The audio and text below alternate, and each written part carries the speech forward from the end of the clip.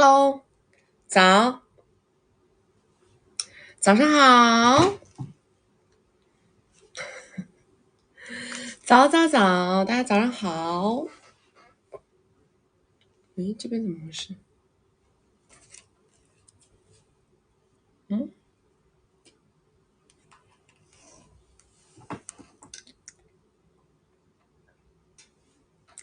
大家早上好，早上好。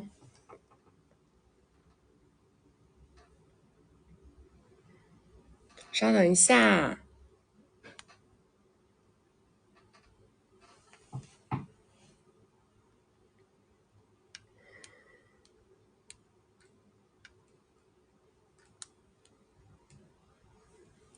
今天很准时，哪天不准时？哪天不准时啦？闹钟一响，曲曲登场。我可以卖珍珠啊，我还可以卖啥？我还可以卖吃的，还可以卖卡子，还可以卖耳环，还可以卖戒指。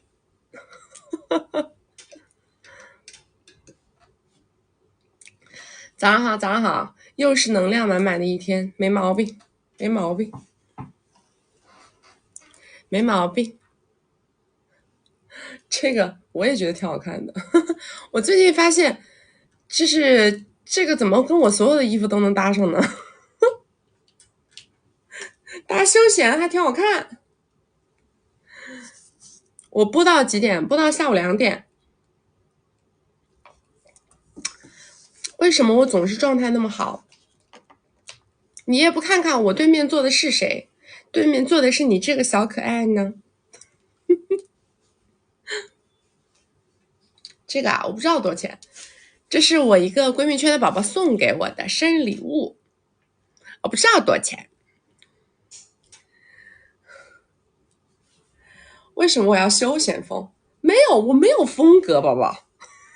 你看了我这么长时间，你觉得我有风格吗？其实没有，我只不过就是在镜头前面堆砌的比较多而已。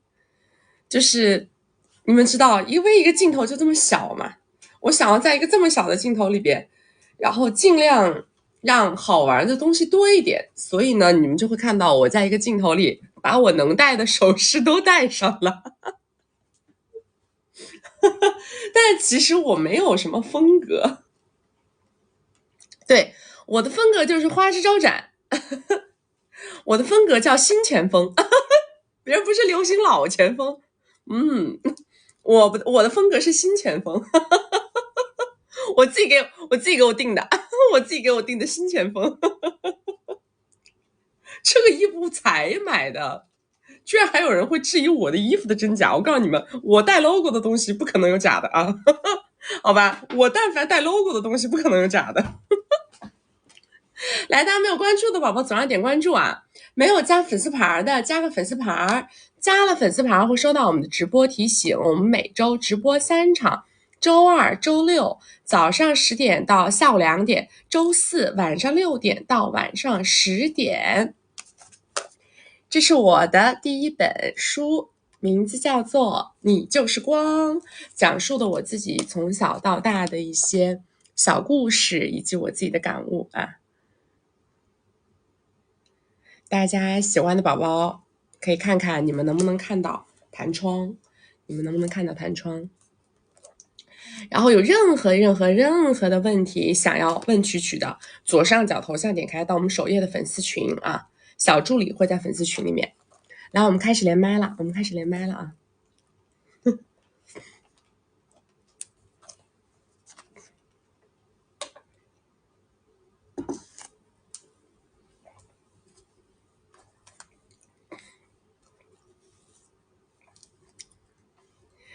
可爱。Hello， 你好。你还记得吗？我是依依。哦，又是你啊！你最近事儿挺多呀。我最近事儿有点多。然后就是我就还是想问我男朋友，就他答应给我，他就已经都给我了。然后他不是还差一张信用卡吗？你还记得上回我找你连麦的我俩这个事儿吗？然后这个还是我的迷你号，因为那个号他关注了，我不敢用那个号连你，我怕点开。然后呢，然后那个什么，然后那个就是我想说啥来着？然后我发现我男朋友这个人吧，他就是那种你平时你要是跟他好说好商量，他就很不给你留面子。然后吧，我就昨天晚上因为这个卡吧，因为他最近不是前阵大盘不好吗？他也跟我就是我感觉他挺诚实的跟我说这个话，因为我男朋友不属于画饼不兑现的人。然后吧，我就觉得吧，就是这个卡我想要，但是我可以先不要，因为你的现金已经给我了嘛，现米。然后吧，我就发现在我这个就是养病这个期间，他在跟一个女孩打那个峡谷。然后他高光时刻，比如说4杀5杀的话，他会被自动记录在某圈的那个朋友高光时刻里边。然后我就点开了，因为我很怕这个女孩，假如是什么北京的呀，就中戏北电的学生，然后再分一杯羹嘛那种。然后我就经过，然后我就给他点了一个赞，但是我什么都没有说。然后我就经过我的一下午的破案层层剥析，我发现这个女孩是某音上有200多万粉丝的颜值主播。我发现她的最近不好，她只是对我不好。他对别人应该还挺好，因为我发现心疼男人没有用。然后我就想，后来我就说想跟他要这个卡的事儿嘛。然后当时我先跟他提卡，因为本来我打算先不要，先不催他。然后当时我就跟他提，我说老公，我说这个卡什么时候能给我呀？我说双11了，你让女朋友买点东西高兴高兴吧。我说毕竟我最近心情不好。啊？没事，你说。我说毕竟我最近心情不好嘛。我说我也没跟你作，没跟你闹，你让我买点东西高兴高兴。我说卡先给我吧。然后他说，因为我这个事儿我确实没跟他太跳脚。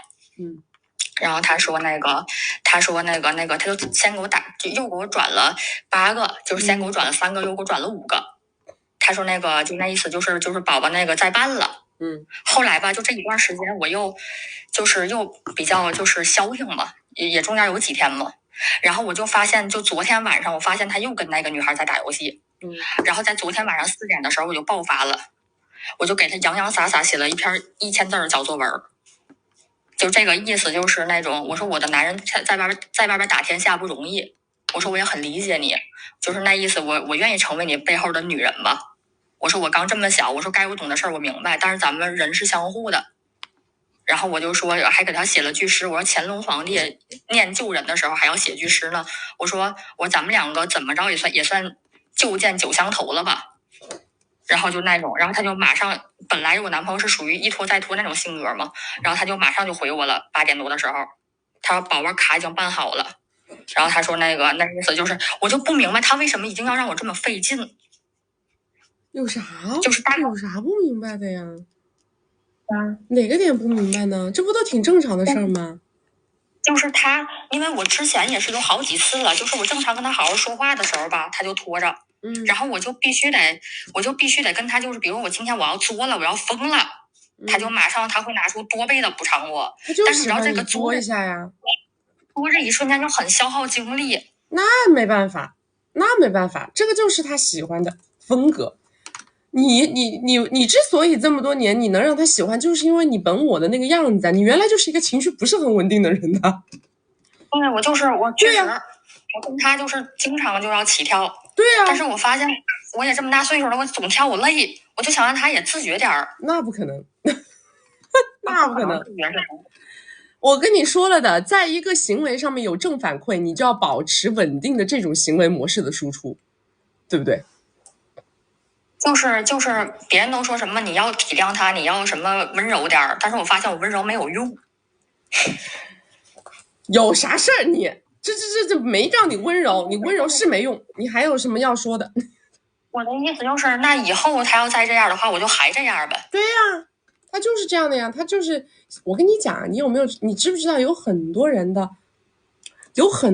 老板啊或者什么的大老婆，都还是有一点泼的，知道吧？都会有一点的，他还能压得住，他还能管得住他，就是这样啊。他光是那种温柔的、体贴的、懂事的这一卦，就是这一卦呢，往往是外缘类的居多。就是他这么多年也没给我换了，一时半会儿也不会给我换了，我就接着还这样呗，受不了就该闹该耍耍。当然了，你这不算闹呀，你多懂事儿啊，还写诗。你咋还写诗呢？你这也不叫闹啊，你这哪闹了呢？这没有啊。然后就是另外就是我在没有犯重大错误的前提下，我跟他应该不会轻易分开吧？目前这个处境不太会。我觉得很早就评估过这个男的是个多偶啊。这事儿我想接受了。对啊，这男的是个多偶嘛，他跟你之间又不是一天两天的关系。他为啥要跟你掰呢？他本来就是喜欢，对吧？哎，大家都平稳稳多好，他为啥跟你掰呢？就是我就还这样吧，也就是认了，就是再这样我就还闹。对呀、对呀、行，那我明白了，我就没有啥别的问题了，谢谢曲曲，拜拜。拜拜。这是个老粉，老的不能再老了，老的不行了。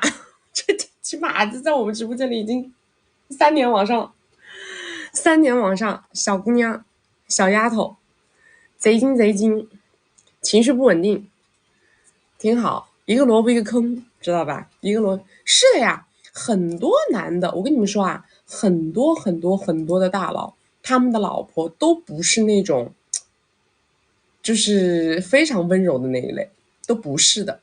但是呢，他该揉的时候，他还能揉得下来，这个很重要。该揉的时候，他揉得住，但是他该蹦的时候蹦得起来，该跳的时候跳起来，就他能收能放，知道吧？能放能收，而不是说一味的只能够乖巧、温柔、听话、懂事这一挂，是因为他没有什么话语权嘛？本质上来讲，是因为没有话语权。而且你们知道吧？就是如果说你泼，但是你泼你又能收得住，有的时候给人的感觉呢还有点可爱。她就是这样的，这个姑娘就是这样的，她就是会让人觉得，哎，她自己能蹦得起来，她自己还能找台阶下，知道吧？自己蹦自己下，她是属于这一类。所以有的时候人家还会觉得有点可爱，然后又能管得住点别人啊，有点小威慑力。其实很多人他们就很喜欢这样的，好大噪音是吧？对，它这个放了个风扇，这个风扇能小点声吗？因为这个手机它一直播它就容易发烫。来，大家没有关注的宝宝左上点关注啊！没有加粉丝牌的加个粉丝牌，加了粉丝牌会收到我们直播提醒。我们每周直播3场，周二、周六早上10点到下午2点，周四晚上6点到晚上10点。有任何问题想要问曲曲的宝宝们，左上角头像点开到我们首页的粉丝群啊，小助理会在粉丝群里边。怎么能让一个男人对你死心塌地？我们没有办法让任何一个男人对你死心塌地，我们只能让无数个男人一波又一波不停的爱上你。我们怎么让一个男人对你死心塌地呢？做不到，好不好？但是我们能让千万的男人为你前仆后继。我不能让一个男人为我死心塌地，我可以让千万的男人为我前仆后继。能不能找个替代方案？咱就是说，能不能找个替代方案？不要在一棵树上吊死，好吧？主打就是打造自己的核心竞争力，是不是？把自己打造成一个圆，让别人前仆后继就完事儿，对吧？这个不行，赶紧轮替。哎，完了，我怎么全压上了？发挥太好。哎，来下一个。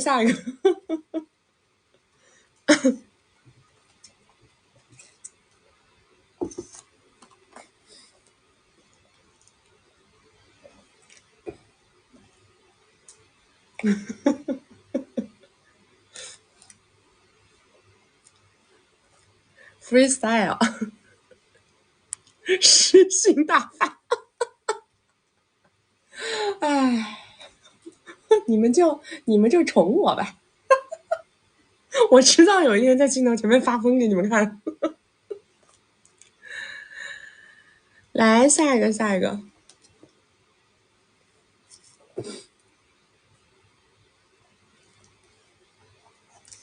电流声很大，等一下啊。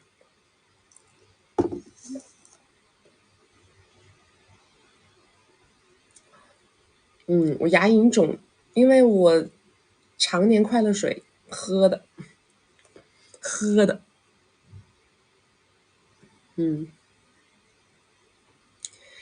年轻的女孩子早认识我都会过好人生，认识我有的女孩子她就划过去了，她看到我她点了不感兴趣，生理反胃不感兴趣，划走划走。然后3年以后的一个深夜突然想起来，我曾经刷到过一个疯批，他当时说了一句话，现在想起来好他妈对呀，是不是？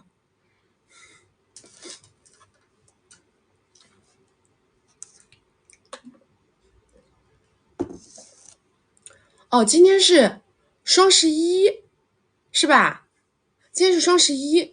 哦，我们的服务，我们区区大女人体系的服务今天有活动啊！今天有活动，我们从来没有凑过这种热闹，第一回，因为以前吧团队实在太小了，没有人有时间来计划这个凑热闹的事儿，知道吧？我一个人的脑子实在是不够用。现在我们的队伍逐渐壮大，终于有人帮忙凑热闹了，大家可以啊，可以，在那个我们的圈圈呐，我们的社群呐，可以了解一下啊。Hello， 你好。Hello，你好，曲曲你好。你说，我想咨询的是，就是现在我身边有2位通过家里认识的对碰认识的男生，想走正常婚恋关系，但是都各有优缺点吧。我自己是01年普通本科，目前无工作，父亲从商。然后第一位是90年，然后国内的名校本硕博连读，然后现在是首都的富特级苹果。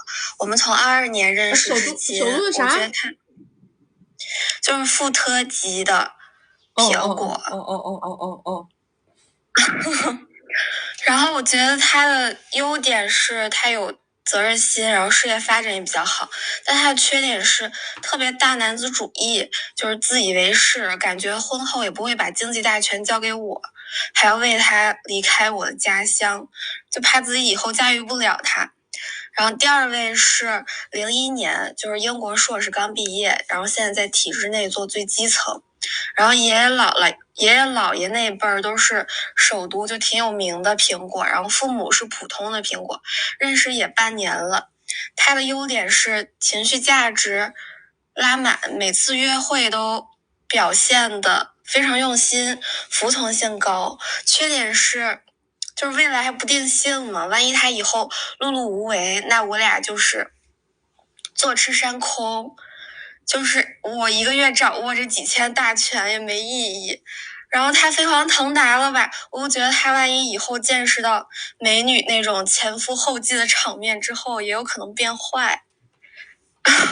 然后现在问题是2个人我都认识有段时间了，然后我是2选1呢，还是都先不选，或者说是有什么设方法设关卡考验一下他俩谁更值得托付？你那还用设吗？你那个男一你都说了，你说啊，那经济大权也不会上交，你咋判断出来了？那你不是已经设过关卡了吗？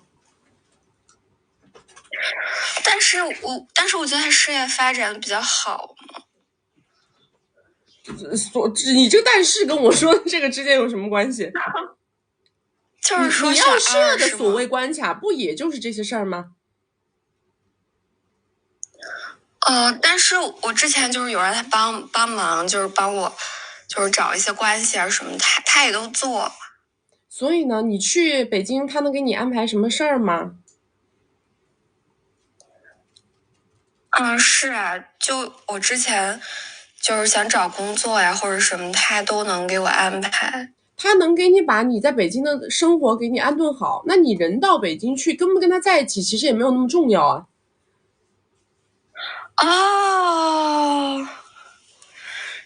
是哦。对啊，就当个革命的一块砖。所以说，如果有正常婚恋的话，一定不找第一个是吗？没有说一定不找，但是目前看起来这不是让你觉得都有点难吗？对不对？我下这个决定的时候，我觉得下不了，那就没有必要那么。但是我俩都认识特别久了，就是我跟他俩，第一个是我22年夏天就认识，我就感觉拖不住了，你知道，就是他俩都蠢蠢欲动了。怎么个蠢蠢欲动了？那可以啊，北京嘛，房子有名字吗？能拿多少彩礼呀？这些东西一聊嘛，那不就聊明白了吗？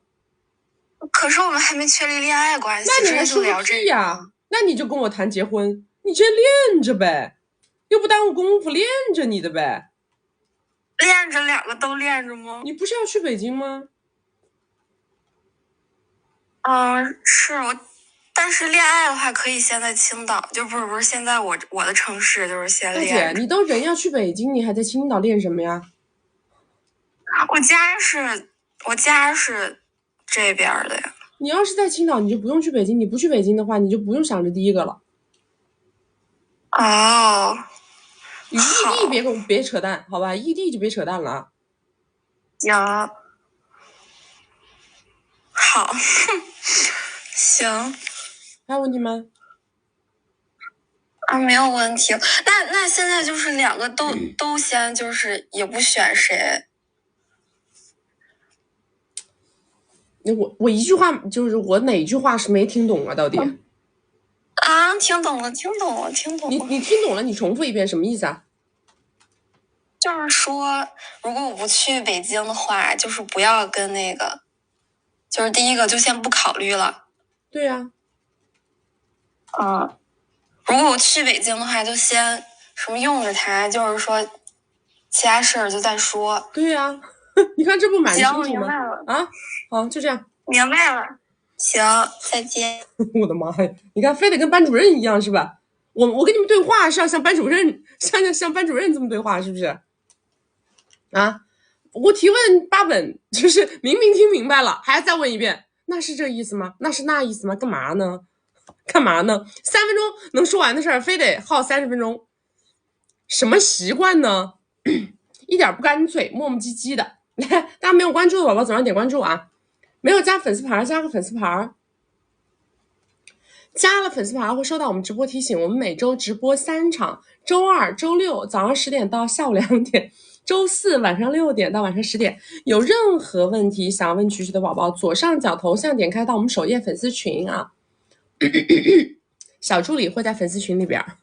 曲曲班主任又要给我取个新名字了是吧？你们挺可爱的，我不是班主任，我是班长。我是课代表，我是班长，我不是班主任，不要给我年纪说老了啊！来下一个来，啥叫小姑娘反应慢呢？你们是没见过反应快的小姑娘吧？再说了，我问完他说的明不明白？他不说的很明白吗？他哪个地方没说明白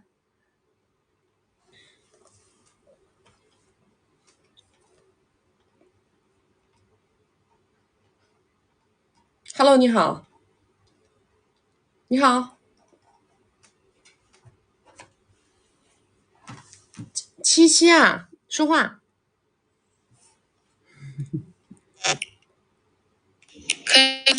Hello， 现在可以听到吗？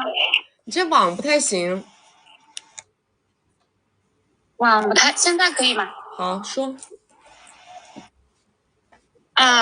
晴晴你好，就是我是咨询2个问题，就是之前的话是没有学金贵的关系，就是烂摊子需要收拾一下，然后现在学了就是变聪明了嘛，然后就是去年的2个男嘉宾，然后去年的话是有一个是分手了断联了，他是以就是公对公的名义，然后帮我报了一个学习辅导班，然后里面大概还有5万块钱，然后我们是就是我后面分手也没有跟他发过任何消息，但是我想就是把这个钱退掉，然后但是辅导机构说要退回原账户，就是我应该给他怎么说一下，就是让他就是给我会显得情商高一点。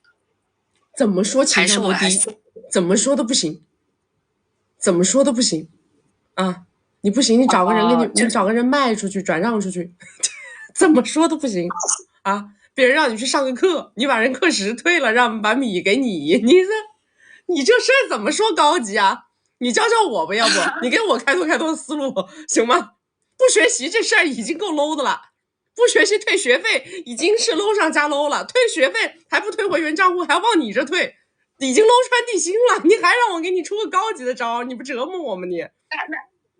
那就算了。还有一个就是。那个爱好男嘉宾是也是去年，然后是我通过我一个就是朋友介绍的，就是她的男朋友就是跟我这个嘉宾的话是商学院同学，当时就是因为有一个介绍人的缘故，然后他是说就是我们俩在一起的前提就是帮我付一个学费大概60个 W， 但是。我当时是想让他付完，然后再确立在一起。但是我那个介绍人也蠢了吧唧的，就说：“哎呀，他很大方的，然后就是说他就是不会计较这些的，然后又是一个很有实力的人。”然后我就想，那就先在一起吧。结果就是只付出了6个，然后就是我现在就知道他的6个，你们在这打1折。就是很惨，就是，然后我现在就是知道他的公司就是要上市了，然后在券商就是在辅导，然后我就是想拿回来，就是他之前承诺我的，然后我的就是现在的一个思路就是我是要跟介绍人就是谈，然后还是比如说我直接就是找他谈，然后就是怎么个要法。你们在一起了吗？现在是在一起的状态吗？不是，就是已经分手了。就是你分手了，你分之前没想着是咋要？因为当时就是没有认识你嘛，然后我就觉得算了吧。翻篇了，你这都啥故事啊？你这都分了，你还找人要个毛线呢？但是我们有聊天记录，而且他是委内。人家有聊天记录又怎么样呢？人家又不是欠你的钱。你这有啥用啊？他承诺过的也不行吗？然后也有介绍人，而且他承诺过怎么呢？他跟你签合同了，他承诺过。那我不可以去，就是比如说去他公司去找他或者什么吗？或者因为我是想着，就是我还是想上这个学校，然后但是这个学费，我就可不可以就是以一个理由，就比如说我还是想，但是你找这个介绍人重新再给你介绍一个，你这个事儿你找他，你这个让他重新给你介绍一个，但是不要把话说得很难听啊！你就说你看你当时说他会给的，结果呢他没给，怎么办？姐姐你给我想想办法，你再给我介绍一个男朋友吧，要不然我这个学上不成了。你就这么说呗，这靠点谱，你去找那人那要不来好吧？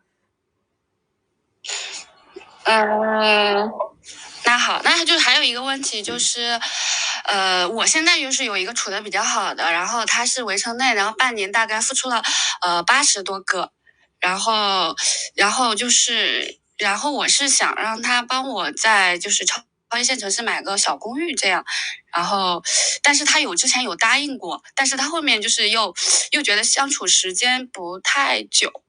然后就是在模糊两地，然后他是比较说白了就是有一点就是小气的那种类型，然后我这个应该怎么引导呢？人家半年80也不算小气，只是正常，毕竟你这个脑子又一直不是很好用，又有点 low， 别人能半年付出80也可以了呀。你看你遇到的其他的男的，这一对比，这男的简直就是财神爷，你怎么能说别人小气呢？因为这个是我学了你的关系，然后就是自己就是慢慢的去引导的。因为之前的话，那前2个是去年没有学啊。我建议你去1v1吧，真的，你这个你自己这个真的路子不行，路子不太行啊。完全不太行，路子。就是思想还是没有掰过来，对，还是要你掰过来了，你也引导了，没毛病。但是问题你还是级别不够，沉也沉不住气，胃口又大，又贪。你是不是？你自己说你自己是不是？又蠢又贪，你说你怎么搞？我建议你找个人辅导一下，好不好？行啊，那我知道了。还有问题吗？没有了。好，拜拜。好，我说的蛮实在啊，你们不要觉得我说的不好听，我说的蛮实在。我之所以敢这样说，那是因为他也是学了金贵，得到正反馈了，我才会这么说的。知道吧？那我们的学员要是他还没拿到正反馈，我一般呢说话还会更温柔一点。他要是拿到正反馈了，那我也就实话实说了，是不是？人与人之间它是对比产生的，优劣啊，它是在对比当中产生的，知道吗？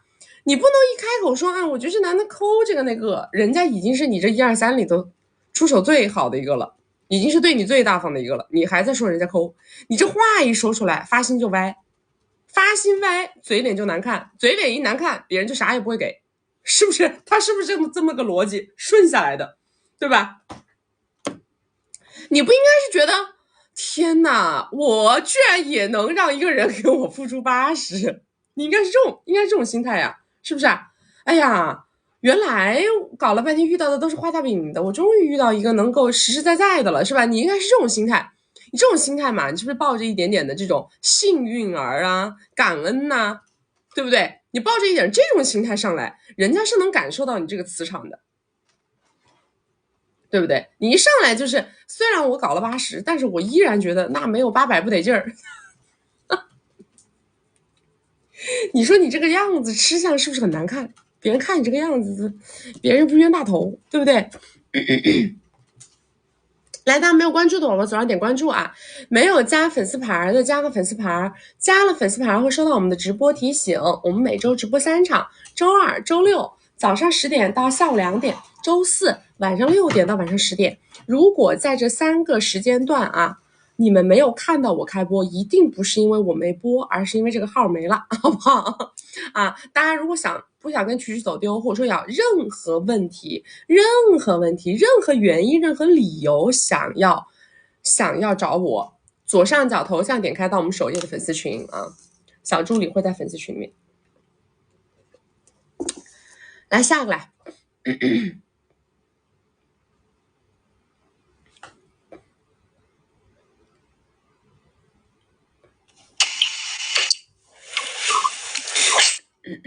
好，曲曲你好。Hello， 你好。你好，我介绍一下自己的基本情况。我的年龄呢是45岁，然后形象还是挺美的。大学期间呢一直做这个模特和兼职，目前是在省会城市。财务状况呢是固定资产就房产啊、铺面啊加起来差不多有1000个 W， 然后现米的话是500个左右。车是两部车，然后一部是80-90个 W 的油车，还有一部就是30-40的那个电车，然后其他的配置就是正常配置，但我也不是特别喜欢那个奢侈品啊什么的，就是包和表大概就是10几个 W 这样的一个程度。然后现在就是年收入嘛，年收入我们现在有一个正在经营的工厂，我占股份是在30%，然后就正常分红，然后年收入大概近3年吧，都是在300到500个 W 这样。然后学历呢，学历是国内的普本，中间是自己读了 MBA， 然后还有就是社会上的很多什么课呀，就是我感兴趣的都会去学。然后40岁的时候，我正好也是出国创业嘛，然后在国外学了一个这个硕士，读了一个硕士，不是那个就是那种水硕，就是正常排名前10的那个国立大学的硕士。然后现在也毕业了。然后事业型呢，就是我是一直做房地产营销的，做了15年，然后从这个私企到国企，然后再到港企，最后是做到这整个北方区域的营销总嘛。但是因为我觉得这个虽然职位还可以，但是收入不太尽人意，大概在我们这个城市也就是在40个 W 左右，我觉得还是自己需要突破一下，然后就辞职创业了嘛。然后创业目前的结果也还是可以的。然后说到重点就是情感经历，我这个情感呢就是有点曲折。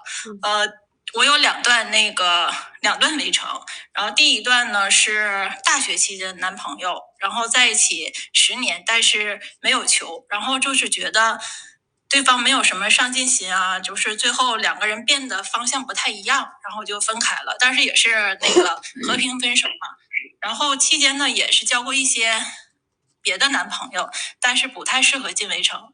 然后我喜欢比较简单的关系，然后就是还有一个执念，就是想在35岁之前，进围城，然后那个带球有一个正常简单的关系，然后所以就在35岁之前呢，就是完成了这一步，但是这一段关系呢，也是维持了10年，然后就是在42、3岁吧，大概那个时候，然后就扯快乐证了，然后扯快乐证的原因其实，具体原因嘛，就是各种原因也都有，但是最主要的原因，我是觉得我对对方这个信心不足，我就是觉得不能携手，就是共同走到终点，也不想就是勉强自己，然后所以就扯了快乐证。但是现在我们还是，我们还是没有就是分开，就是从这个神圣的这个夫妻关系降到了这个男女朋友加这个合伙人的关系。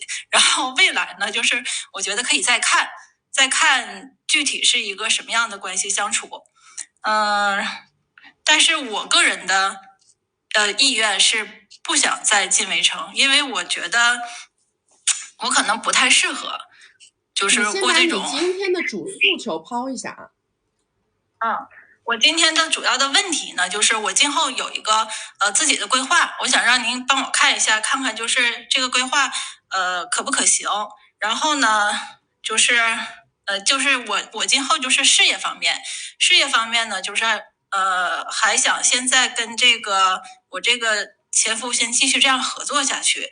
然后呢，至于能合作多远，看我们之间相处的状态。如果今后不能合作了呢，我觉得就是我的想法还是就是打造一个属于自己的企业或者叫自己的小事业吧。但是现在我暂时先不想动，因为目前还算是比较相对稳定，会有一些问题，但是还相对稳定。然后还有一个就是情感方面，也是跟这个情感方面，我现在的规划也是，如果对方不主动动作的话，我就不动，就是对方不动我不动，但是我会就因为我也是没有安全感，我不能保证就是一直是稳定的这种状态。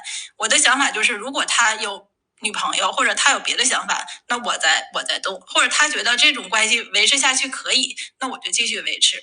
但是近一段时间他是说过想要就是重新在一起进围城的，但都被我岔过去了。我因为我还没想好，所以我就想问一下曲，看我这样大概的这个方向可不可行，就是对我今后的发展有就是合不合理吧？你没啥方向啊，你这不就是走一步看一步的方向吗？你这有啥方向可言呢？你这有什么对错可言呢？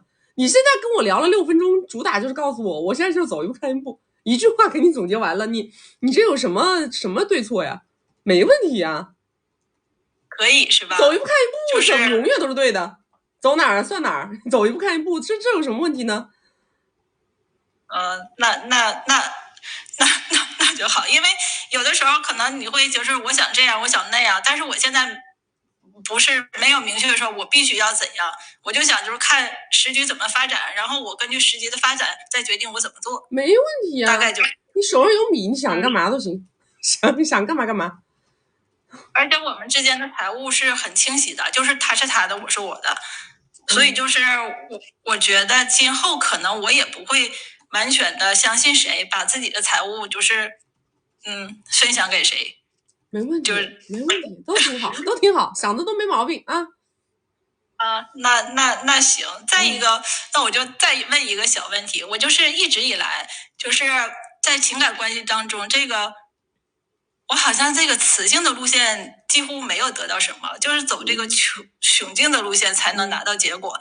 那我是不是就是在这个雌竞的，就是或者是和男朋友相处当中，是不是有点什么问题呀？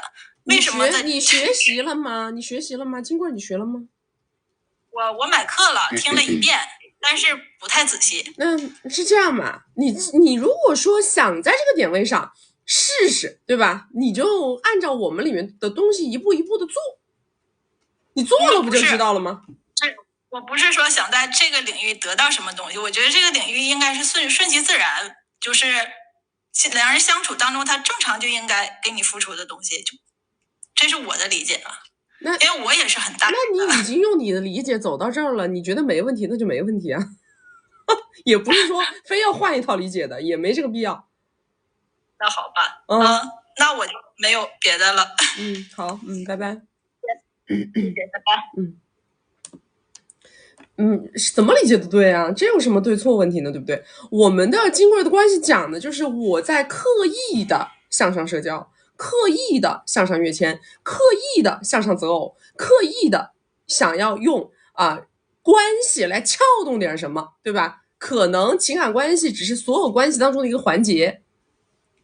我希望在男女关系当中，我能够受到我的这个男嘉宾，他以物质付出为衡量标准的一种，你认为是爱也好，是吧？或者说是沉没成本也好，总而言之，就是我们想这么干，我们想要这个结果，所以我们就有了这么一套体系。你觉得我不需要这个结果，那就无所谓，那没有什么对错可言，对吧？那这个世界上给男的花米的女的还那么多呢，有什么问题呢？没有问题啊，对吧？我们讲的是一切为我所用，一切为我赋能的概念。什么叫一切为我所用，一切为我赋能？很多人他们理解这个事儿是很狭隘的，很多人理解这个事儿很狭隘，觉得说是给别人给我米，这叫一切为我所用，一切为我赋能。不是的，当我很有米的时候呢，我不想要米的时候呢，我想要男人提供给我的东西不是米的时候呢，他给我什么，我想要什么，对不对？我想要什么？我想要情绪价值，我想要陪伴，我想要人给我洗衣服做饭，都 OK 啊，这都叫做一切为我所用，一切为我赋能啊，是基于我当下的需求，我当下的生命阶段来决定的，并不是一个恒定的指标，明白吗？最大的强大是什么呢？是我走到生命的任何阶段，我都能直面我的需求，这个是强大，而不是我走到生命的任何一个阶段的时候，我都在被舆论推着走，我都在被周遭的人的点评推着走，对，被别人的价值观推着走，这个是不对的，明白了吗？我们讲的一切为我所用，一切为我赋能的概念其实是什么？是我在生命的任何阶段都能直面自己的诉求，并且去要求它，去追求它。我想要什么我就搞，我想要什么我就找能够为我提供这个诉求的人。但是这个诉求有可能是在我20岁的时候是米，在我40岁的时候可能是身体，在我60岁的时候可能就是拐杖，对吧？不重要，不重要，因为这个本质上就是很多是男性思维他天生就具备的，但是我们没有。我们女生一生活在一个桎梏里边，很多女生一生活在一个桎梏里边。什么桎梏？慕强，知道吗？很多的女生她们认为自己想得很通透，她们认为自己想得很明白，但其实所有的执念都是一种桎梏，慕强本质上也是一种桎梏，就是这样。你为什么很多男大佬他在一个生命阶段的时候他不慕强呢？他就想得很明白呢，对不对？他就是让我舒服最重要，对吧？但是很多女生她一生都抛不掉这个包袱，因为所有的人都会看着她，所有人都会盯着她，她害怕别人说你怎么找了个不如你的，对不对？实际上在我很强的生命阶段的时候，就算找了一个看起来物质条件上不如的，但是可能他能给我提供别的东西，他今天给我提供的能量能让我创造更大的财富，这个也叫一切我所用，一切我赋能啊。本质上到最后是什么？其实是在告诉大家自洽，知道吧？是在告诉大家自洽，我们能够认同我们自己的需求，认同我自己的行为，并且勇于去追求我想要的，不跟任何的所谓的不被任何的所谓的舆论和别人的评价所绑架，是这个意思。来，大家没有关注的宝宝左上点关注，没有加粉丝牌的加个粉丝牌，加了粉丝牌会收到我们直播提醒。我们每周直播3场，周二、周六早上10点到下午2点，周四晚上6点到晚上10点。然后有任何问题想要问曲曲的宝宝们，或者是想那个怕跟曲曲的直播间走丢的宝宝们，左上角头像点开到我们首页粉丝群，小助理在粉丝群里面讲什么？讲金莎男朋友那有啥好讲的呀？那一次性杯子啊啊！我一个词儿就总结了，这有啥好讲的呢？在我们的体系里面，它叫什么？在我们体系里，它叫什么？一次性杯子啊。来下一个。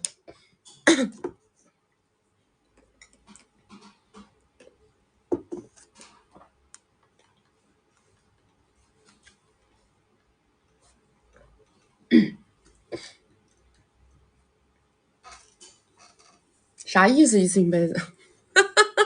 一次性的杯子就是说，我现在要找个杯子喝水，我的内心呢，我想找一个非常精美的杯子，我非常看得上眼的杯子，高端大气上档次的杯子。但是呢，我一时半会没有找到合心意的。既然没有找到合心意的，我干脆用个一次性的杯子，反正能喝就行。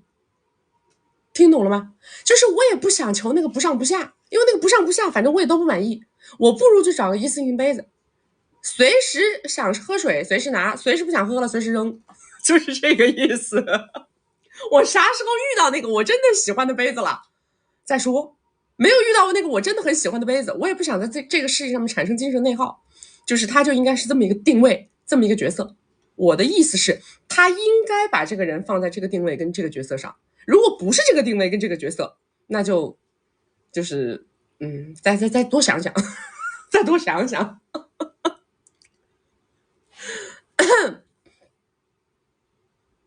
我觉得我都不能上综艺，我这要上综艺得害得人家那节目都得疯了。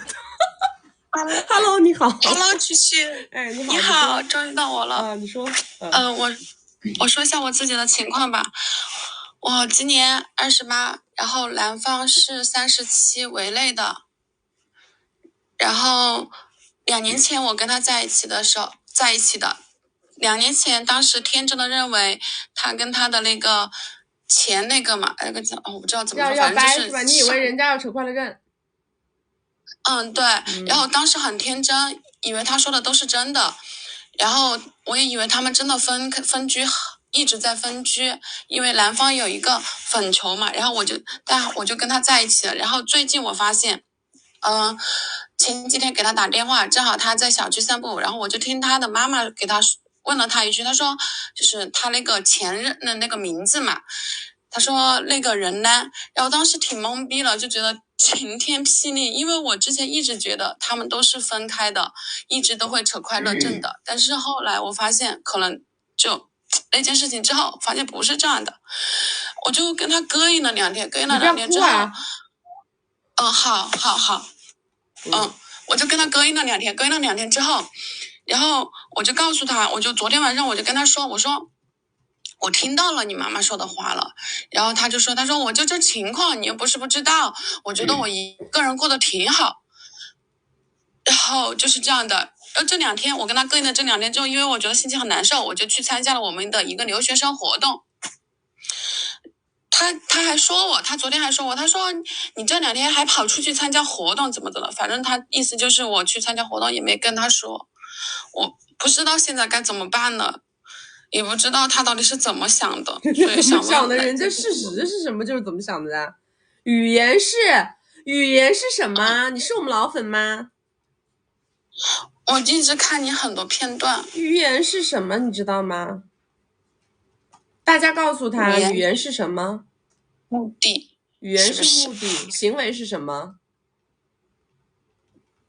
行为啊，不知道哎。行为是态度，行为代表了真相，明白吗？语言代表了他想达成的目的，行为代表了事实真相，听得懂吗？也就是说，他跟你说的什么1、2、3、4、5，给你造成的任何的那种错觉都不代表真相，真相就是你目前所看到的，看到的就是他们没有扯快乐证，也不会扯快乐证，结束。听懂了吗？你想要的是什么？你想要的是什么？我之前挺想，就是跟他那个你想要找人结婚，我已经告诉你了，这个人不扯快乐证，怎么结？能不能结？能不能达成你的诉求？能不能回答我？不能，现在不能。不是现在不能，是永远不能啊。现在不能等于永远不能。未知性的结果怎么能够把它预设呢？预设成自己的预期呢？对不对？它不具备能的前提条件呐。能的前提条件是什么？能的前提条件是不是单身啊？要跟一个人结婚的最大前提条件是什么？是不是这个人可结啊？是的，没毛病吧？想结婚，这个人就可以直接扔掉。听懂了吗？怎么办？这么办？想要米吗？摁什么呀？你本身在这个关系里图这个吗？图吧。你有图到吗？20-30个算不算呀？多长时间？2年。不算，打发叫花子呢。你看那米也图不着，可以了。你在一个人身上无非就这2个诉求嘛，一个米嘛，一个婚姻嘛，对不对？你就这2个事儿嘛。是的。所以说怎么办？就是立刻马上结束，没有什么怎么办？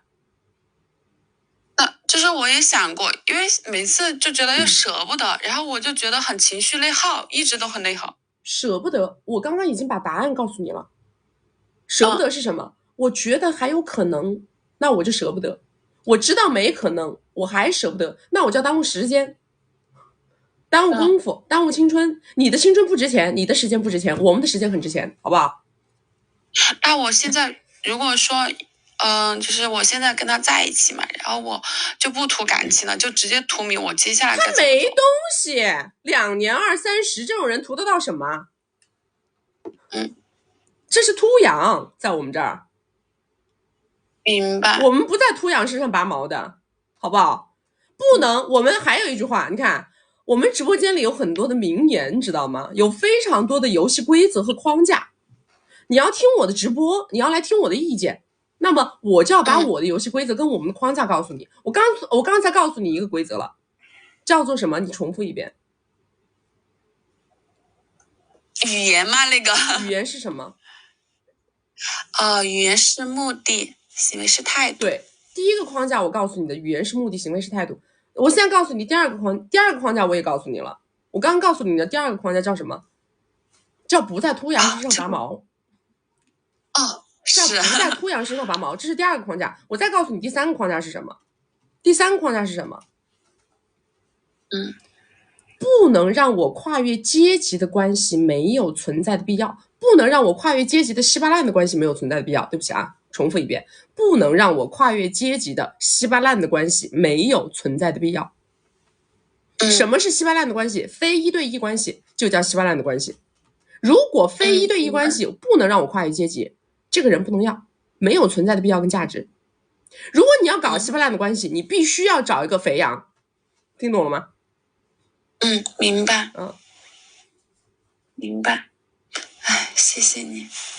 还有问题吗？只是再说一下事业吧，可以吗？赶紧。因为我现在是刚过了法考，然后不是要去实习嘛。算了，先下一位吧，琪琪，谢谢你。好，拜拜。我对你们的建议呢，就是第一，下去学习啊，把金棍多看个10遍、10遍8遍的。首先遇到一个这种稀巴烂可以，不要再遇到第2个，这个是最基本，这是我对你们第1个要求。第2个要求，坐在我的直播间里面，至少看个半年到1年以上，你就会发现所有的案例样本你都看过了，所有的稀巴烂模型你都见完了。在我们的直播间里面，你蹲个半年以上，几乎就是说这个大千世界你看不到的，你理解不了的，你想象不出的都有啊，好不好？我刚刚讲的三个关于我们的价值观，关于我们的理论体系的框架，大家记住了吗？我们重复一遍好不好？我刚刚讲了3个关于我们曲大女人的原创价值观体系的理论框架。我们第一个是什么？你们回答我来。第一句，我刚刚讲的第一句是什么？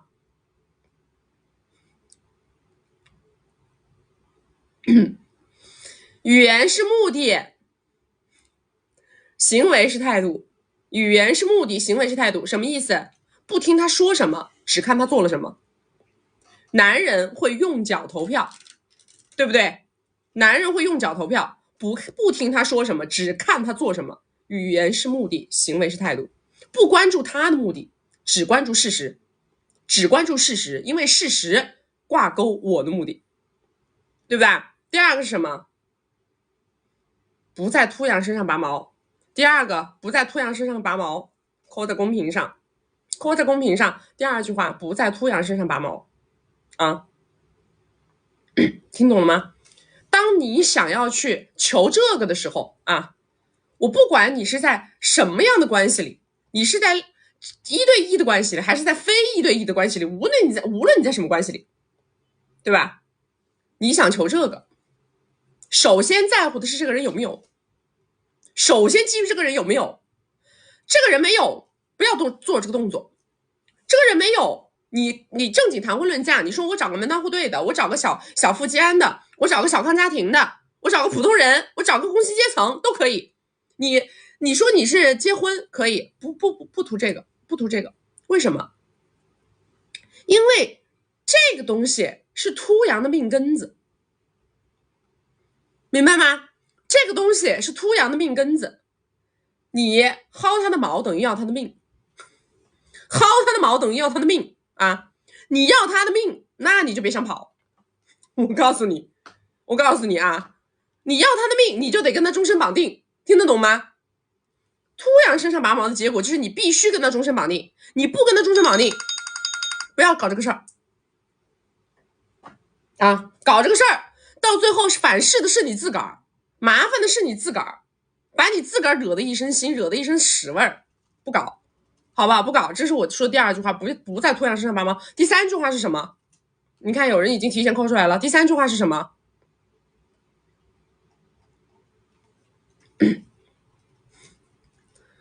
不能带我跨越阶级的稀巴烂的关系没有存在的必要。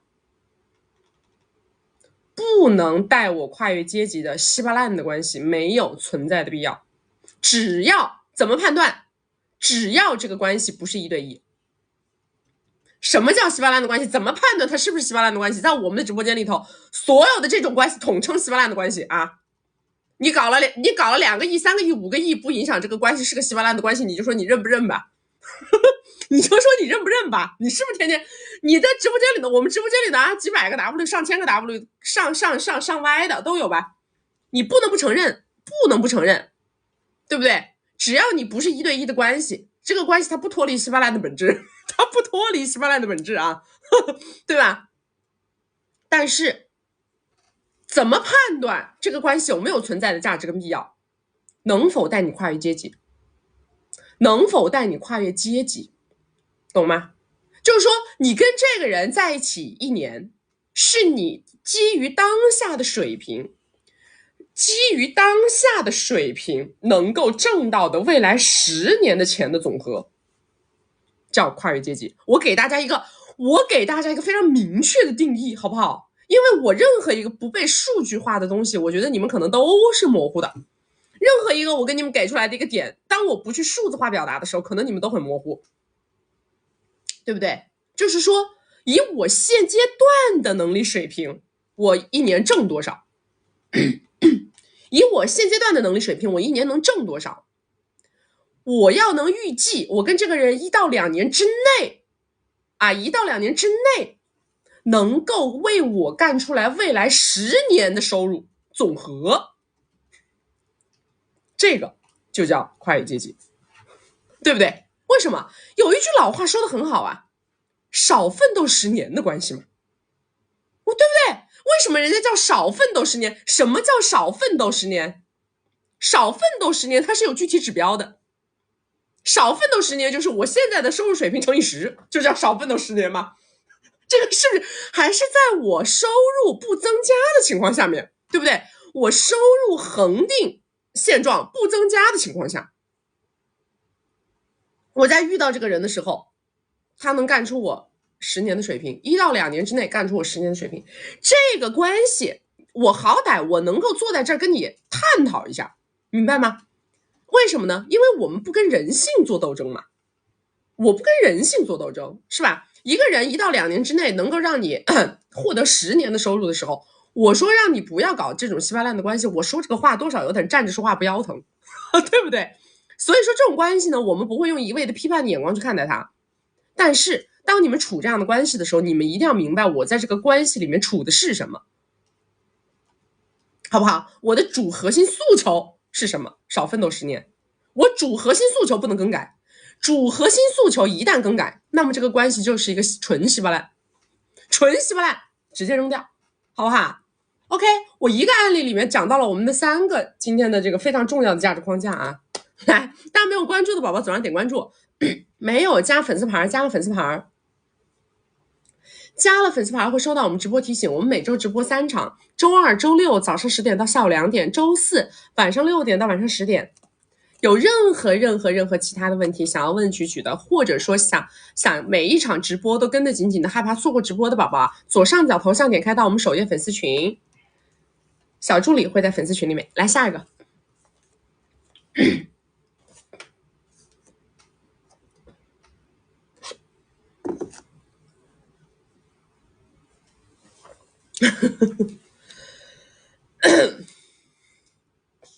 听得见吗？好，你说。曲曲你好。你好，你说。哎，我听不到了，不要退出哦，不要退出啊，不要退出。我是那个相亲父母介绍一个男生，不要违规，不要讲违规词啊。就是对碰父母介绍了一个男生，然后他的就是经济条件比我好很多，然后前2个月的话，就是因为我不在我老家工作，我在我们那个省的省会工作，然后前2个月他就会非常主动的每天给我发消息，然后晚上还会给我打电话，但是最近2周他就变得非常冷淡。但是变冷淡前，就是他给我打了通电话，他说我有点架子，说我不主动不拒绝。后面我就说那我会主动一点的，然后我就开始联系他，结果那之后他就变得非常冷淡。然后我现在跟他说我打酒驾回老家，然后我就是直接给他甩了个定位，我是跟他先说，然后他说他这周可能出差，然后我说那反正你出差的话，我可以下周过来，反正可以延1周打。然后他就有点就是感觉也不是很主动啊，然后我就是这周直接回家，我直接给他甩了个定位，然后我说有空了来找我玩，然后他就是那天晚上10点半发的，他第2天早上9点钟回我，然后就是说好嘛，然后到现在为止就快周日了，我已经快回去了，他也没什么任何表示，就是我想知道现在该怎么让这个关系回温。有什么好回的呀？这男的本来就是对碰认识的嘛，是吧？对碰认识的人，他本来就不是单线接触，懂吗？他本来就是多线接触，然后他跟你这边处着呢，他觉得有点哎呀半死不活，他就把有另外一头打得火热，另外一头就升上了，就这么个事儿。我知道，那我现在该怎么去？什么都不用做呢？这个什么都不用做，你找别人对碰，找别人对碰，这就是你该做的。要去问他吗？这个事情问不到真话。你们发问是要问出真相，对不对？你问不出来的，不用问啊。就是因为我想说，如果他觉得我在那个省会有点远的话，我觉得我可以那个反正聊聊。哪到哪儿呢，小姐？这才聊了个天儿，人家现在有另外一边先上了，你就不用管了，你就跟别人对碰去就完了。我告诉你，你要知道啊，你要会聊天，知道吧？你们不会聊天呢，这男的跟你聊着他就下头了。他没有对比还好一点，他一旦有对比，你这边下去了，别人就上去了，是这样的。因为我是那个就是因为他之前还挺主动，会给我点外卖，然后给我买小零食，就是然后每天找我这样，然后就还很难受，聊了2个月吧，聊了2个月，然后突然这样子。聊了2个月，2个月中间见面了吗？中间见了6面，就是国庆假期见了4面，然后相亲那周见了2面。然后每次见面的时候有肢体接触吗？没有肢体接触。就是我跟你讲的是什么呢？就是说你们2个月了，进度推不上去，别人就撤退了，懂吗？他所有的这些前面的这些动作啊，并不是针对你一个人，它是个惯性，就是他只要是看中一个女生，他都会这么做，他都是一上来，攻势比较猛，对吧？然后攻势猛，这个女的要是不上套，这个女的要是太慢热了，干嘛的，我就退了，因为他每一个人他会设定一个有限的成本，时间成本、经济成本，他会设置好，到了这个成本线，他就撤了。那就是因为现在他肯定也不会回头找我，因为我感觉他也不缺女的。那我是怎么死马当活马医？没有死马当活马医，就是不理。听得懂吗？不主动，不找。我告诉你，你错误就犯在这儿了。你以为是这样的啊？你呢？你是段位低，就是说他找你，你的反馈反应不积极嘛，热度没上去嘛，懂吗？因为你的热度没上去，他可能就觉得啊，就到点了。但是呢，你最大的错误是在哪？是在他最后跟你说啊，你不主动，你这个那个的时候，你就开始一反常态的主动了，这个错的更狠，懂吧？因为人跟人之间呐，他内心当中呢是会有那么一点点胜负欲在的，懂不懂？这个男生呢，可能他方面都还挺好，就是你其实也挺看得上，对吧？他呢也是一个很愿意主动热情的去追求别人的一个人。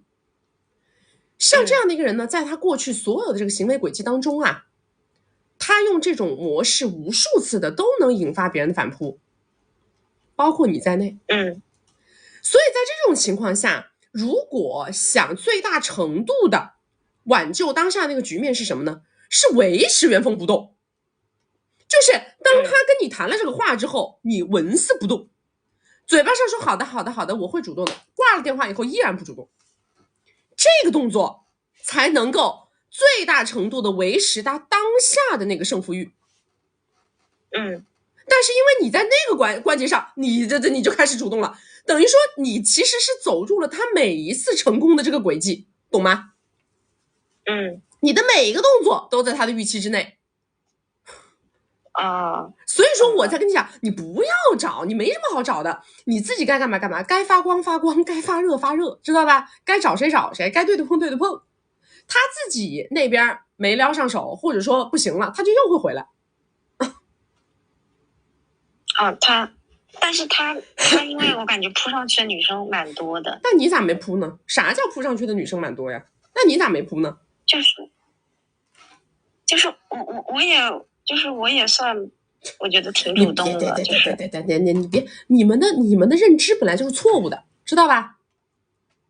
你们的认知本来就是有问题的，你不要用你的那套认知来解任何一道题。你这套认知整个不对。那我就正常那个，然后这周日要是还没约，我就正常回省会了。你该干嘛干嘛，你该回哪回哪，你回去不要通知他，我谢谢你啊。好吧，你不要搞些自己的搞些不要就是倒贴这些鬼事情啊。该干嘛干嘛，听得懂吗？维系住自己的状态、价值、光环，这个是永恒的正道。其他的你们脑子里想的那些东西都是稀巴烂。那要不要就1周联系一次，保持一下？你要不您换个直播间问问行吗？要不您换个直播间问问，总有一套是你那个打法，好吧？蛮多直播间都是你那个打法，我们这个直播间不是个打法啊，不是个打法。我懂了。1周联系一次，人家是你啥？1周联系一次，我告诉你，在我们这儿有什么样的人，我会1周联系他一次，你知道吗？什么样的人？什么样的人？他已经对我进行过巨额付出，我把这个人盘丢了，我才会这么干。如果这个人没有对我进行过巨额付出，我们是不可能做这种动作的，非常的傻叉好不好？非常的傻叉啊。懂了。你太不值钱了，你的时间太不值钱了，你的信息就是你的流量也太不值钱了，你没男人了是不是？没有他好。你可以再找找，去找啊，没有就去找，懂了。别在一个人身上在这死搞。你一个是执念，执念一出人就 low。懂了。就这样。好的。懂了个鬼，懂了。你们年轻的小女生特别容易，我在找他吧，我在这个呢，你说她以为自己装的很像，知道吧？她以为自己装云淡风轻，装的很像。我跟你们讲啊，有一个非常简单的道理，大道至简，知道吗？当你们道行不够，怎么道行不够呢？对吧？我明明内心是开心，我要装悲伤；我明明内心是悲伤，我要装开心，是吧？我明明内心很想要，我要装不想要；我明明内心不想要，我要装很想要。当你的动作跟你的内心状态，你希望你的动作跟你的内心状态它是成反比的时候，就是你希望你的动作是向左的，但其实你的内心状态是向右的，你的希望是不是跟你的功力成正比啊？你这个希望能不能像，演的像不像，是不是跟你的道行跟你的功力成正比的？对不对？不确定自己的道行够不够深，不确定自己演的像不像的时候，一个最有用的办法就是消失，懂吗？一个最有用的办法就是啥也不做，什么也不说，什么也不做。因为什么也不做，什么也不做，什么也不说的人，你表达出来的东西就是神秘。你神秘，别人就看不懂，对不对？别人就不能判断你到底是什么意思。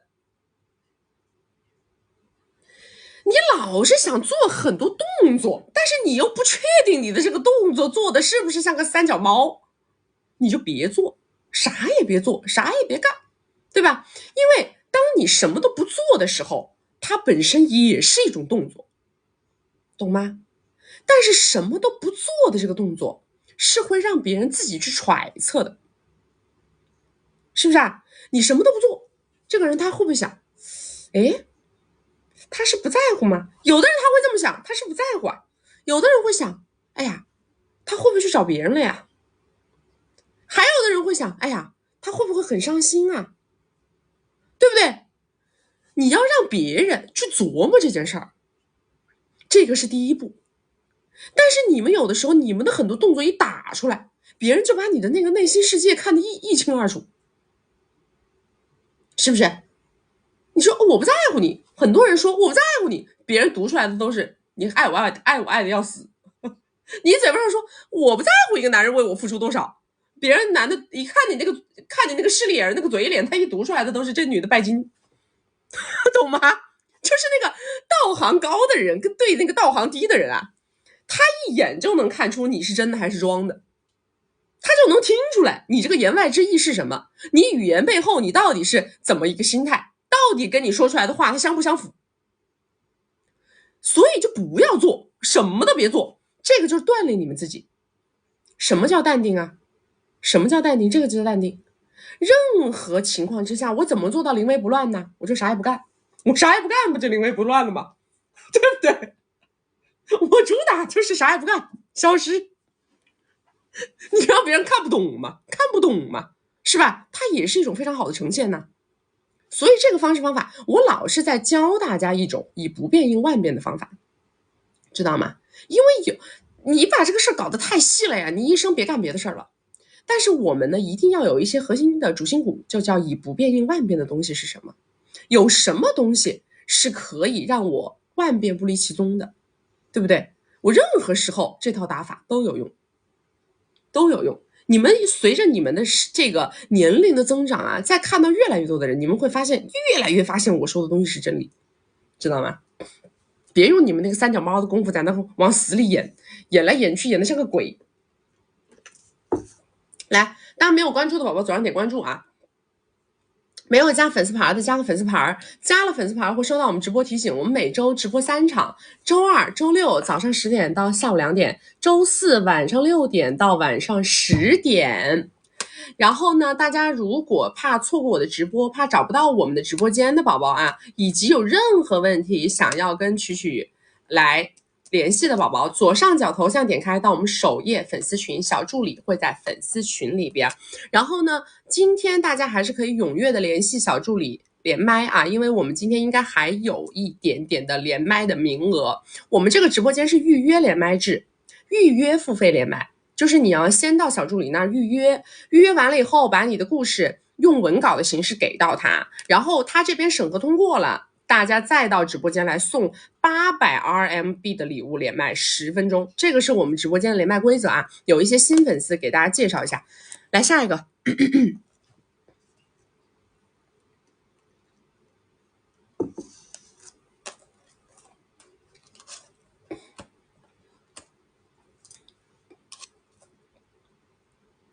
对呀，我们要审核的呀，我们要审核的呀，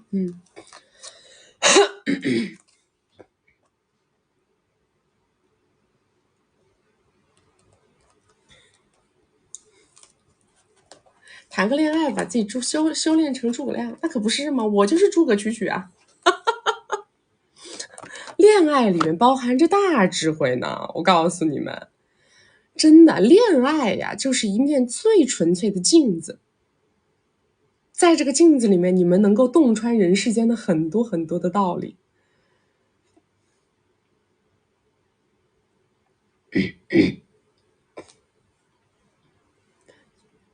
下个是谁？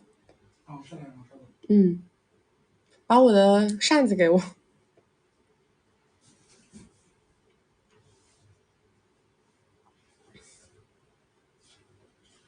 做生意比谈恋爱简单吗？如果像我这样把所有的逻辑打通去理解，对吧？我刚刚给大家说以不变应万变。如果你们跟我这样去理解这个世界，把人际关系跟商业逻辑全部打通去认知，不要把它割裂来看，那么你就会发现，如果你把你这个恋爱谈明白了呀，你这个生意也能把它做明白，知道吧？不要去割裂的看问题，恋爱是恋爱，做生意是做生意，这样的话你那个生意跟那个恋爱那可能确实只有一头能打得明白。 Hello 你好，你这个有噪音啊。喂，你噪音太大了，你噪音太大了，重新连一下。你噪音太大了啊，重新连一下。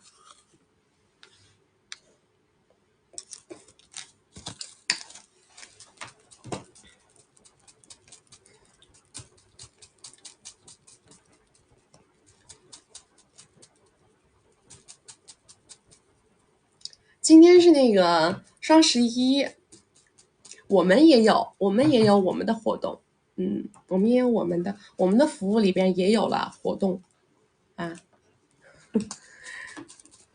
大家可以跟小助理了解。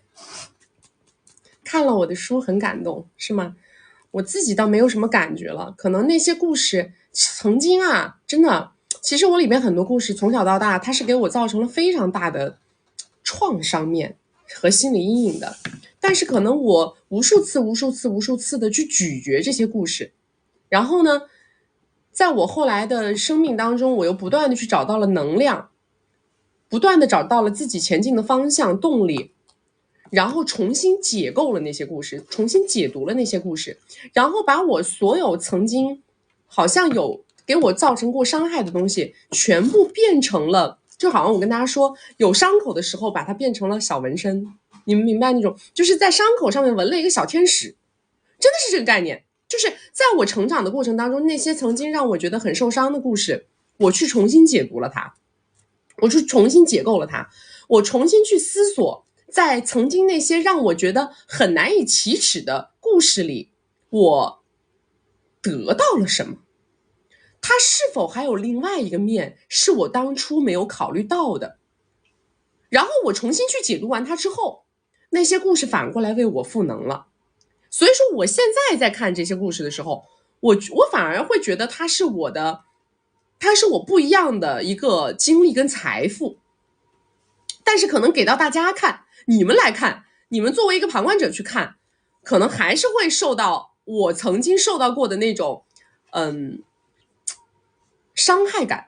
我觉得可能会有这种感觉，因为你们可能会跟当时的我去共情，当下的那个我，可能那个时候我才几岁，10几岁，可能你们看到那个故事的时候去跟当下的那个我共情了，你们会觉得啊，我看好多人说，其实我看你写的这本书，我就一直在流眼泪，看到你讲的很多故事，我就在流眼泪，我就觉得可能大家跟我共情了。但是现在其实我在回过头来看的时候，包括我在出这本书的时候，里边所有的内容我在讲出来的时候，我都已经很淡定了，已经很平淡了，甚至于是觉得很有力量的一个东西。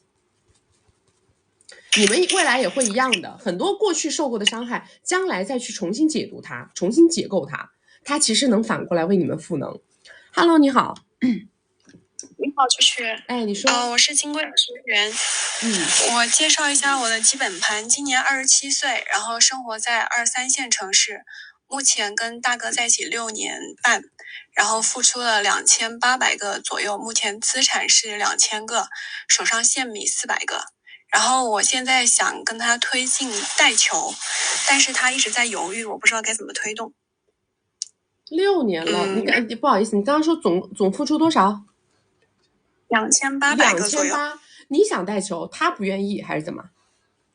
他愿意，但是他在犹豫，因为我计划是今年。他犹豫的点是什么呢？可能对比较负责。因为他是皇帝单偶男。不是的，那你不需要，你们就是说现在一直有非常严密的措施吗？没有。对呀，那你琢磨啥呀？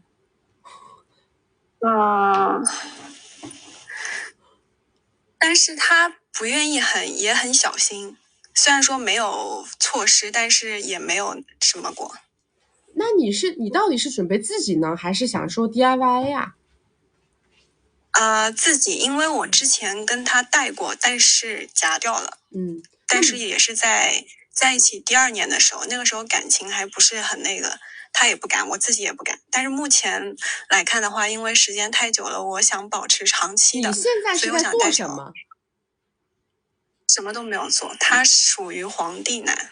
你什么都没做？就是对，就相当于跟他在一起6年半是没有任何工作经验。哎呦，没有做可以，但是你的社交圈大吗？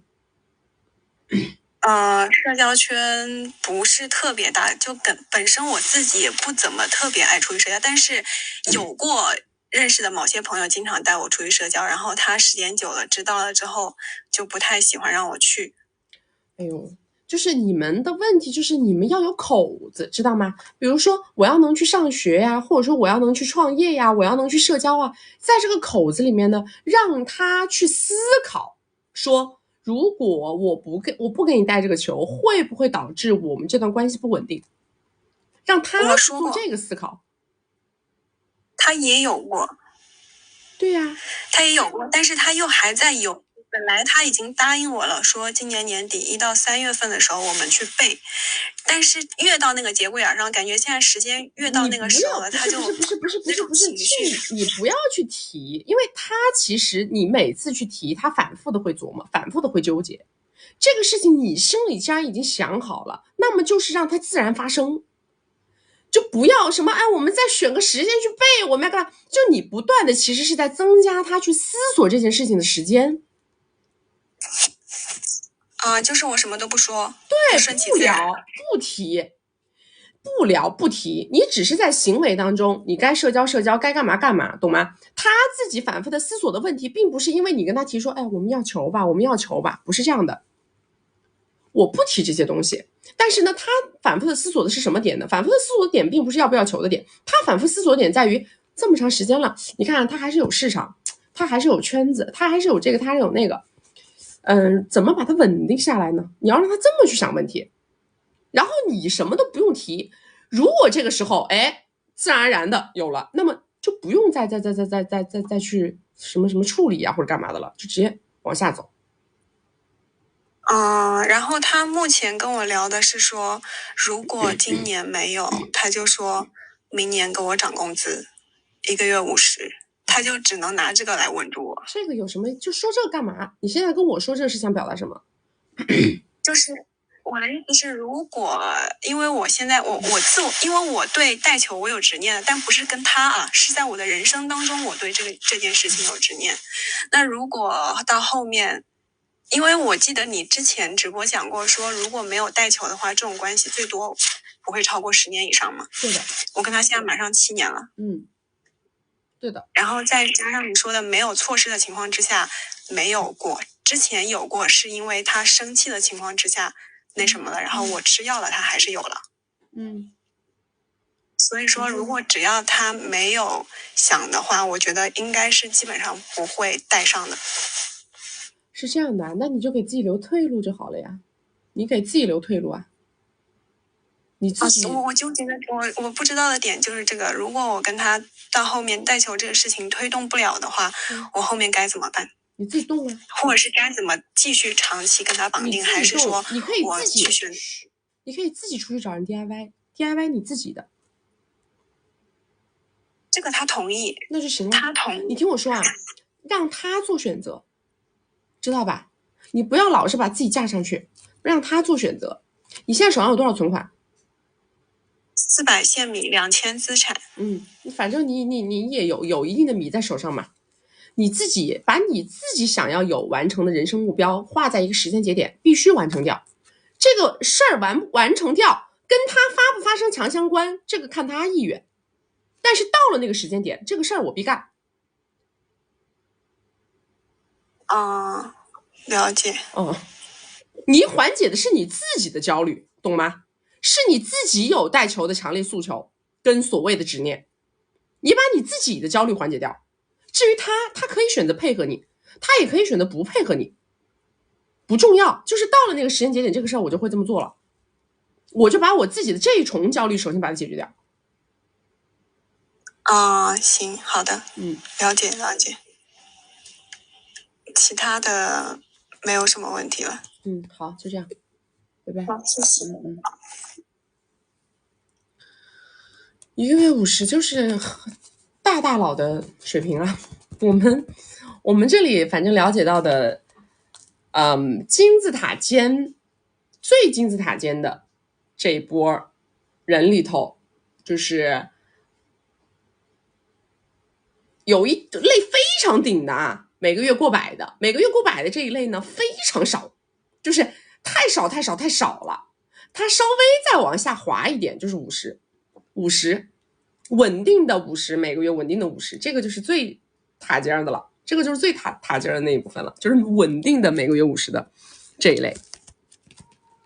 因为再上面的那个太凤毛麟角了，我们这3-4年了接手的所有的案例里边，最塔尖超过过百每个月过百的这一种非常的少，可能3到4年的时间里边接这样的客户不到50个吧，不到50个，50个是不是你们就觉得听得挺多的？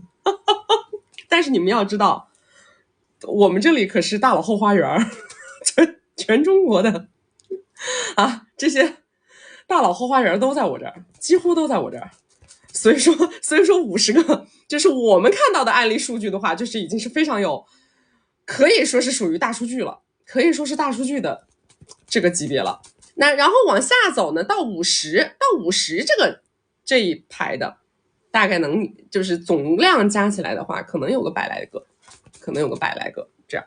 所以这一波已经是最顶的了，再多的就不太有了，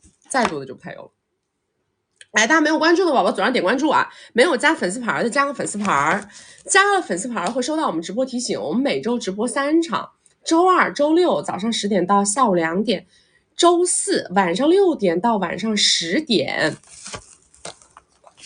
然后呢，有任何的问题想要问我的宝宝们，或者是怕跟我们的直播间走丢的宝宝们，左上角头像点开到我们首页粉丝群啊，小助理会在粉丝群里面。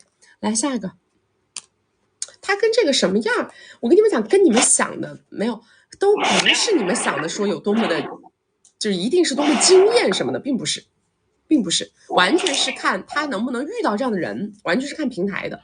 完全是看平台他能不能遇着这样的人，不在乎这个女生本身她的素质高到什么地步，并不一定。他们可能就是普通人里边的，肯定是算优秀的啊，综合条件优秀的，但是也没有你们想象的那么的高不可攀。Hello， 你好。你好。听到吗？你好。听到，你说。我听不到。你好，我听不到的声音。你听不到吗？我听得到啊。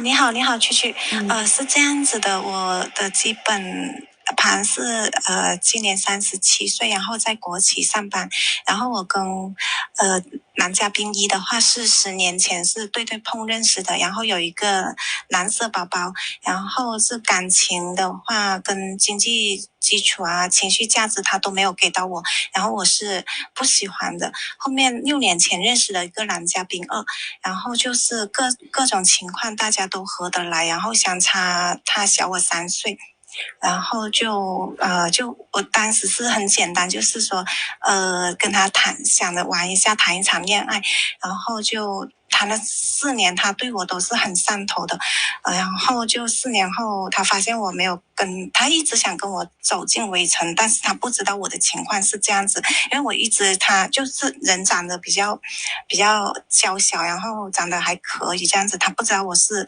就是在围城内的，然后我也没有跟他说清楚这情况，就是大家就是玩一下，就是谈恋爱这样子，他根本就不知道这些情况，然后就是一直想跟我走进围城这样子，然后我又不敢这样子，又没有扯证嘛，跟男嘉宾一，然后就后面他就感觉有点放弃了，就去了其他地方，但是一直都是有联系，因为感觉他情绪价值都给到我很多，然后很开心这样子。后面就是跟他带了一个粉红色的球，然后我现在是生下来的，现在这个的话是3岁多，然后后面前2年他就发现了我原来是这种情况，后面他就不太愿意，但是还是有联系。现在的话是男嘉宾一想就是大家就是想扯快乐证这样子，因为这样子。你等会儿，我的妈糊涂了，喂，等会儿，你几个球啊？有2个，一个跟男嘉宾1是一个蓝色的，跟嘉宾2是一个粉红色的。男1一个，男2一个。对。然后男1是你的老公。对，围城内的。然后男一知道这个粉球跟他不是那个啥吗？知道啊，知道了，知道。对，就是1年前才知道的，然后知道之后就要扯快乐证，然后是接受不了，然后因为我自己家里条件比较好，然后就不让他扯，他也没有办法这样子。然后男嘉宾2的话，他是在粉红色宝宝2岁的时候他就发现了，然后就是也知道的这个蓝色宝宝是他的，是他的，然后妈妈也能够接受这样子，然后他就大家偶尔也会见面，然后也会聊天，然后也一直有保持这种关系。对，然后现在的话就是感觉我就是现在就想不知道要不要跟这个男嘉宾1扯快乐证，然后我的意思是想扯快乐证，然后到嘉宾2那里去生活，但是这个男嘉宾2他就是很顾虑很多，犹犹豫豫，就是说家里好像接受不了这样的情况，然后是不是真的还在他说他是喜欢的，但是他又不确定是不是大家一起还会不会有以前那种感觉，能不能幸福这样子。不是小姐，那你这个男一你对他有感情吗？没有感情。你没有感情，那你为什么不撒手呢？那这跟2又有什么关系呢？你跟1撒手跟你跟不跟2又有什么关系呢？但是因为妈妈会说她会担心说你现在为了宝宝这样子，如果你不就是说男嘉宾2不跟你在一起，那你待在这里也是挺好的，回到家又不用干，又很就是有人照顾你，然后还能看到宝宝这样子。但是男一现在跟你关系好吗？他的话，他过的话，他就没有什么心思跟我过，但是就是说大家就是各过各的。对呀，你们都各过各的，为什么不放过彼此呢？你反正自己家里条件好，你就算没男人，你也可以在家里过呀，也不影响你好好过呀。你们不能放过彼此吗？你跟不跟这个男二那是后话呀。你已经都跟男二有娃了，就是说其实你心也不在家里了，你这个老公也知道这个事儿了，他也不可能跟你好了。你们两个人在一个屋檐下面，两个人这形同陌路的，跟着过得不难受吗？这两个人放过彼此重新开始不行吗？但是我觉得好像有人很怕出来各种挺怕的。你怕什么？你不谈恋爱你怕什么？但是男嘉宾2他就是这样子，他就叫我手续办好以后，那不就结了吗？你现在你怕什么呢？还有人在给你这接手，只不过别人不一定跟你结婚而已，你有什么好怕的？就怕因为家里那边比较传统，就怕就是怕扯了快热症啊，然后一个女人带着宝宝这样子，别人会怎么说？小姐啊，你现在在围内，你传统，你围内，你这两个娃都不是一个爹了，你还跟传统有啥关系啊？你还怕人家说？你现在这个老公他是没被你逼腹肌，他被你逼腹肌了，他不拿个喇叭再从村头唱到村尾呀？你还怕人说呀？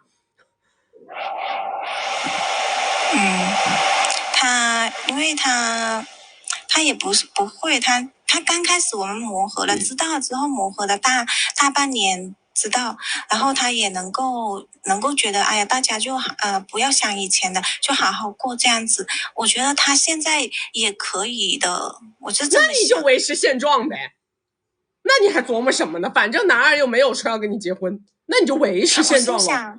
我想去争取一下男二，我不知道怎么走。你怎么争取啊？你不要你的名声啦，你这个传统的女人，你不要你的名声了啊！你不怕别人说你了？你要争取。我的意思是，如果他那边能给到我肯定的答复，他不给你肯定的答复吗？人家为啥要给你肯定答复？凭啥这世界都围着你转呢？你不是你想让你在围内，你想跟谁生娃跟谁生娃是吧？你要扯快了这，你想跟谁结婚跟谁结婚，你说要跟人结婚，人家就得跟你结，没有这个道理啊，小姐，人家不受你操控啊，人家凭什么给你肯定答复呢？你为什么什么努力都不做呢？你为什么就坐享其成呢？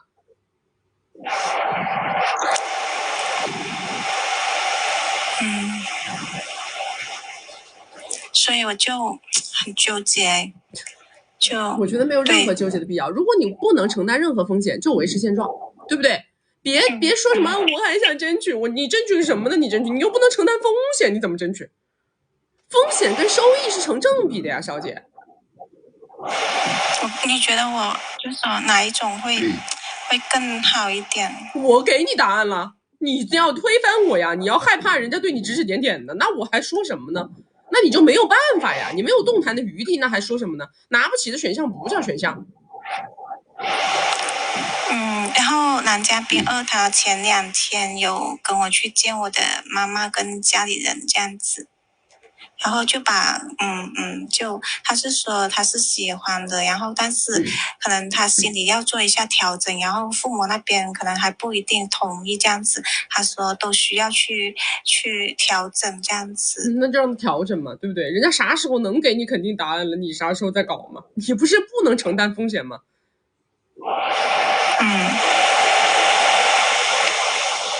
那你就等他先处理嘛，等他先调整嘛，啥时候调整好了，啥时候自然而然不就来找你了？但是前2天晚上的话，我给他打电话，他一直就不接然后我就说，然后后面回了就说，然后我就说问他是不是跟别的女生出去，他就说你有什么资格管我？他说那人家说的没错呀，人家没说错呀。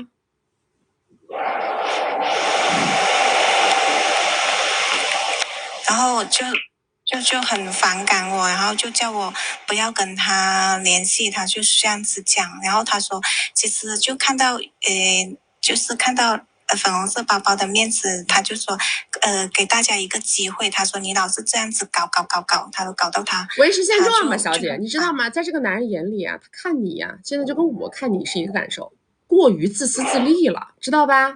人家心里就是这个想法，人家也不想跟你说那么明。你太自私自利了，只围绕着自己的欲望和想法来。你认为这个世界都该围绕着你转，你想怎么样就怎么样，你觉得所有人都该受你的操控，但是这个是不可能的，好吗？这个是不可能的。这个男的现在心里的独白就跟我现在跟你讲的这番话是一样的。当时也没有这么想，当时把粉红色宝宝生下来的时候，当时觉得它是一条生命，就没有想到后面的事情。那你现在就这样啊？你还怎么的？你还受害者？你是受害者？不是，我就是好像自己也回不到家里，回不到了，那是你自己的问题，你自己承担责任呐。是你在骗呐。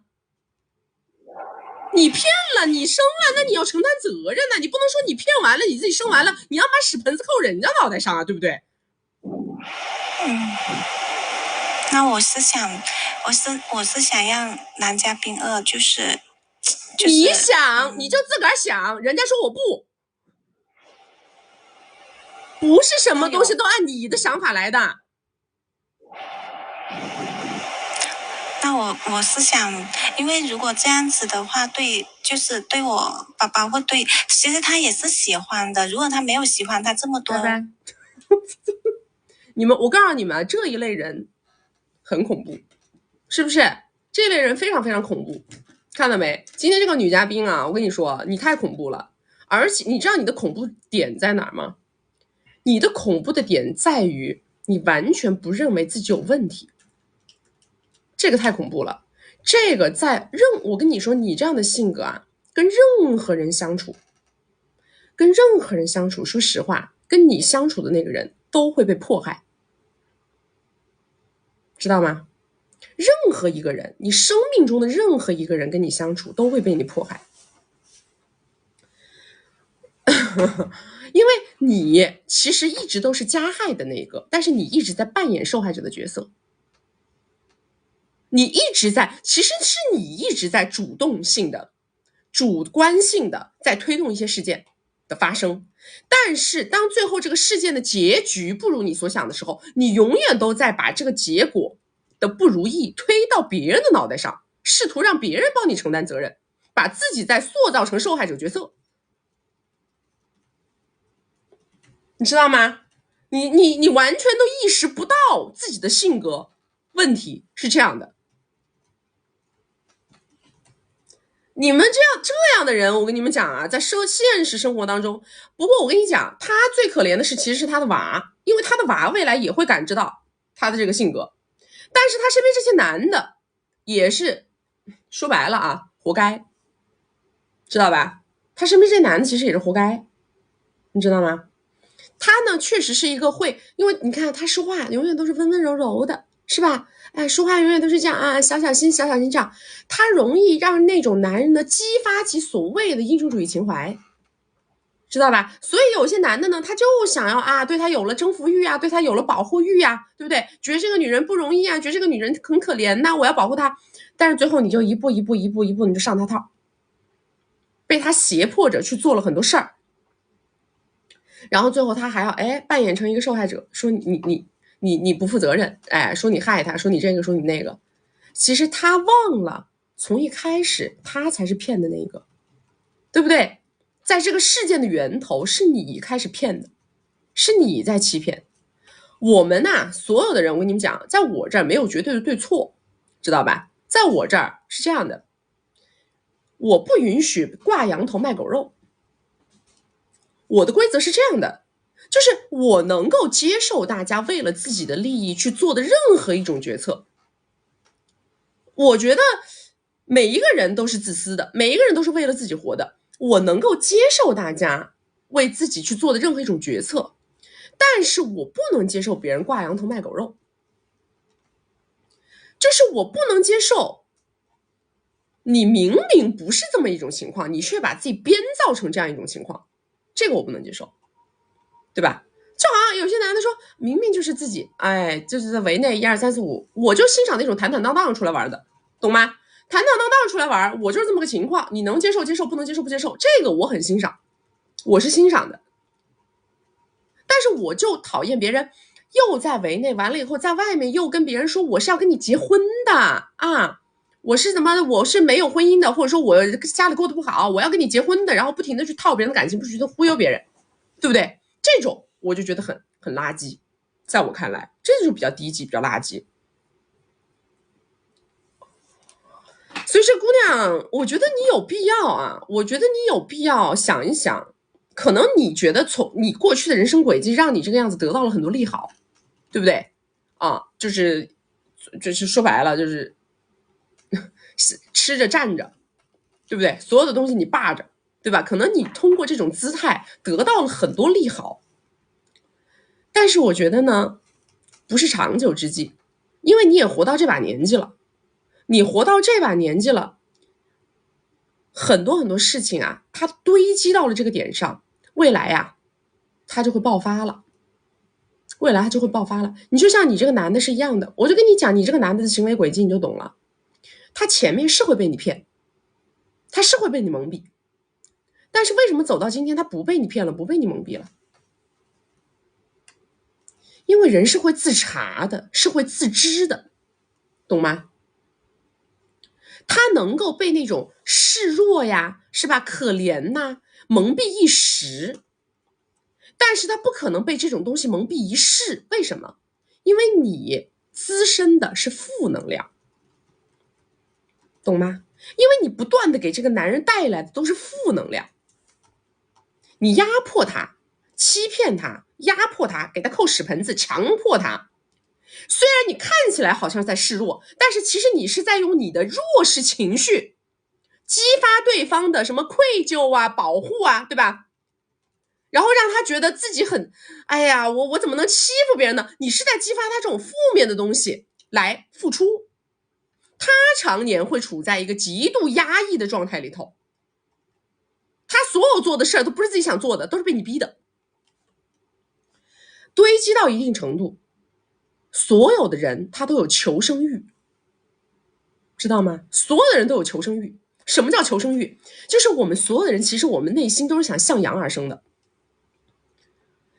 我们只能够救赎一个人一时，但是我们不愿意救赎一个人一世。为什么？因为我救他，他就要把我拖入深渊。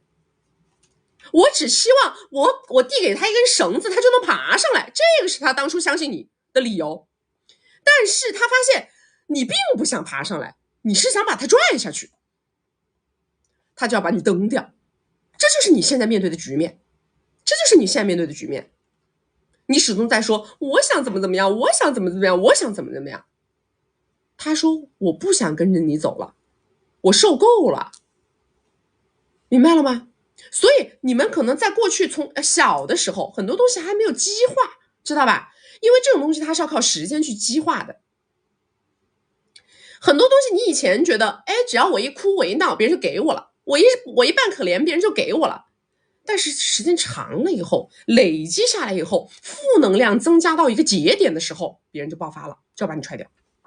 因为他的求生欲出来了，他的求生欲一出来，他只能选择跟你做割裂。所以到生命的后半段，你就不会像前面那么顺了。你从现阶段开始，你就会发现这个问题，你就会发现为什么所有的事情慢慢的事与愿违了，为什么所有曾经很受控的人都不受控了，为什么曾经我示弱，我装可怜我就可以做到的事，为什么我现在得不到了？很快你就会发现，这种越来越多的求而不得，越来越多的得不到，越来越多的事与愿违，会反弹到身上。这个就是你过去积累出来的。我还是建议你好好的反思一下，好好的自查一下，好好的想一想自己的问题是什么，能不能自己承担责任，勇敢的说是我骗了别人，是我主动选择留下了这个球，我选择了，我应该买单。你能不能把自己扭过来？如果你扭不过来，那么未来可能你跟周遭的关系会越来越不好。来，大家没有关注的宝宝左上点关注啊！没有加粉丝牌的加个粉丝牌，加了粉丝牌会收到我们直播提醒。我们每周直播3场，周二、周六早上10点到下午2点，周四晚上6点到晚上10点。有任何的问题想要问曲曲，或者说怕错过我们直播的宝宝啊，左上角头像点开到我们首页粉丝群，找不到粉丝群的后台私我们下播会回复你们。我跟你们讲，就是我一直对大家建议就是什么，所以我跟大家说，我们不救赎任何人，知道吗？你们特别容易陷入这样的关系，被人所操控一个时间周期，是为什么？因为你们的圣母情节作祟。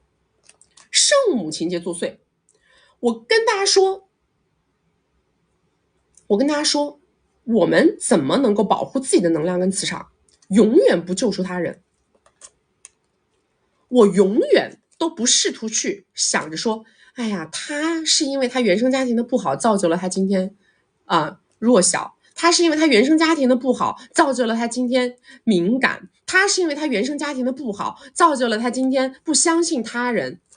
我就告诉你们4个字，关你屁事，关你屁事，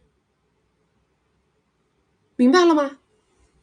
无论他有什么不好，无论是什么原因，我告诉你们，原因跟你不发生关联，只有他现在的不好跟你发生关联。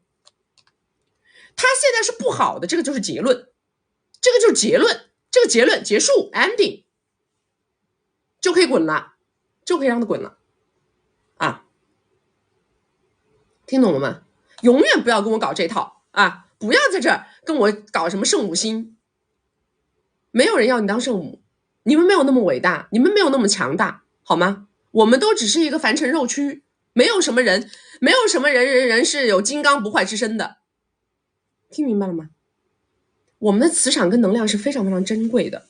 当你发现身边的任何一个人有一个你极度不能接受的问题的时候，选择彻底了断，不要同情，不要试图共情，不要做这样的动作，转身离开，这个就是对自己最负责任的行为啊！来，下一个来。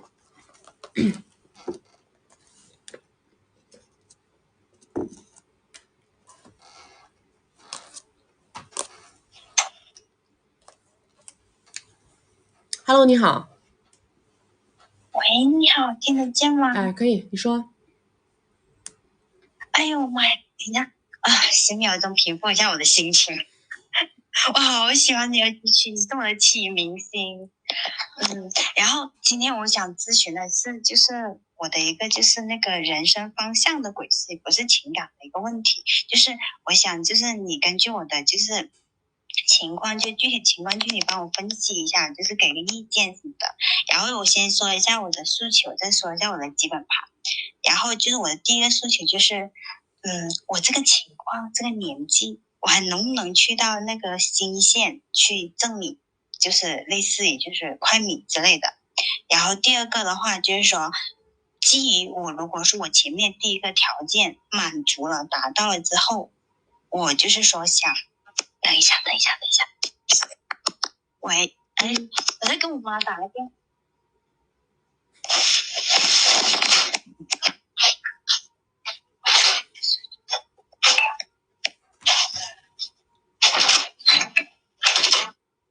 他说他在跟他妈打电话。喂，听得见吗？快点。好，就是我基于就是说我就是前面的条件满足，然后我就想说想去读书，就是考就是雅思之类的，就是还是想就是增加一下就自身的价值。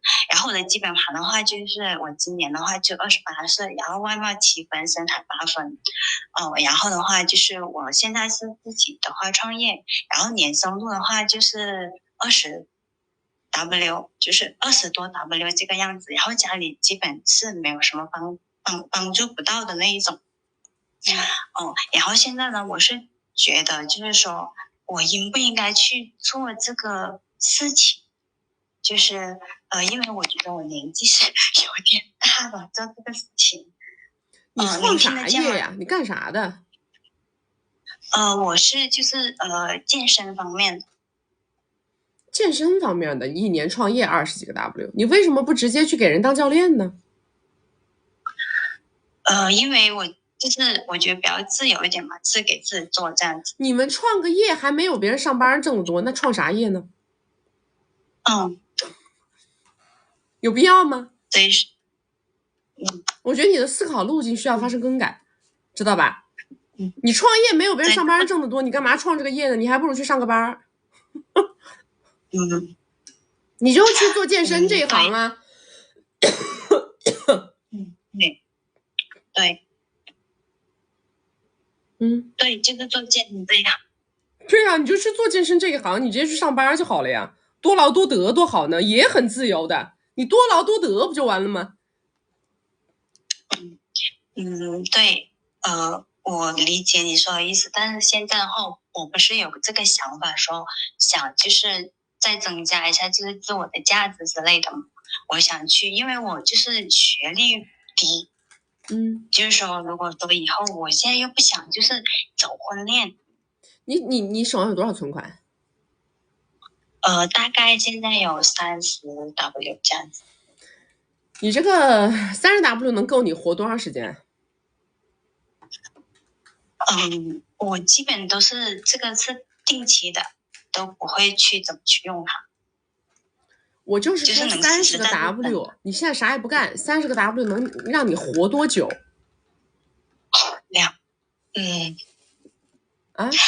？2-3年这样。30个 W 能活2-3年是吧？那么你现在想干嘛？你是想到1线城市去干 YC， 是这意思吗？对。那你就去试试呗，我也不拦着你，你去试试呗。反正你去试试，你要是实在是干不明白，就还是回归你的健身行业呗。就是说，如果说我是想，比如说，因为读书我不是需要钱嘛，我怎么样，反正就是以这个为目标去做。你是嘛？你先去干嘛？你干嘛？你看有没有人愿意支持你嘛？对不对？因为首先啊，你对于你自己的颜值啊、身材方方面面，你也没有个明确的评估。这个评估，你到1线城市去试试，你就评估出来了，懂了吗？你每天上不上得了那个班，你就能评估出来了呀。好。那你在这空想有什么用呢？对不对？现在你已经萌生了这个想挣快米的这个想法，那你就去试试，我不拦着你，你试试，如果不行，咱们就回头是岸，好不好？行，明白你的意思。那我现在就没有什么要咨询的了。好，拜拜。拜。是嘛？你有身材有颜值，他又萌生了这个动机，这是不是？他起心动念了，这个时候我们去拽他，那肯定没有太大的意义。我觉得拽是没意义，试试完了以后，你就会发现你自己水平如何，对不对？万一发现我怎么都比我好，都比我好看，那就算了呗，是不是？咱们就搞差异化竞争，是不是？在 YC 里边，我可能是属于长相很一般的，但是我这个样子呢，跑到人家那个健身房，可能在那个教练里头，我可能算好看的，对吧？我在那个健身教练里头，我可能是算，我身材挺好，长得挺好看，对不对？客户还挺喜欢我。但是我要是干 YC， 可能在那个里边我就被埋没了，是不是这个道理？你肯定是，你看，就好像是我，对吧？我要是说去当颜值主播，那我在颜值主播里面肯定是算颜值不咋地的。但是我要当那个知识主播里头最好看的。我跟知识主播比颜值啊，对吧？我跟知识主播我也不比知识，我跟知识主播比颜值，那我这个颜值不就胜出了吗？是不是这个道理？对吧？咱们要这么比，是不是？那天也是，那天有个小哥哥，可能也是想捧我吧，就是故意啊，想拍马屁。他说：“天哪，曲曲，你本人这么好看，你为什么不当颜值主播？你应该去当颜值主播。”我说我在颜值主播里头，我跟人家有什么核心竞争力啊？我说跟颜值主播比颜值，你看我跟颜值主播比颜值，这是不是啊？我这感觉有点自不量力呢。来，大家没有关注的宝宝左上点关注啊！没有加粉丝牌的加个粉丝牌，加了粉丝牌会收到我们直播提醒。我们每周直播3场，周二、周六早上10点到下午2点，周四晚上6点到晚上10点啊。然后大家有任何的问题想要问曲曲，或者说害怕错过我们的直播的宝宝，左上角头像点开到我们首页的粉丝群啊，小助理会在粉丝群里头。来下一个来。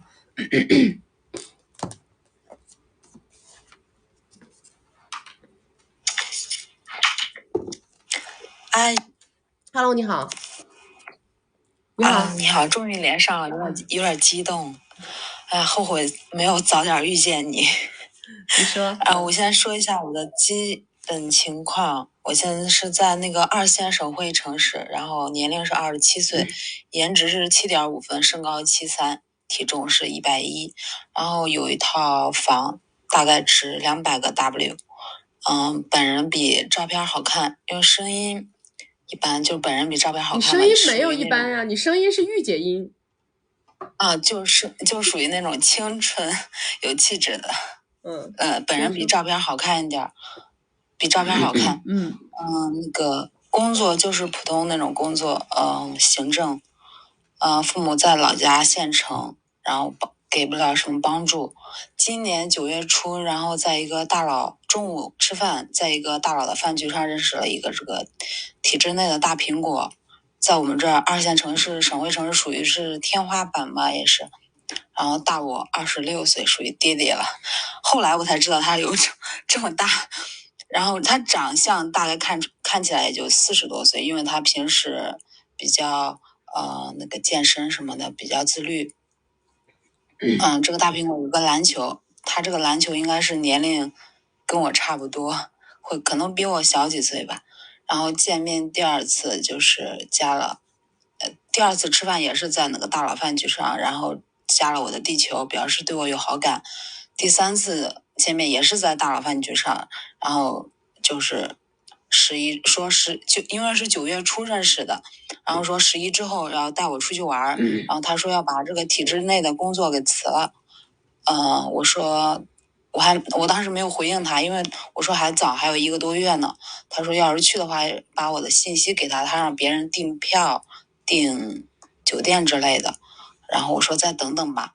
然后中间这儿频繁见了有7、8次面吧，但是都是在这个大佬在这个大佬的这个会所里吃的。然后他看我一直不给他发我的信息，然后说要带我去买东西什么的。买东西的时候他带的是那个卡，别人送他的那个购物卡。那也没多少钱。对，充其量1万。然后他那个卡值2个 W，2个 W。然后我去那个店不能用那个卡。然后他没想到他可能对这些奢侈品不太懂，然后去那个店，然后我就自己挑了一个包，大概值3个 W， 然后那个卡用不了，然后花不了，然后他就自己用自己的那个某宝支付了，然后我们他可能没想到那个包有那么贵吧，因为他说他比较正直的那种体制内的大佬。哎呦，这收起来吧，这就你是收起你的嘴脸。然后他是体制内的，然后他说没想到这么那个什么用不了之后，然后后面他就我们就看了个电影，然后就各回各家了。后面第二天、第3天，他说要把那几张购物卡给我，说天要降温了，然后买衣服要把那2个 W 购物卡给我，这些全部都是他主动的，我从来没有提过，因为当时我对他并不感兴趣。然后把那个卡给了我，然后这9月份到10月份这中间，天天都要打电话语音，然后说要来找我。我说我跟我朋友住的不合适，因为我还没有去我自己那个新房住，因为刚装修好7、8个月，有味道，还没有去。然后中间反正就是各种吧，给情绪价值啊，每天早上晚上要打语音说要找我，说没有。然后后来11之后，我们一块出去玩了1周，出去玩这1周也是全部别人买单，快速提问啊。然后出去玩回来呢，他就说让我搬到新房住，然后让他就是他也提出了要一块住的想法，因为那个房子出去玩了1周在一起没？发生关系了。然后他10点半需求很强，然后没想到他这么大了，这个身体还这么好。一开始我以为他是40多岁40多岁，然后后来出去玩，我看到他的身份证了，然后才知道他50多了，就大了我。快提问，别解释啊，快提问。好的。然后1周，这回来有半个多月了。1周后我跟他见，他就回来之后第3天又提出来又要来找我上门什么什么巴拉巴拉。然后1周之后，然后我带他去了我的新家，然后他就跟我说啊，乖，这房子以后就是咱们2个的。那我说这房子是我自己那个买的呀，你没有那个什么什么什么。然后我说那你要不拿出来100个 W， 因为这个房子值2个 W。他说好呀。然后后面1周嘛，后面1周。然后我就问他这100个 W 什么时候能给我？他说哎呀，他说什么什么，反正找各种理由吧，想让这2个大佬来买单，因为他是快速提问，你没时间了啊。就我想问怎么就要这个米，是不是要的太多了？我等着吧，要100个，等着吧，磨吧。你们这才哪到哪儿呢？你这还没等哪到哪儿呢？这种男的说白了，那就是腐的不得了啊，腐的不得了的个人，已经他已经都腐成那个什么马蜂窝了，知道不？已经腐成马蜂窝了，你就等着吧，等着吧。因为他跟我说过，他中间有个前任嘛，2个人相处了6年多。然后是因为这个，他一开始跟我说他这个前任是出国了，2人才分开了。后来他又出去玩的时候，他又告诉我，其实是他这个前任有了第2个 BB 之后才分开的。他这个前任是他的下属，然后可能是这跟你有啥关系啊？这跟你有啥关系？是不是我跟他提这100个 W 要的太多了？那怎么样呢？多了就不要了。就是看这几天他没有怎么，现在我有点上头了。对，我就建议，首先第一啊，对50几岁的爹爹，我建议你别上头，你现在下头，好吧？出去找人约会啊，把社交软件拿出来玩一玩，找人分散下注意力啊，别在那个爹爹身上紧挂。因为我是那从来不会张口要的那种。已经张了，好吧？已经张了，别说这些鬼扯淡那些话干什么呢？等着就完了呗，见面嘛，好好相处呗，对不对？先好好相处一段时间呗，好好相处一段时间再来提呗，对吧？反正这种人呢，他也是想办法呗，这里搞一搞，那里搞一搞，你就等他想办法呗。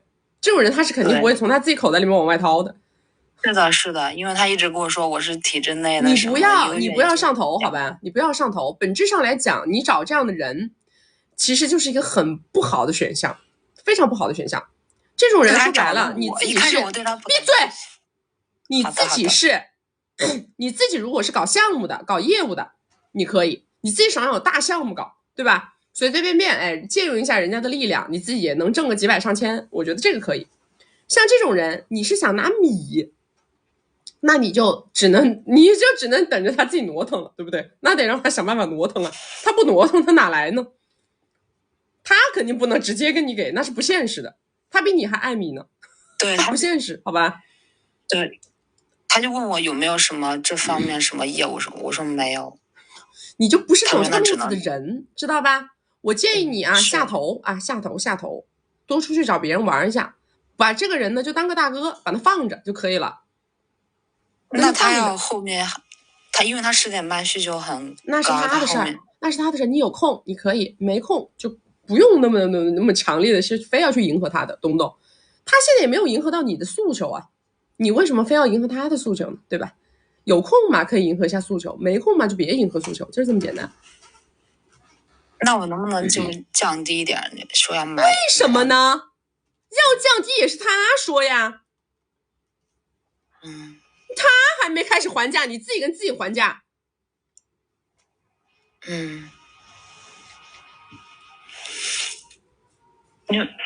那他后面再找我要10点半，我还不好意思，我有点恋脑。我跟你说过了，我回答过你的问题了呀。那我能不能说让他帮我找一份好的工作呢？找呗，这都是小事情，这种事情别人就很容易做到，想说随时可以说，无所谓的事儿。有什么能不能的呢？有任何想法都可以直接说。好的。好的。那就是对，好。还有第二个男嘉宾就是我们见了。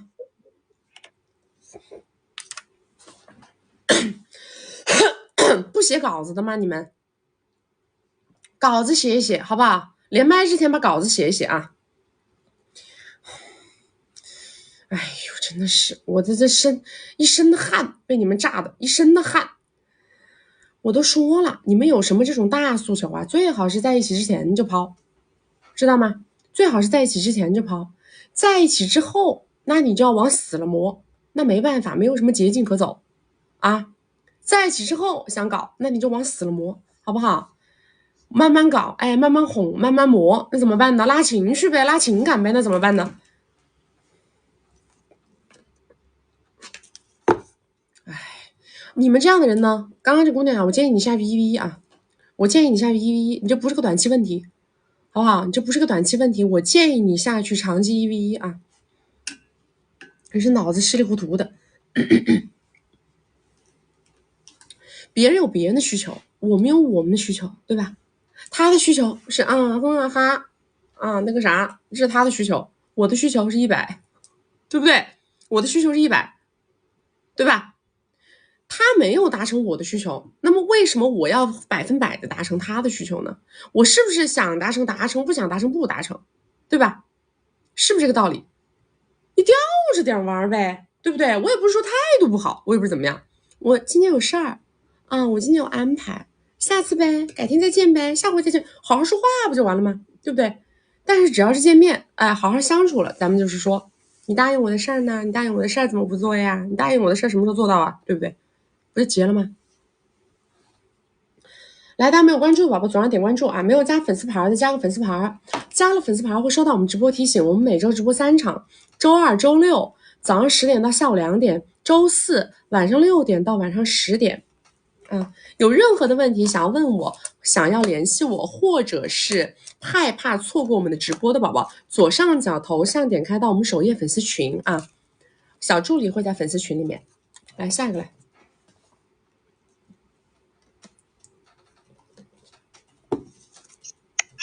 喂，你好，琪琪姐姐你好。哎，你说。我好开心，终于跟我心中的女明星连上麦了。像你真的太美丽、可爱、勇敢，然后又智慧，我特别喜欢你。你们一夸，我就怀疑后面这个发言要猪头猪脑了啊！好好说话啊！好嘞。我是那个介绍一下我的基本情况。我的问题是，就是从我自己出发，从您的那个为自己赋能那个角度考虑，我现在的发力点是什么？然后我要怎么样去更好的过好我后面的人生？然后我介绍一下我的情况。我今年28岁，然后现在体重有150斤，可能超出那个框架了。然后因为之前有在吃抗抑郁的药，有吃了2年，然后可能发胖了一些。然后我是那个一本文科毕业的，现在在家乡的4线城市体制内工作，然后年入比较少，在不到8个 W 这样，基本周边是这样子。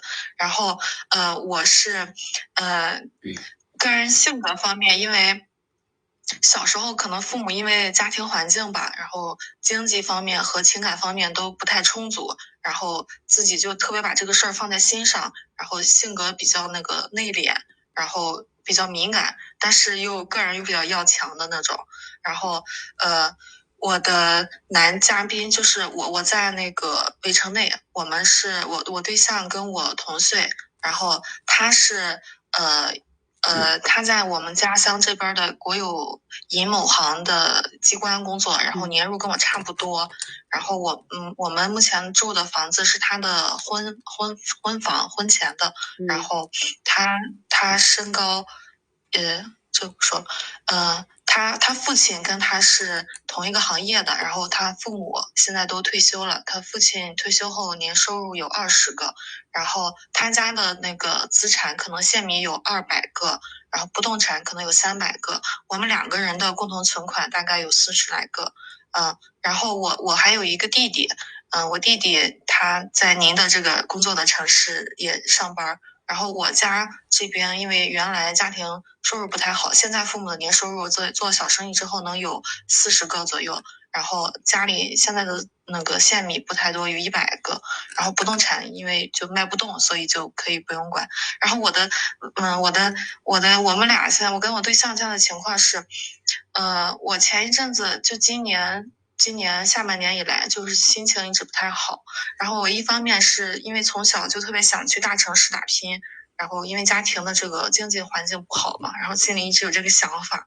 然后可是我跟我对象是从初3的时候开始谈恋爱的，因为那个时候我年纪还小，然后家里就是老吵架，我就觉得家里没有那个情感上的支持能给我，然后我就开始早恋了，然后跟我对象，但是我们俩一直长跑到现在，然后他是我的初恋嘛，然后跑到20年，然后我们就进入围城了，然后我对象一直就是比较给我情绪价值的，可是我现在就觉得可能一方面我们2个人的这个经济实力不是很好，然后有的时候我就觉得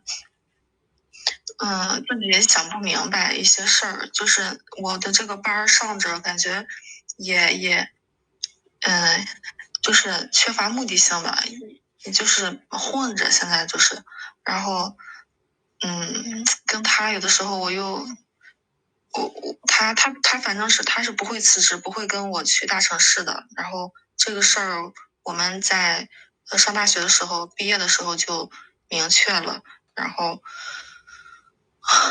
我就是既没削尖了脑袋搞事业，也没有那个你现在的问题是2个人的关系。我之前在想我要不要出围城来着。出围城？你为什么会想着出围城呢？你出围城的目的是什么？你是想赚米，还是想寻求新的恋爱关系？你到底想干嘛？想赚米吧。想赚米你就赚呢，你想赚你就去赚呢。你为什么想赚米跟你出围城有什么必然关系呢？因为我想去大城市，然后他工作就很稳定嘛，你去大城市又跟扯快乐症有什么关系呢？你去大城市他不跟你去又跟扯快乐症有什么关系呢？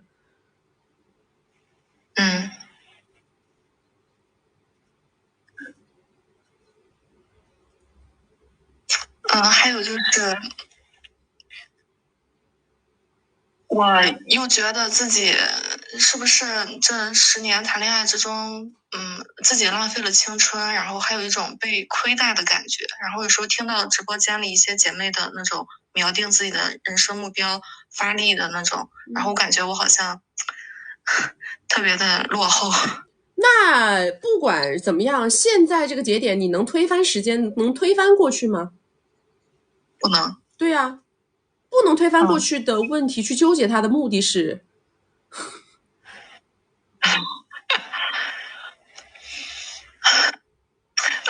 因为我今年28岁了，然后我也不知道要不要带球。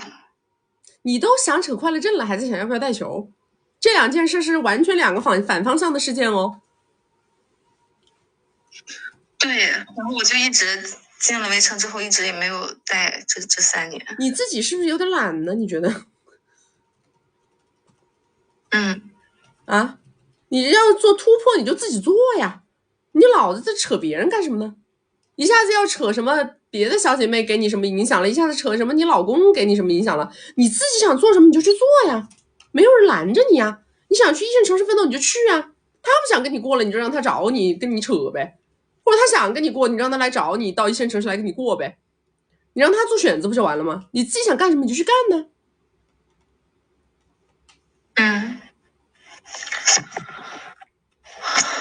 然后我在单位上这边，就是我现在的一个那个分管领导，其实对我挺好的。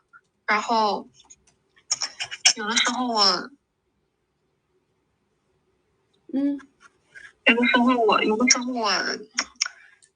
感觉我不一定这份工作能干多久，有的时候心里想摆烂，然后呢，可是有一种亏欠他的感觉。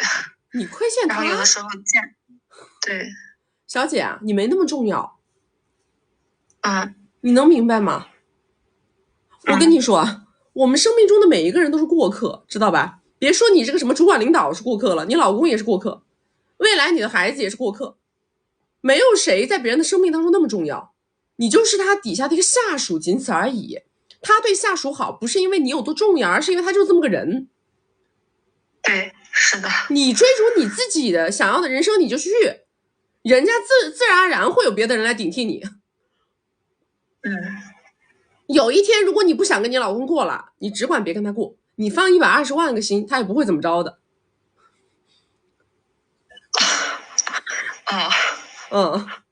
好不好？你不用想着你对不起这个对不起那个，你首先对得起你自己，行吗？你把你自己先搞明白吧。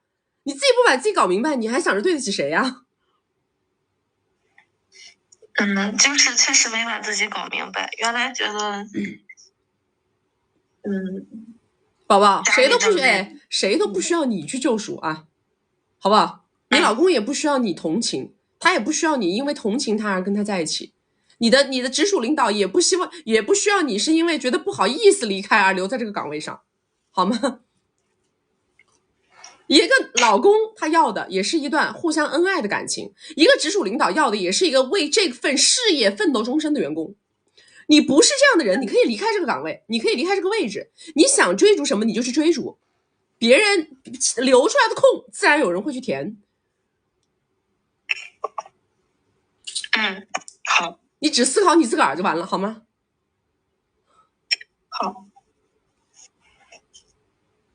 还有问题吗？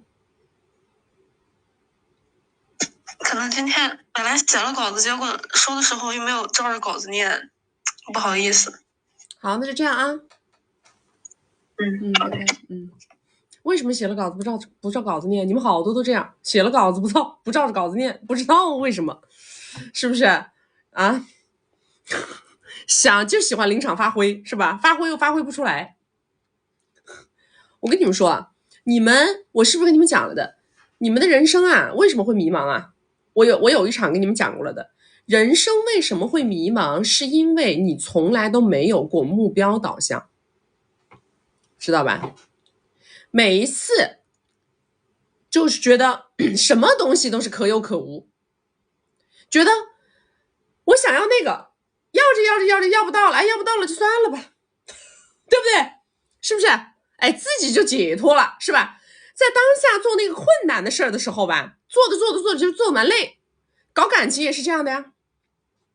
我想找这个男的要婚姻，结果要着的过程当中吧，觉得这个男的怎么这也不，这也不如我的意，那也不如我的意，最后这个没要到，咋办？算球。想找这个男的图米，涂着被情绪搞住了。他怎么大男子主义呀？他怎么不尊重我呀？是吧？他怎么他怎么那，他怎么还跟别的女的搞啊？然后呢，米也不想涂了，去你的，是吧？就是这样的呀。就是你在追逐很多个目标的过程当中啊，你没有誓死把那个目标跟那个王八一样，知道吗？我们在追逐目标的时候啊，是一口把那个目标像那个王八咬它一样，给它咬死，明白吗？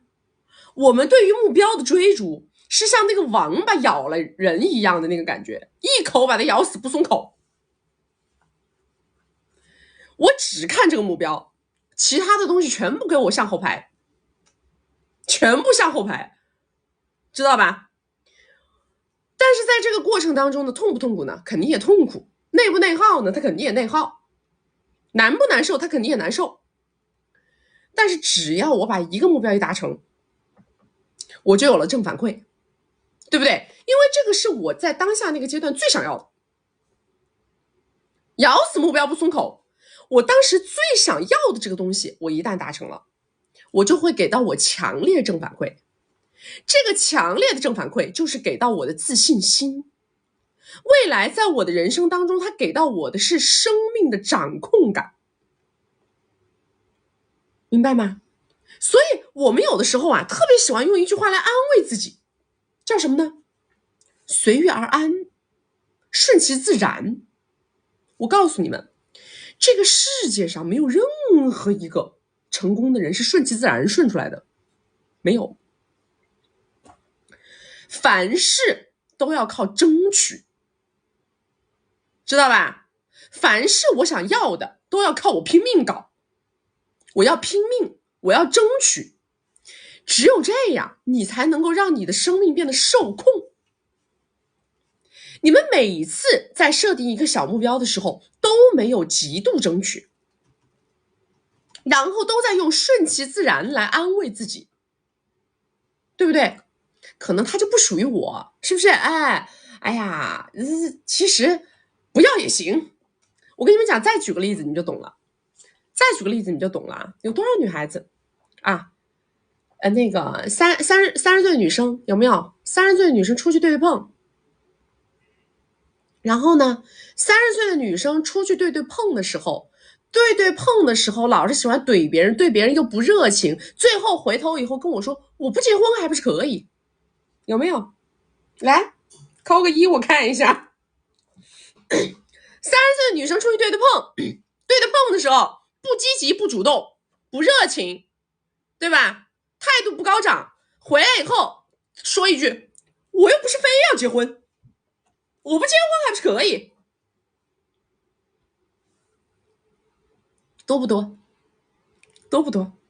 这个例子啊是个最浅显的例子，我告诉你们，这是个最浅显的例子，我们经常会有这样的连麦的，对吧？我只要跟他说，那你要释放价值啊，对吧？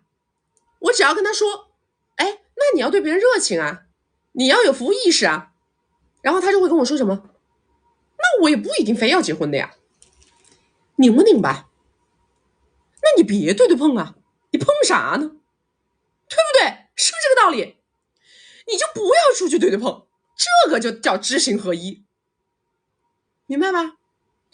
但凡我做了这个动作，我就要往最优解上面搞，你们明白我意思吧？就只要我做了这件事儿，就代表了我的潜意识其实我是想搞的嘛，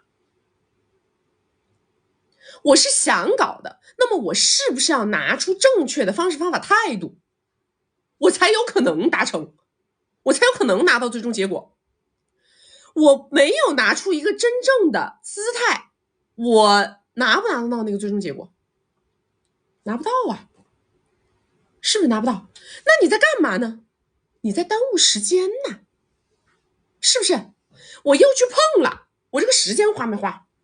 我这个时间花了，我碰了，我这个时间花了，我又没有做出十足的准备，对不对？最后我再跟自己说，其实我也不想搞，但是问题产生在哪了？问题产生在你们一生都被羁绊在这些你以为自己想搞不想搞的事件当中，把时间浪费了，把精力消耗了，这个是重点。听明白了没有？所以这个只是一个很小的一个侧面，我在跟你们讲这个道理啊。其实我们人生当中无数的点位它都是这样的，无数的点位它都这样。我跟大家讲就是什么呢？是任何一件事儿，我要么就不干，我干了我要全力以赴，咬死目标不松口，对不对？而不是说我明明要干这个事儿，但是呢我又要死不活的干，我要死不活的干，我100%是达不到那个目标，我达不到那个目标，我又跟自己说其实我也无所谓，那么你的时间就流逝了，时间流逝，青春浪费，能力不增长，自信心也不增长。那你说你到一个年龄，你除了迷茫你还剩下什么呢？对不对？是不是这个道理？所以有些东西啊它就是大道至简，大道至简。任何事情我要么不干，我要干我就全力以赴的干，我全力以赴的干了，就算没有拿到那个目标，但是怎么样，我是不是增加了我的能力？我在全力以赴的过程当中，我是不是觉得我自己解决问题的能力一点一点在提高啊？我的脑子不停的在转呢，对不对？哪怕我今天就是做一个最简单的对碰，虽然说我不一定要跟你结婚，我觉得我觉得这个人吧不一定是我的良选，但是我在这个过程当中，我全力以赴的时候，我会干什么？落实到细节上，我会干什么？我是不是会把自己打扮得很漂亮？我是不是还把自己喷得香香的？我是不是到那了以后，我的每一个表情，每一句话，都是在往着最优的为人处事的方面在做呈现，对吗？那你告诉我，这个里边的每一个环节，每一个细节，是不是在让自己变得更好？这就是落实到细节上，它就是这个样子的，对吧？在你们在做一个工作，也许这个工作本身吧，它可能不是你的终局，对不对？不是你生命的终局，它不一定是你真正热心所热爱的、所喜欢的、所追逐的。但是我要么不做，我做了这个事儿，我把它做到最好，起码来讲怎么样？我这个时间是不是没有浪费啊？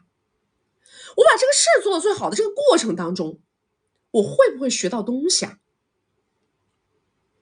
我今天我是搞艺术的，我是搞艺术的人，我不搞艺术，我去搞编程。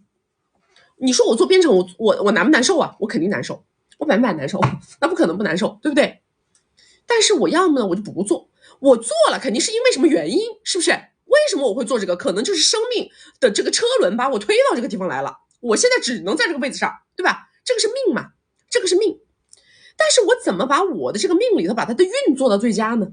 运做到最佳怎么做？我哪怕去做个编程，我今天一定要把这个事做明白。我很痛苦，我在这个过程当中，我做这个事儿吗？我做的蛮痛苦，对不对？因为我脑子里完全没有这套逻辑，我看不懂，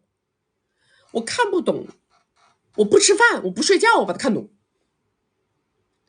那你说，就算这个事儿不是我追求的生命终局，但是我这个时间、这个精力有没有被浪费？没有被浪费，它被充分使用了，让我充分成长了，对吧？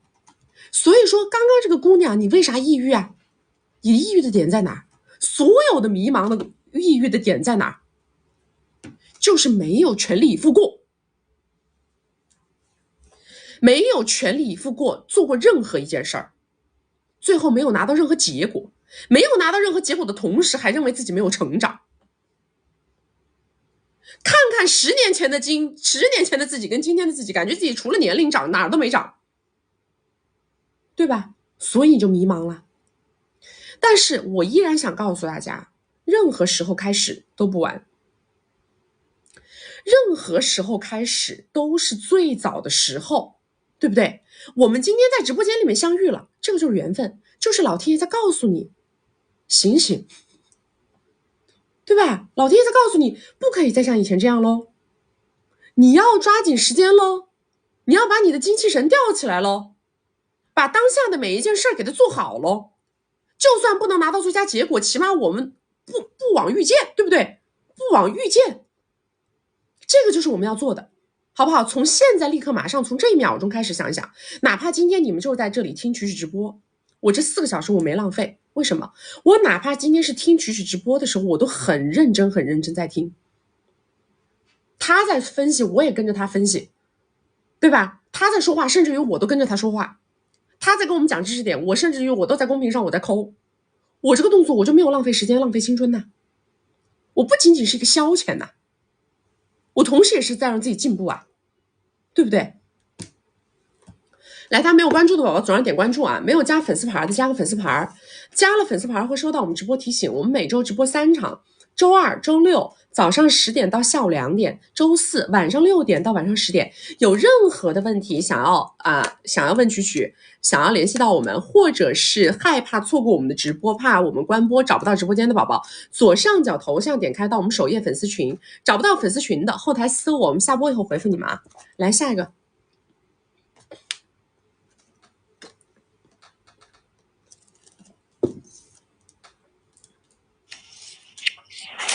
Hello， 你好。老师。哎，你好。你说。我是那个99年的，然后我跟那个男生是对碰认识的。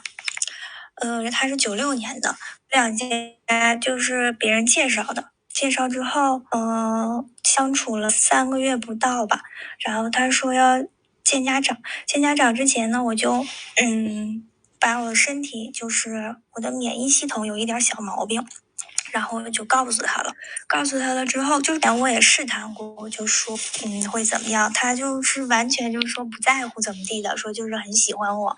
然后我告诉他了之后，他就觉得风险，说他以后生孩子呀，说怕有风险，说而且他就是独生子的，肯定要对他爸妈负责，说不想因为自己影响他家的基因啊什么的。但是这个就是我把我的报告单还有医生的录音我都发给他，我说这个就是也不遗传，也不耽误什么。然后但是他还是就是有一点说考虑，然后就一直我说那你就告诉你的父母，我说如果同意咱俩就继续，如果不同意的话就拉倒。然后他说他还不想告诉他父母，说如果告诉了的话肯定会不同意，说他们家很传统。然后但是就是但是他现在也一直跟我说话，就是还一直联系我。老粉都听懂了，我们的老粉都知道我要说啥了。你这是犯了我们的老知识点的错误，对不对？老知识点的错误。你看我多久了？我刚看。这是我们每一场直播几乎都在提及的一个大忌，知道吧？就是你犯了一个很大的一个错误，就是你有了一些不必要的坦诚，毫无必要。我就是想，那见家长之前，结婚之前，你想的是错的，把这个告。哎，你想的是错的，下次别想了，知道吧？那结婚之后他知道了的话，不是更不好吗？不，他会逼着自己接受。你不懂人性。他也说了，明白吧？他说如果结婚之后我知道的话，我就认了。他说，但是现在的话，对啊。你现在是在逼着人家原形毕露，懂不懂？你现在是在测验人性，这是不对的。因为没有任何一个人在刚开始没有那么爱你的时候会接纳你的一切。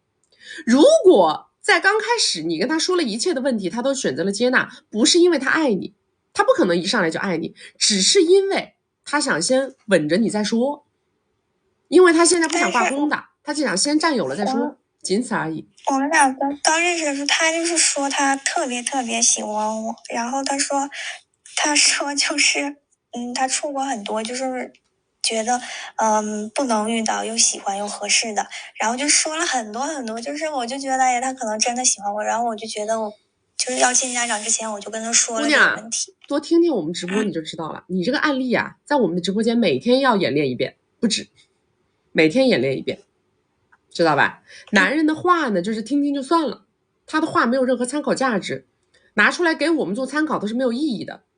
我们只看行为，只看动作。他不可能接受啊！你不要耗时间。但他现在就是还在跟我联系。他跟你联系是因为他还没找着下家。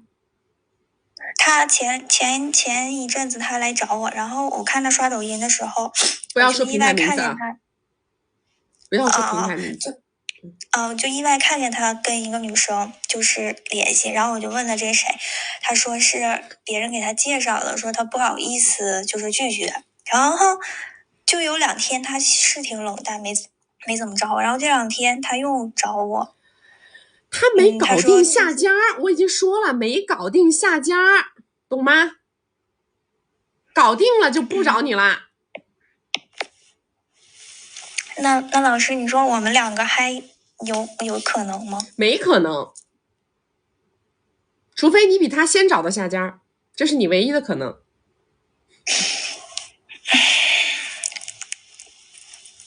你比他先找到下家，并且让他知道了，他来反扑，这是唯一的可能，否则就没可能啊。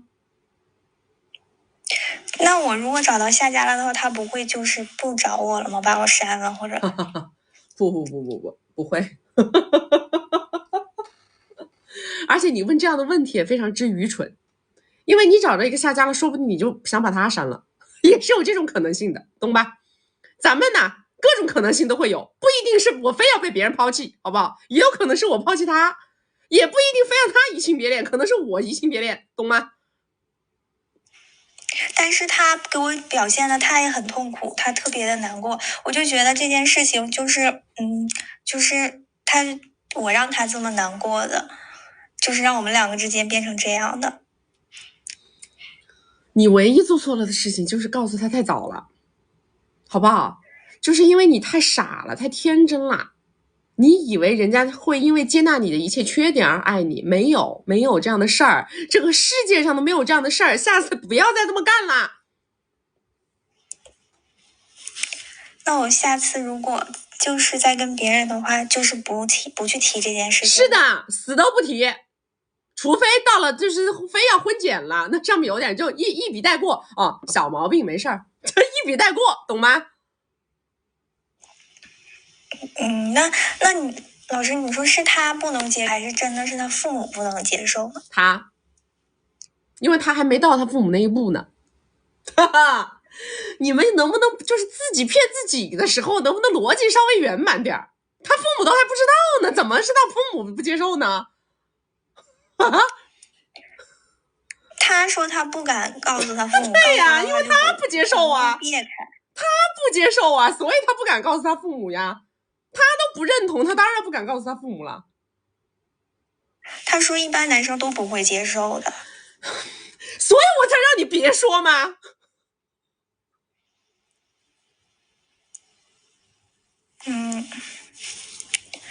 那我现在就是应该不理他了吗？对呀，他跟我说，他也知道我就是做不到，他来找我，我不理他。然后他有啥做不到的呢？从现在开始必须做到。他微信他就不是，就是他跟我说话或者是分享什么的话，就是我跟他也说过，我说咱们不回，大姐，不回复，消失不回复，电话不接，信息不回，会不会？你自己死派脸想跟人家好，不要说人家纠缠你，懂不懂？他现在就是骑驴找马，马还没有就位，所以这个驴不能放，你就是那头驴，听懂了吗？听懂了。下次你下次再遇到人，给我记住了，死都不要说。要不然救不了你，神都救不了你。不说那不是骗人家男生吗？不说那叫选择性告知，那怎么叫骗呢？选择性告知啊，大姐。有选择的，你是不是在别人面前？哎，我问你啊，你刚跟人家见面的时候，你在人家面前不放屁，是代表你不放屁吗？代表你这个人不会放屁吗？那你不是选择性做呈现吗？听得懂吗？你是希望在人家面前展现一个好，展现一个完美的你吗？听得懂吗？你这毛病就跟那个放屁是一个道理，听不听得懂？没必要，咱就别放，行吗？妈呀！老师，就是我们两个相处的时候，就认识这3个月，就是非常好，他对我也非常好，就是他展示的也就是都特别好。只要不结婚，只要不谈婚论嫁，他都会很好的，懂吧？我就是不知道他怎么一下就变了一个人。他没有一下子变了，这不是你要结婚吗？不是让人家告诉家长吗？那人家当然得变了。人家只要不涉及到告诉家长要谈婚论嫁，他都不会变，他都可以。那你说，如果他就是我再找他再回来找我的话，那我要不要跟他好？不要啊，不要。我的建议是不要。对的，除非他能把钻戒给你，你就可以好。他不给钻戒，你都不用好。但是他现在就是他在找别人，然后他说如果想他就是再找的话，他一定要找一个比我家好的，比我长得好的，比我小的。那你让他找吗？他说他一定会，他说他不会越找越回旋。你让他找嘛，那关你什么事儿啊？他想找天王老子，他找得着吗？你让他找去呗。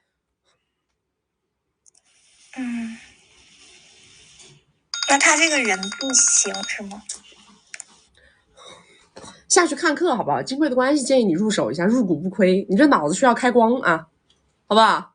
脑子极度需要开光，真的。我告诉你，我绝对我是你生命当中可能会遇到的唯一能够告诉你真相的人了，再不会有第二个了。你这种脑子，你上别的直播间只能被人忽悠，知道不？妈呀！你说我累不累？我累不累？啊！我他妈挣点钱容易吗？我每天都是精神损失费，挣的都是精神损失费啊！啊！你们就是是不是一见了一个男的就要在他面前挖鼻屎？是不是的？你们见一个男的，你必须得在他面前挖鼻屎，因为我平常在家吃饭的时候我也挖鼻屎，是吧？你见那个男的吃饭，你必须吧嘴，你必须挖鼻屎。咱们在网餐厅一坐，必须腿放凳子上。你为什么？因为我在家吃饭就这样，那我不能欺骗他，对不对？那我不在他面前这样，万一以后我结婚了，我再这样，他接受不了咋办？我结婚了，我在跟他吃饭的时候挖鼻屎，他接受不了咋办？你们，哎，我的妈呀！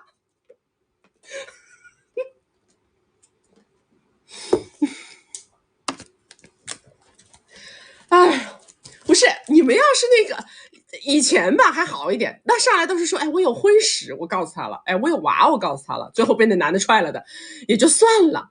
你有个什么玩意儿，什么免疫力上的问题，什么免疫系统里的问题，你就不该发现你有这个问题，你少体检，知道吧？你是怎么发现你有这个问题的？你他妈就不该发现你有这个问题，你是不是？有些问题咱们自己也不该发现，你说你发现了他干啥？我真是服了。他就是为了发现自己的毛病，然后告诉别人，为什么呢？因为他要的就是那种忠贞不渝、一眼万年的爱情，他要用他自己身上的暗毛病，是吧？来检测人性，是不是？我要不把身上的暗毛病给我找出来点，我都不能判断那个人他对我是不是真爱，是不是脑子有坑？哎，我跟你们说，这个世界上最不能考验的就是人性，好不好？这个世界上最不能考验的就是人性啊！人性是经不起任何的考验的，人性是经不住任何的诱惑的，明白吗？任何一个人要去测验人性、考验人性，那个人就是个猪。我们一生只能做顺应人性的事儿，不能做挑战人性的事儿。你不是神呐，神都不挑战人性，你去挑战人性。哎，我脂肪肝，我要跟对象说。你说我脂肪肝，我要跟对象说吗？我左右两只脚大小不一样，我能跟对象说吗？哎呦，你们要不换个直播间行吗？真的，换个主播害一下行不行啊？别怼着我一个人害，往死里害啊！现在是怎么？敌军现在换方式方法了是吧？以前是直接骂，现在不是的啊！现在不是换方式方法了，你害死我算了，是不是？来，大家没有关注的宝宝，左上点关注啊！哎呦，没有加粉丝牌，加个粉丝牌，加了粉丝牌会收到我们直播。我不能再看留言板了，我不再看留言板，我要岔气了。大家没有关注的宝宝，早上点关注，没有加粉丝牌，加个粉丝牌，加了粉丝牌会收到我们直播提醒啊。我们每周直播3场，周2、周6早上10点到下午2点，周4晚上6点到晚上10点。有任何的问题想要找到我，或者是想要预约我们下一场连麦的宝宝啊，左上角头像点开到我们首页粉丝群，小助理会在粉丝群里面啊。来下一个来。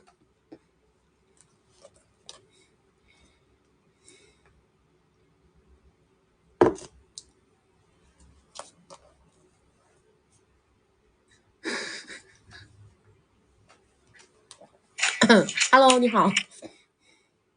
Hello， 曲听不到吗？你说，我平复一下，你说。你说啊，稍等一下，我先看看我的笔记。你不能退出啊，是这样我听不到的啊。稍等一下，开个录音，我觉得你要骂我，也不是吧？就等会儿，稍微等一下。我这个外放好像不好，要不要戴个耳机啊？就10分钟，我等一下，不要慌。不要戴耳机，直接这样说啊，不要耽误时间。好的。那个是这样的，我主要是两方面吧，一方面是那个事业，一方面是那个就是婚姻那一块。我先咨询一下事业吧，就是我的事业是2个板块，就是其实也是我男嘉宾2号吧。男嘉宾2号呢是27岁，然后呢年收入50万，但是家庭是属于农村出身，然后自己很努力、很奋斗那种类型。然后呢，他是做了那个大语言大模型，因为现在大语言大模型 AI 那一块的整个风口很盛嘛。然后他本来只是一个2本毕业，但是他能够达到月收入达到5万块钱，就已经很牛了，就是相当于白手起家这么一个状态。然后我是属于他在一开始的初期我就发现了他，然后呢，并且呢，就是我自己对这一块很感兴趣，并且钻研，然后呢，跟他陪伴了很长一段时间。他现在到目前为止，到目前为止给我付出的额度是30个。然后男嘉宾1号呢，就是我很喜欢那个，就是他可能年纪他比我还小，23岁，然后呢每个月能够赚大概5-6万块钱，家庭年收入是200到300个，学历不高，是大专，然后资产的话，他现在是有300的房子，25的车子，但是还在还贷。然后他现在是很想和我步入婚姻。我的想法是，其实我并没有想那么快，可能说我到一个27到28岁我才想去结婚生娃嘛。我自己现在目前是年龄23，长相6分，平均水平以上一点点，但不是属于很惊艳的类型。然后呢，学历是双一流的广州的大学。核心诉求就是说，我现在想目前为止把物质放在前面，然后再是婚姻，然后后面事业上面的规划，就是因为我自己已经跟男嘉宾2号已经有了这么多年了，然后也开了个公司，他目前在负责技术板块，我负责业务板块，也还可以。你稍等，你重新先连一下来，你先重新连一下，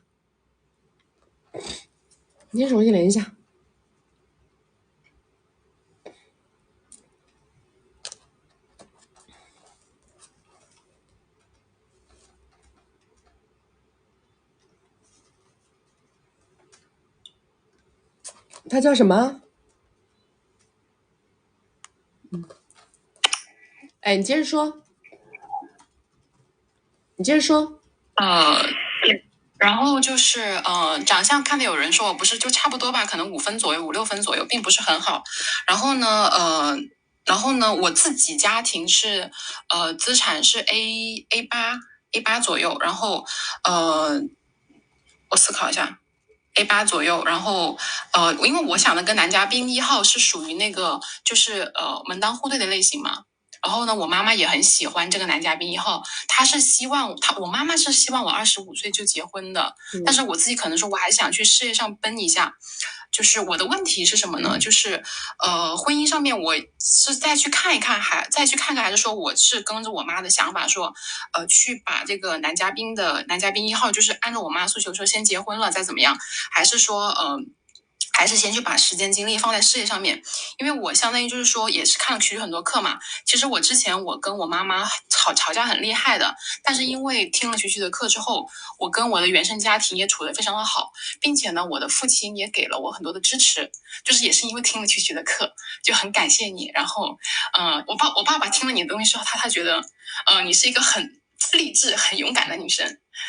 然后我今天我听到你说什么，哎呀，我好激动啊，有点忍不住。就是听到你说就是如果说就是月收入有50个的话，我想我爸原来这么厉害吗？就是我爸还可以，然后他后面也给了我很多的支持，然后其实我自己也想在曲这上面直播间里去做一下，就是发一下力吧。事业上面呢就是3个板块，一个是直播间的搭建，然后我现在也自己出来了，想要去做直播间，但是呢收入就是收效还不是很好。第3个就是有一个大概类似伯伯叔叔那样的类型吧，他想要拉我做居间业务，但是呢我的那个他要我喝酒，可是我自己的酒量并不是很好，就是做居间业务的话，我意识到就是肯定是要喝酒的，我就想看看怎么去把这个居间的业务细节落实下去，就大概是这3个问题，然后再加上一个那个叫婚姻上面的一个顺带的问题吧。就看看，我是觉得这个男一如果没啥问题的话是可结的，这个婚是可结的，因为这个男生他多大？他比我小，大概9月份小7个月。他愿意结婚吗？他愿意结婚，而且他给我付出的力度很大。对呀，这个男生收入也不错，然后他所在的赛道又是一个风口赛道，自己年纪又小。他很有潜质啊，这个男生很不错呀。这是两个男孩子。第一个男生不是月入5万吗？第一个男生是农村家庭，然后呢自己打拼上来月入5万。对呀，我记得没错呀，是月入5万呢。2本学历吗？第二个是他是做那个外贸的，做贸易，他也是月入5万。我说的是第一个。对，第一个是风口赛道吗？对呀，我说的是第一个。第一个不是做 AI 的吗？但是他家庭那一块的，就是收入其实跟我们不太匹配哦。但这个男生他还是比较有能力的，而且他有付出意愿，有能力。我觉得这个男的听着不错。那第二个呢？第二个我没有听到什么亮点，就这个人。我没有听到他身上有什么亮点。他家里还可以，我妈妈比较喜欢第二个。家里的是比较门当户对是吧？对，然后收入也差不多，然后另外就是长得也比第一个好了。然后我自己也比较喜欢。那你为什么会把第一个跟第二个拿在一块比呢？因为他给我的情绪价值很足，他会很体察我的情绪，然后他平常的情商生活也很高，这样子就是跟他在一起基本上什么事都不需要我安排，就可能比较吃情绪那一套吧。不是，但是你刚刚说你比较喜欢第二个，对不对？我比较喜欢那个，我看一下啊，比较喜欢那个跟我差不多年纪大的，就是第二个呀。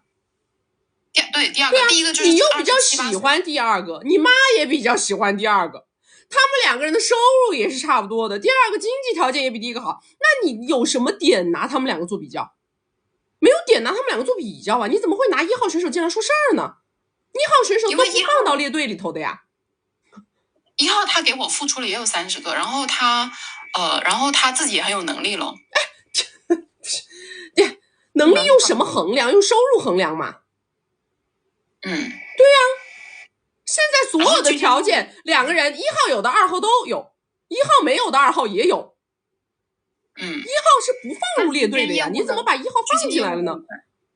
然后事业那一块，这个就放开吧，就婚姻这个东西，我先后面再那个，就是我想问一下居间业务那一块，就是现在有一个伯伯叔叔类型的吧，我是不建议你在这个事情上面费太大的脑子的，我不建议你在这种事情上费太大脑子。你有这个时间，你还真的不如琢磨什么直播呀什么这些东西，你真的不如琢磨这些东西。居间那些东西顺带手着搞，能搞得上就搞，搞不上就算了，那都是下桥的生意，那有什么老思考的呢？再说了，你那个伯伯带着你搞这个事儿，你在这中间有什么核心竞争力啊？对啊，他其实他对我其实有意思，我很明显体觉他又要我一个人跟他吃饭，又要喝酒什么的。我不建议你在这个事情上面动脑子。我建议是吗？对的。然后我还有一个那个叫什么，我思考一下。对，就是直播间这一块，但是我当时问了小助理，他的意思是说，因为其实我也跟安安就是有1v1嘛。就是有跟他有过1v1，然后安安就是说我其实对事业还是比较有奔头的，他希望我是在事业上面有一些沉淀的嘛。对啊。然后我自己其实对直播间这一块的搭建，就是我这边我也找了一个就是那种MCN 的机构，然后自己做了一段时间，然后效果的话，我觉得还不尽人意吧。就我觉得我长相什么的也不是说那么大众喜欢。另外就是我自己有另外，因为我还帮曲曲这边有去做那个切片嘛，就是我自己是有帮你做切片的。然后我想问一下，就是那个思考，他们好像小助理说分销的事情不应该在直播间里讲，可以讲吗？你有什么问题你提，赶紧的啊。分销怎么做啊？就是你在搞笑吗？分销怎么做？你去问小助理呀，你问我。你的问题就是分销怎么做。对，你有什么东西如果你不懂，你可以出去学。如果你想切这个赛道的话，你有这个时间，有这个精力，有这个物质条件，你可以出去学一圈，你就知道你要干什么了。好的，直接找曲曲这边上课可以吗？我没有这个课。就是抖音那些课程。我没有这个课啊，你自己出去找一下他们那些培训的啊。好的，好，拜拜。你们的问题怎么这么混乱呢？问题太混乱了，到底是来干嘛来了？来求职来了？我这里没有求职通道啊。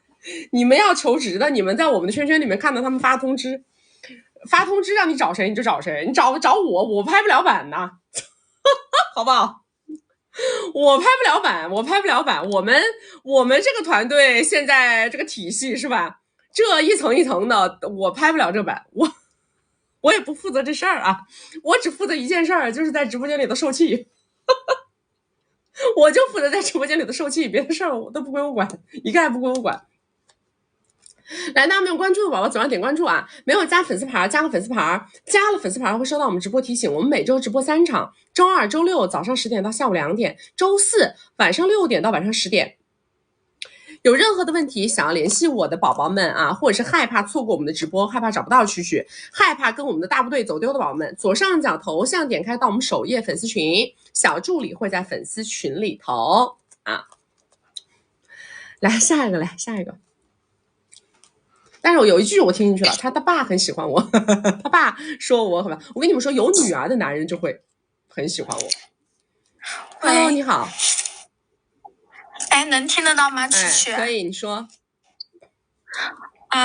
说一下我的基本盘，就是个人身高长相大概是6分左右，然后男嘉宾个人资产这些大概过了1个左右。喂？你感觉有点回音呢？我能听见，你说。我之前是做 YC 的，然后遇到了这个男嘉宾。等一下，他是围城类。我你不要把你的手机动来动去。不好意思。你刚刚说什么？你说你自己身价1个小目标？没有，是男嘉宾。你从头说一遍，来，从头说。就是男嘉宾他个人资产大概是过了1个左右。我之前是做 YC 的，然后遇到现在这个男嘉宾，就是后面知道他是围城类，就是我以为我是3，结果发现除了家里面那一位，他还有一个，就是也是通过这种途径认识的，在一起有7年了吧，就上个月查他的手机，我才知道，但是这个女生是拿着爱他的名义，就是不要他管嘛，就是说有威胁他，然后就2个人有了。谁跟谁？谁跟谁有了？粉丝。谁跟谁有了？粉丝球球就有1岁多了。你说他那个2号女嘉宾跟他有一个粉球1岁多是吧？对。然后呢？我上个月查手机我才知道。对，就一直瞒着我嘛，因为开始是打着谈恋爱的名义说跟我在一起，然后给那个女生是花了700-800个左右。后面我知道这个事情，我就说要跟他家里面说，他也害怕，就跟他妈说了。现在是做了亲子鉴定，就是说那边的事情要解决掉，就是说把抚养的这个米所有结清。然后当时我不知道这个事情的时候，他在长沙给我买了一套房，但是只付了首付。这个目的也不是太纯粹，就是后面因为怕我知道这些事情，他可能也知道我会知道，所以就是为了牵制住我。行，姑娘，你别聊了，你聊的这个思路啊，咱们算是要聊沟里头去了。你今天的问题是什么呀？你先抛问题来，你先抛问题。就房子没有结清，我现在不知道是说像他说的继续在一起把这个房子尾款就是这个米要到，还是说继续在一起？你这个 A 选项跟 B 选项不是一个选项吗？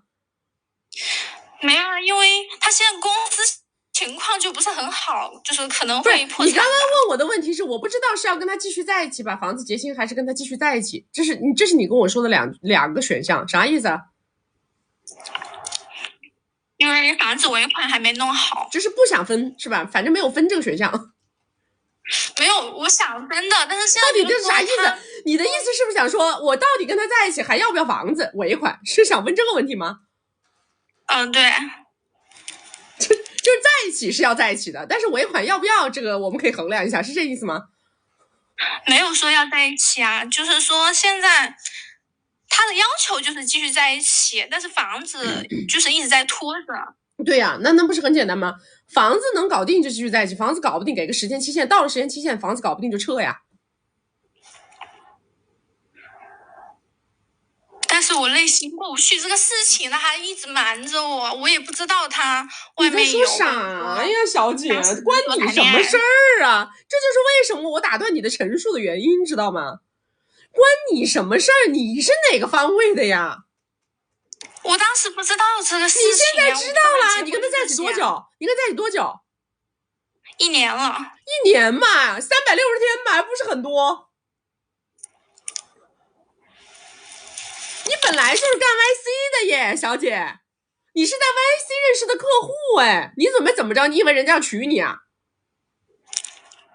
没有想过会娶我，那不就结了吗？这有什么区别呢？不都是个短期恋爱吗？对不对？不都是个短期稀巴烂的关系吗？可能我太缺爱了吧。你别跟我扯这，你别跟我整这，你缺不缺爱这不是重点，知道吧？重点是你有缺不缺脑子的问题。你到底在干嘛？你找这个人你是图啥？你是在什么场景下认识的，对不对？你的场景跟这个对象就决定了这段关系里你是图物质的，你图得到物质你就图不到物质你就撤，这个事情就简单。你不要用你那套逻辑去思考，那套逻辑都是错的。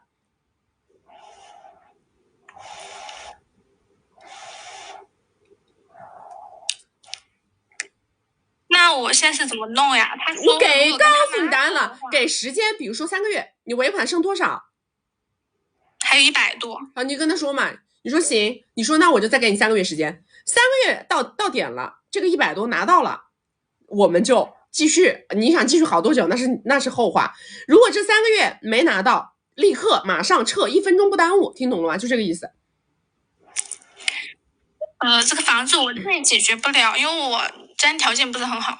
我没让你自己解决啊，你也可以卖呀。但是他一直拖着。哎，你第一，你可以房子可以卖掉；第二，你还是可以回去上班，再找下一个人，看有没有个人给你把这个坑填了。因为长沙那边要4年。你可以不卖，可以再回去上班，再找个大哥给你解决后面的问题。但是我年龄已经25了，还早得很啊，还早得很。别为自己的恋爱脑找借口啊！这个男的就不是个恋爱对象，好吗？他本身他就是个客户，客户不能付费了，那就要换客户了，懂不懂啊？好，还有问题吗？没有了。好，拜拜。好，谢谢。我提醒一下你啊，姑娘，我挂你电话，我提醒你啊。第一，你不是老婆；第二，你也不是正牌女朋友；第三，你啥也不是。行不行？咱们就今天把我刚刚这跟你说的3句话写下来，贴在你家墙上啊，贴在你家墙上，每天看着，每天告诫自己：一，我不是老婆；2，我不是正牌女朋友；3，我啥也不是。你就把这3句话挂墙上，好不好？你就明白自己的行动路径了。我要打断你，为什么？因为你陈述的所有的东西都跟你这个核心诉求无关，对不对？我啥也不是，我在这干嘛呢？哎呀，他有球，他这个了，他那个了，我让他做亲子鉴定，你们在干什么？你们在干什么？每天忙得不亦乐乎，是不是？搞得自己忙得不得了，忙的没有一件事跟你有关系的，是不是忙的一件事没有跟你有关系的？这就是你们糊涂啊，你们极为糊涂啊！你们以为是在干嘛？你们以为你们做的这些东西都是在为自己谋利益，其实是在落入这个男的圈套。为什么呢？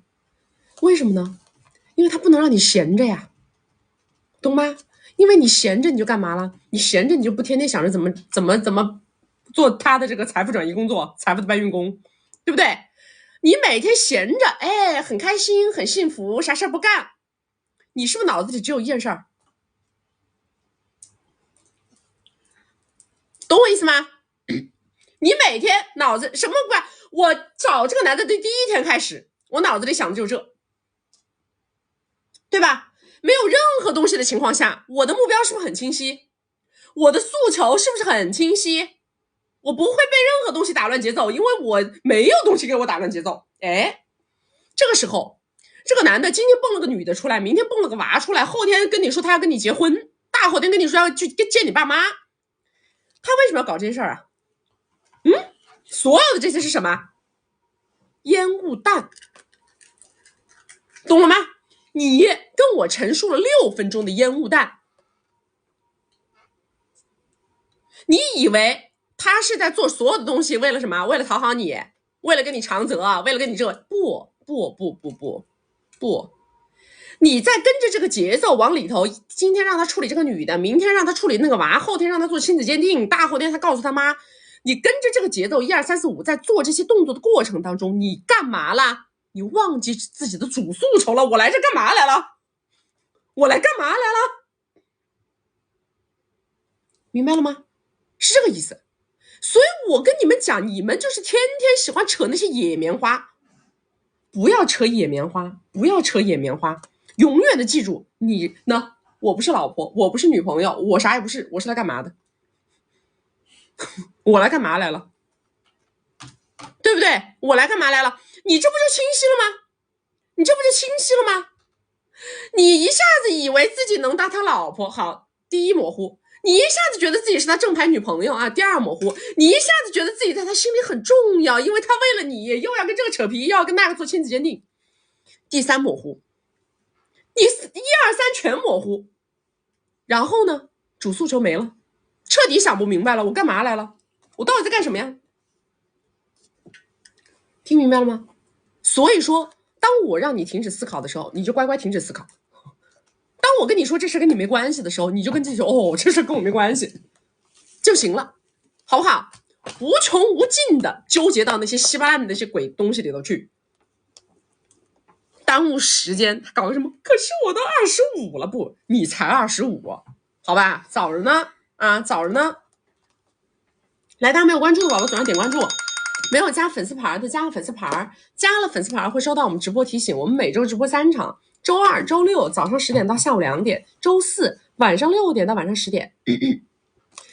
想要找到曲，想害怕走丢直播间啊，怕错过我们的直播的宝宝，或者是想要预约连麦的宝宝，左上角头像点开到我们首页的粉丝群 ，OK， 小助理会在粉丝群里边。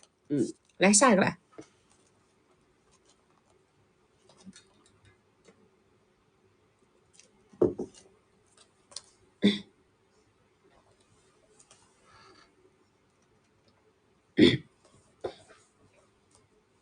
Hello， 你好。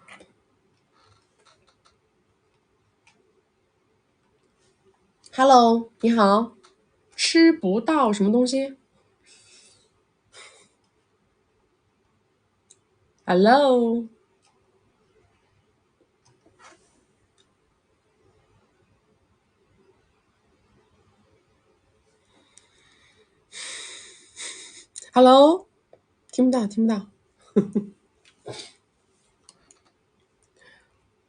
Hello， 你好。你好。哎，你说。女神你好。你说。是这个样子的。我介绍一下我跟我老公基本盘吧。我们两个是18年金发小介绍认识的。我31，他29，他是我第一个男嘉宾，然后我是他口中所说的第2个。他的行业是迷彩，然后至今还是。我们两个是从认识开始就异地，颜值的话，他算8.5分，我打扮后算7，然后我173，他177。他家里条件是不错的，几个小目标，但是父母很强势，等于是被一路打压着长大的。他的路嘛，等于都是被家人铺着走过来的。对外就是很有礼貌、谦虚的这种，对内就是很大男子主义，脾气比较犟，遇到事对我从来是不会道歉的。然后我呢是普通家庭，然后呢家里面可能就是拆迁的这种，然后也就400左右。确实是我们2个是不在一个阶级的。然后领证后半年呢，然后他家人就让我就是来到他家乡，然后给我安排开了一家店，总投资大概在500左右。然后谈恋爱到后续订婚领证，我们俩感情都不错。然后如果期间有争吵的话，基本上确实是我妥协为主，他很擅长冷暴力这种。然后直到领证后半年，亲爱的，先等一下，我重新连一下你啊。好。为什么他们这个平台老是有回音呢？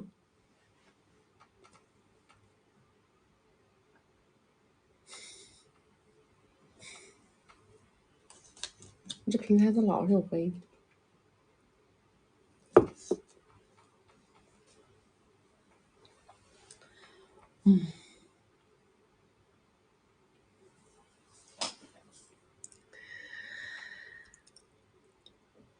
来，再连一下来。女神可以听到吗？接着说，然后直到就是领证后半年，婚礼前半年之后，他开始就是出差了，然后等于就是基本上见识到外面的世界了。然后期间就认识一个女大学生，第一次我看他手机，我看到淘宝记录，然后当时呢，我也是第一次遇到这种事情，因为他是我第一个男嘉宾嘛，然后我也没遇到过，就很慌，然后我就质问了一下，然后他就解释是给同事的女嘉宾买的东西，没有和我承认，也没有道歉。后来这件事我也没接着问了，然后因为婚礼也快举办了嘛，然后后来过了2个月，离婚礼越来越近了，突然跟我说不想进围内了，觉得太早了，然后跟我订婚也是为了多几天假期。然后我当时就是加上这次回来的表现，因为这次的话，我就感觉他当时应该是劈叉了，但是迫于家庭的压力，他还是后来回来完成了婚礼，并且让他妈妈给我补偿了一个18万的手表。然后婚后迅速有了男球，整个期间的话，我需要保胎什么的，就一直在照顾着我，也挺好的。直到上个月回来的时候，又被我发现他劈叉了女主播。然后我们因为半年多没见了，然后这次回来10点半一次也没有，每天晚上都睡在沙发上，凌晨才进卧室。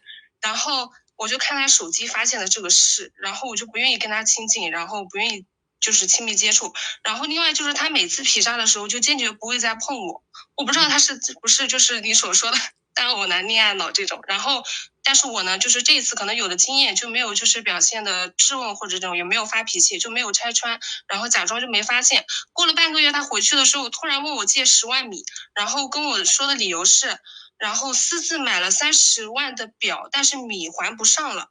但是呢我也就是没有说坚决质问他你这个钱究竟是不是因为买了这个表，但是我还是借了他。然后他答应我每个月固定还我4000，然后并且还答应帮我和他父母说给我换个新车，目前父母已经同意帮我换了。然后现在就是他的米从来不给我，然后基本供他自己花销，还会时不时问就是家里伸手要。然后呢就是我的问题就是如果不扯快乐证的情况下，如何面对接下来的生活，走出目前的困境。因为还有一个问题就是说我现在跟我公婆住在一起，然后他妈妈要求非常严格，有洁癖，我做不到他的标准，他对我卫生为人处事穿衣打扮各方面要求都很高，我有时候经常嘴不饶人嘛，然后跟他发生过一次正面冲突，尤其一想到他劈叉，然后就更讨厌他对我指手画脚的。然后另外就是和他长期异地的话，如何和他和平相处，尽量引导他将心思和米用到我和小孩这里，让他进入到家庭角色，承担就是家庭的责任，其他没有了。10点半频率先上去啊，这个是基本盘。这个是基本盘。你想让这个男的有心思在家里边，这个东西他放了多少在家里边，他的心思也放多少在家里边，这个东西也几乎是成正比的。但是呢有一点就是说看你想要什么了啊，看你想要什么。如果说你想要米，其实你会发现这个男生他有一个非常巧妙的点，就是他呢想在外面玩，也想在外面花米，他在外面花了，要是在你这儿啊出现问题了干嘛，他就愿意去补偿。他这个补偿行为呢，就是找他爸妈要，让他爸妈补偿，对吧？相当于他爸妈就是他买单侠嘛，他其实这么个行为路径，对不对？对。所以说呢，看你想要什么。如果说你想要米，那么呢，可能就要维持他这个行为路径。明白。他搞什么东西，对不对？哎，你稍微的屌他两句，然后顺势提一个要求，让他做，然后让他就是找他父母解决问题，对不对？把米扒了你这儿来，他这是属于财富搬运工，对吧？财富搬运工，你就把他当，如果是想要米呢，那么他呢其实还可以，这个人，因为他属于是天选打工人，知道吧？反正他自己也没有，他自己也没能力，说实话，屁能力没有，对吧？如果说你想要，如果说你想要这个男人他的心，你想要他的身心回归，这个事儿呢，那就比较难，那就是我说的，那你这个10点半就得卡到极致。明白。看你想走哪条了。那你跟他父母是这样的，这个东西无解，因为他父母是老板，对，所以无解。就尽量还是哄好他们的。那必须的，谁是老板，就头就朝着哪个方位磕，对不对？我们说老板位就是我磕头的那个方位，那是财神爷位，知道吧？那我头只能往那个方向磕，那没办法。是的，主要是对他的话，我就感觉如果是这样放任不管不顾的话，就是我心里就有一道就是那个隔阂在，感觉很难越过这个关。不是不管不顾，我都说了，不是不管不顾，是每一次的管，每一次的顾，都是为了顺势，对吧？我也不是不管不顾。那我需不需要就是点一下他，还是说明确跟他说，比如说我发现了这个事情，然后你必须给我补偿，这样知道吧？你就是有点什么问题的时候就直接跟他说就好了。你说你这怎么回事啊？这花哪去了？那我要问问你妈，对不对？那我要问问你妈。那不行的话，那你要是不让我说，那你就跟我搞1、2、3、4、5，就这么提，知道吧？他跟你之间达成一致，反正他也想呼他妈的米。是的，他跟我说的就是我们俩互相帮助一下。是的嘛，你看，是不是？我给出来的解题思路就是他心中所想，你看。是的。你这是属于就是你好我好大家好，知道吧？对。明白了。想开一点好不好？然后呢，自己没事出去搞搞瑜伽呀，学个班啊，回头跟小姐妹出去聚一聚啊，再约会啥的，是不是？他找出路，你还不是可以找出路，好不好？行，好，好，谢谢女神。好，谢谢。是的，咋瞌睡遇到枕头的？我跟你们讲，好多他们以前在那种封闭环境下关久了的，知道吧？他一出来那一见到那个大千世界心里就痒，他心里痒得不得了，他以前就没见过呀，太长时间那个肉没吃明白，知道吧？山珍海味没吃过，这一放出来跟疯了一样狂吃，他属于那种。但是呢，你说为什么我老跟你们说男人上下2个口袋一定要管死呢？上下2个口袋管死，他就叫有心无力，对不对？你们最大的愚蠢是在于总是希望这个男人是没有心。什么叫没有心？就是你指望他是不想出去玩，你指望他是想忠诚，是吧？你指望他对你的爱就是伴随着忠诚，伴随着忠贞不渝。你希望他是自觉，他发心正。你们是对这个男的就有这种不切实际的期待，对不对？其实不是的，我们只能做到让这个人有心无力，我们不能做到让这个人没有心，明白吗？他100%是想玩，没有不想玩的；他想搞，没有不想搞的，懂吧？他想花，没有不想花的。但是呢，他要有这个能力，对不对？这个你看，他为什么说他每次在外面劈叉了，他回来他也不跟我那个啥了，他也不碰我了？为什么？用完了呀，懂了吗？没有留存了，咋用？听明白了吧？是属于能力有限，他这个能力他就只能这样，懂了没？你反过来说，他这个要是在家里用完了，他出去他想玩，但是呢，哎呀，那个算了，哎呦，累了，你主打就是让他累了，知道吧？累了，看尽量就穷了，是不是？米花完了，没得花了，是吧？哎，这就对了，这就是聪明理性，对不对？就而不是理想主义，那个理想主义那是纯扯淡，这个世界上没有这回事儿，好不好？来，大家没有关注的宝宝，左上点关注啊！没有加粉丝牌的，加个粉丝牌。加了粉丝牌会收到我们直播提醒，我们每周直播3场，周二、周六早上10点到下午2点，周四晚上6点到晚上10点。有任何的问题想要联系曲曲，或者是害怕走丢啊，想要找到我们的直播间，时时刻刻跟我不分开的宝宝们，左上角头像点开到我们首页的粉丝群，小助理会在粉丝群里边。来，下一个来。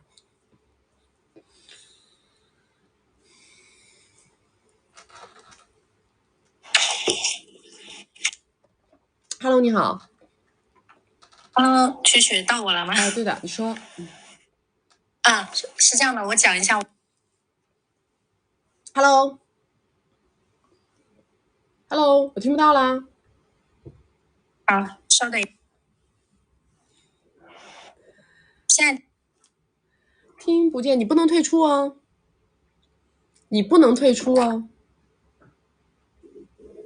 现在听得见。哎，不行啊！哎呦，这些二代呀，很难玩醒的。我告诉你，二代是玩不醒的，真的玩不醒的。Hello， 听得见吗？哎，你说。听得什么情况啊？这是个啥房？来，下一个来。你们为什么总是在纠结于我4个小时去不去卫生间的问题啊？我就是天赋异禀，纯天赋异禀。Hello， 你好。你好，曲曲姐姐。哎，你说。稍等一下。突然到我了，我把这个录一下。你说。哎，说话呀！什么玩意儿 ？Hello， 你听到吗？听得到，你说。我想咨询的。不要退出啊！不要退出！退出我就听不到了。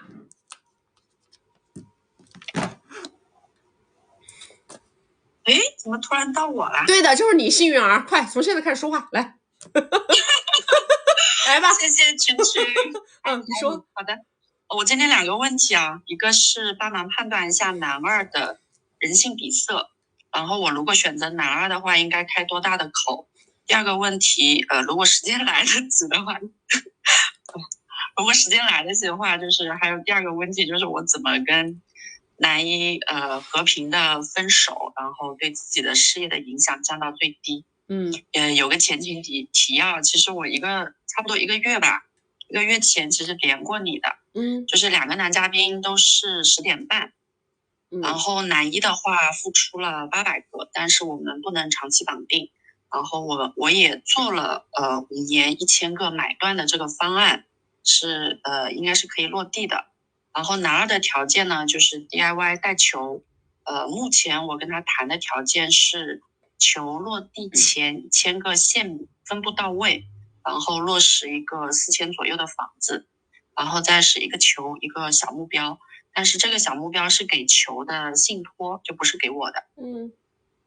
然后1个月前的连麦呢，曲曲最终的建议是觉得没有必要引入这个竞争的机制，然后基于我的判断，我是事业型的，觉得更适合伯乐男，然后建议我是选1的。但是当时你也就很准确的摸出了我内心可能一直有跟一个大佬强绑定，然后跨越阶层的这个欲望，所以其实连麦之后的这1个月期间，我的初衷是想用行动去推动决策，所以跟男二提了一个让他帮我还清185个房贷，然后可以重新试试在一起的这个诉求。然后带球的话呢，就是在一起以后相处再决定要不要。然后我当时的想法，一个呢就是刚才讲的行动推动决策，第二个我觉得在一起以后我还是有机会去重新选择的。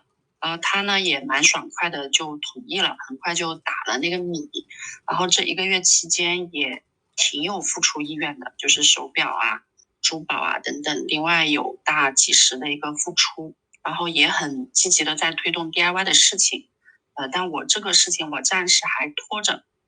然后我对男二的之前的判断，他是生意加皇帝的结合体，然后他这段时间的表现跟我对他的判断就不大一样。然后你前面其实今天连麦有讲到这个掌控感，就我这段时间就是感觉我没有这个掌控感，我怀疑我自己的判断了，然后我也控制不好自己的欲望，就是就不是特别的自洽。所以我也想请旭旭，第一个问题就是判断一下男一他的一个底色，还有就是我如果选择他应该开多大的口，因为我几次谈条件他都是立即马上答应了，所以我是不是这个诉求没有提对，还是说这个事情里面有什么我没有判断到的坑？你跟男一现在是什么情况啊？我们5年前在一起过，但是他是多偶的，然后5年前我也接受不了多偶，然后他快速的选择了另外一个，就是他的另外一个女嘉宾吧，然后跟那个女嘉宾带了一个球，他是一个皇帝多偶男。不是，你说他跟你？他跟我就是今年他又重新提出来说要跟我重新在一起嘛，然后一起带球。然后呢？付出啥了？给啥了？现在处没处啊？第一次现米是给了200多个，然后手表加珠宝应该40多个的样子，相处1个月吧，算正式在一起相处1个月。那你就把你重新在一起相处1个月，你就把你心里最想要的那个诉求提出来，不就完了吗？我已经提了，你就是我提的诉求是，如果带米，因为我现在年收入差不多是100多个嘛，然后10年我是这么倒算的，就是10年的收入一次性给到我，然后1000个加解决房子的问题。房子呢，我是想我的底线是，如果他最终给我断经济了，我还能比较平稳的过完。不是你跟他提了，现在是什么结果嘛？他同意，那这样做不就完了吗？但我就很怕这里面会有什么坑。有什么坑呢？写赠与协议啊。你就搞这种明的东西不就完了吗？有什么坑呢？赠与协议，房子跟现米都写完赠与协议。对的呀。好的，那第二个问题就是跟男一的，我如果要跟他比较和平的分开，我现在跟你讲的，你一个说来说去，我刚刚问的是男一，你现在又跟我在说啥呀？我前面讲带球的是男二，现在是所有的条件男二都答应，所以说你想跟男二推进，对不对？男一要拜拜，是这意思吧？对。男一为什么要拜拜？因为我选了男二，那我男一不拜拜。和平分是什么意思？为什么会不和平呢？因为他不同意分手啊。现在他付出过什么呀？我们在一起5年吧，800多个。5年800多，然后呢？现在不同意分手，他有什么策略吗？我们现在感情挺好的，就我还没有采取任何措施。那你咋就是维持原来？那你咋知道他不同意呢？因为我前面不是男二抛了那个橄榄枝，我就跟男一去谈了1000个5年买断的这个方案。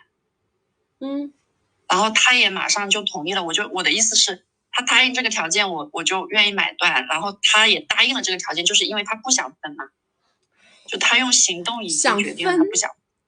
你想分，你就不要给别人搞这种事情。你这很茶嘛，干嘛要这么搞呢？想分就直接就是想分，想分你还给他设置什么条件呢？你到底想不想分？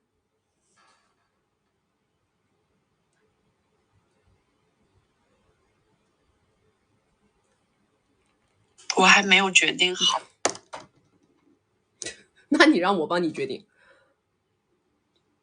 就是如果我要分怎么样的路径？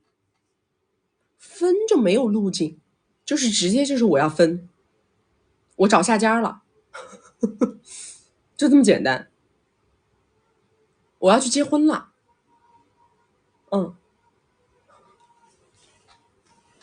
就这么简单，很清晰的路径啊。我还是不想要你的米，我要跟你分，不就结束了吗？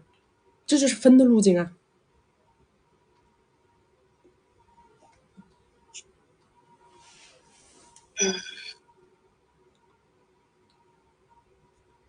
想清楚了直接说，不要试图把这个屎盆子扣他头上，没必要。明白了。那这段时间，因为我还有一个，因为自己年纪也比较大了，我不确定带球能不能成功。如果带球不成功，那我肯定就不会跟男二在一起了。然后这段期间男一他有任何付出，其实我就不应该再去接受的。其实你可以接受，你可以存在一个账户里边，知道吧？如果说你决定要分了，你可以把这个东西全部退给他，懂吗？退给他不就完事儿了吗？你不要动这个钱呐。那边的米到位了，你球到位了，你这边米退回去不就完了吗？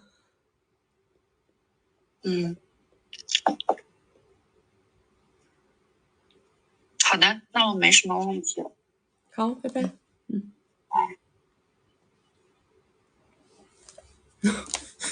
这肯定是这样子的嘛，对不对？你既然已经想耗到最后一刻，对吧？说白了就是我怎么能在这个事情极度保险的情况下操作？什么叫保险呢？男二的米一定到位，对吧？男一才能撒手，你这么解读噻，是不是这个意思？我在听你们说话呀，我在着急，知道吧？那样的，分呢？不想分呢。你们就是能不能写下来呀？清晰是不是清晰多了？把这个话一写下来，是不是就清晰多了？我怎么能在男二的米绝对到位的情况下面跟男一再掰？就是这个意思吗？你怕吗？你这不是？你这不是怕？你这不是怕吗？是不是？怕？我收了男一的米，万一我要跟男二好，是吧？万一我跟男一分了，跟男二好，万一男二的米又没到位，那说来说去不是这吗？来，大家没有关注的宝宝左上点关注啊！没有加粉丝牌的加个粉丝牌，加了粉丝牌会收到我们直播提醒。我们每周直播3场，周二、周六早上10点到下午2点，周四晚上6点到晚上10点。有任何的问题想要来问我，或者是害怕走丢直播间，害怕我们直播关播找不到我的宝宝们，左上角头像点开到我们首页粉丝群啊，找我们首页粉丝群。小助理会在粉丝群里面，都是1000，为什么要分？那肯定是因为男二财富量级看着大嘛，这还用问？你告诉我这个问题，我问都没问。你们问的问题我都不用问，知道吧？你说呢？两个人给的条件看似好像差不多，为啥他要选男二不选男一？那肯定是男二看着雄厚嘛，是不是？毛丰厚嘛，那还能为啥呀？后续的续费能力强吗？那还能为什么呢？来下一个来。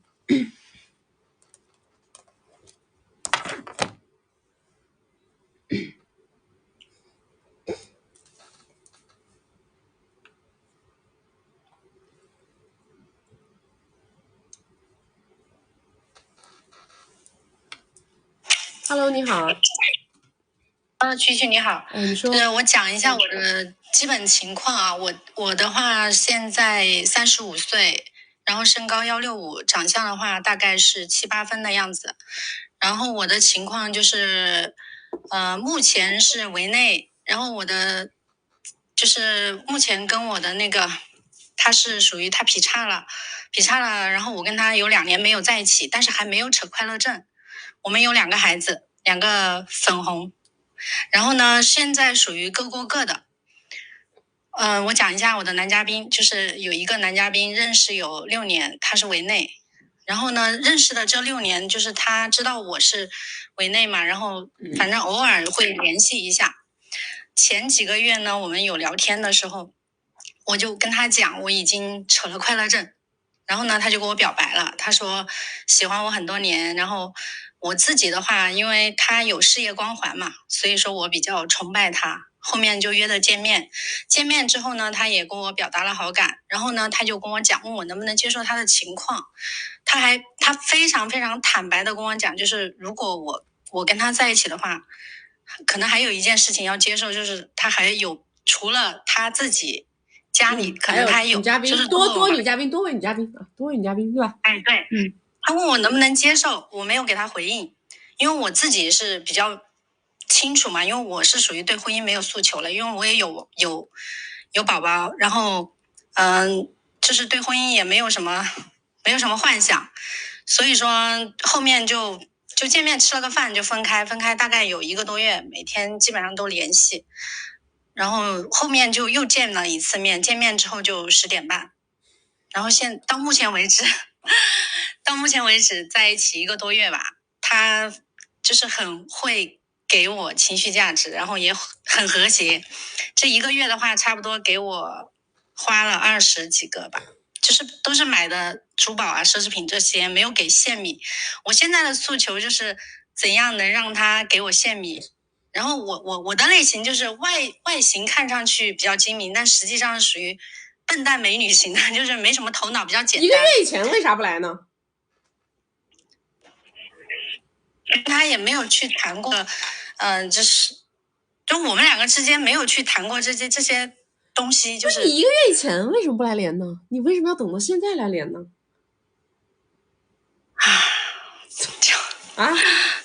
你既然是1个月以前不连，那现在为什么又要连呢？这搞不懂你们这些人。就是因为我跟他从在一起到现在，就是我感觉就像谈恋爱的感觉吧，就是那种有点上头，但是呢，我又觉得我必须要清醒一点，因为我自己现在的情况跟他的情况，我觉得还是要清醒一点吧，所以我就想还是要连一下。因为我自己有自己的诉求，我还是想要就是现实一点的东西。虽然他有主动，就是他给的这些，他买的这些东西都是他主动，我从来没有要求，也没有说必须要给我什么，没有。而且在他跟我之间的交流，因为我跟他认识有这么多年嘛，他也对我有一定的了解。从在一起之后，他就更加了解我的性格，之后他觉得就是比较，就是也比较喜欢这种，反正就，我觉得我也说不清楚，所以说我就不知道怎样去开口，或者是怎样去提要求。你就先别提了啊，守好你自己的人设吧。你这是人设端的哟，你端这么高个人设，你开什么口呢？别开了，先处着吧，先正常处，顺向处，反正只要他愿意付出，你都拿着就行了。到一定程度上啊，你再说我今天要跟小姐妹出去干嘛，你给我给张卡呗，你跟我拿点现米呗就好了。顺着这慢慢处，慢慢弄吧，你这只能慢慢处，慢慢弄。就现在也才不到2个月，所以说我说了呀，慢慢处慢慢弄啊。我们的思路跟你们完全是不一样的，就是开口是要开在前面的，不是开在你这个阶段上的，你这个阶段上是不适宜开口的。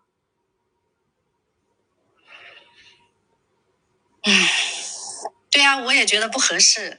对啊，那就不用。我说了嘛，你1个月之前没问，其实现在就完全没有问的必要，你就继续处就完了，知道吧？你也没处到那个份儿上，你就先好好处吧。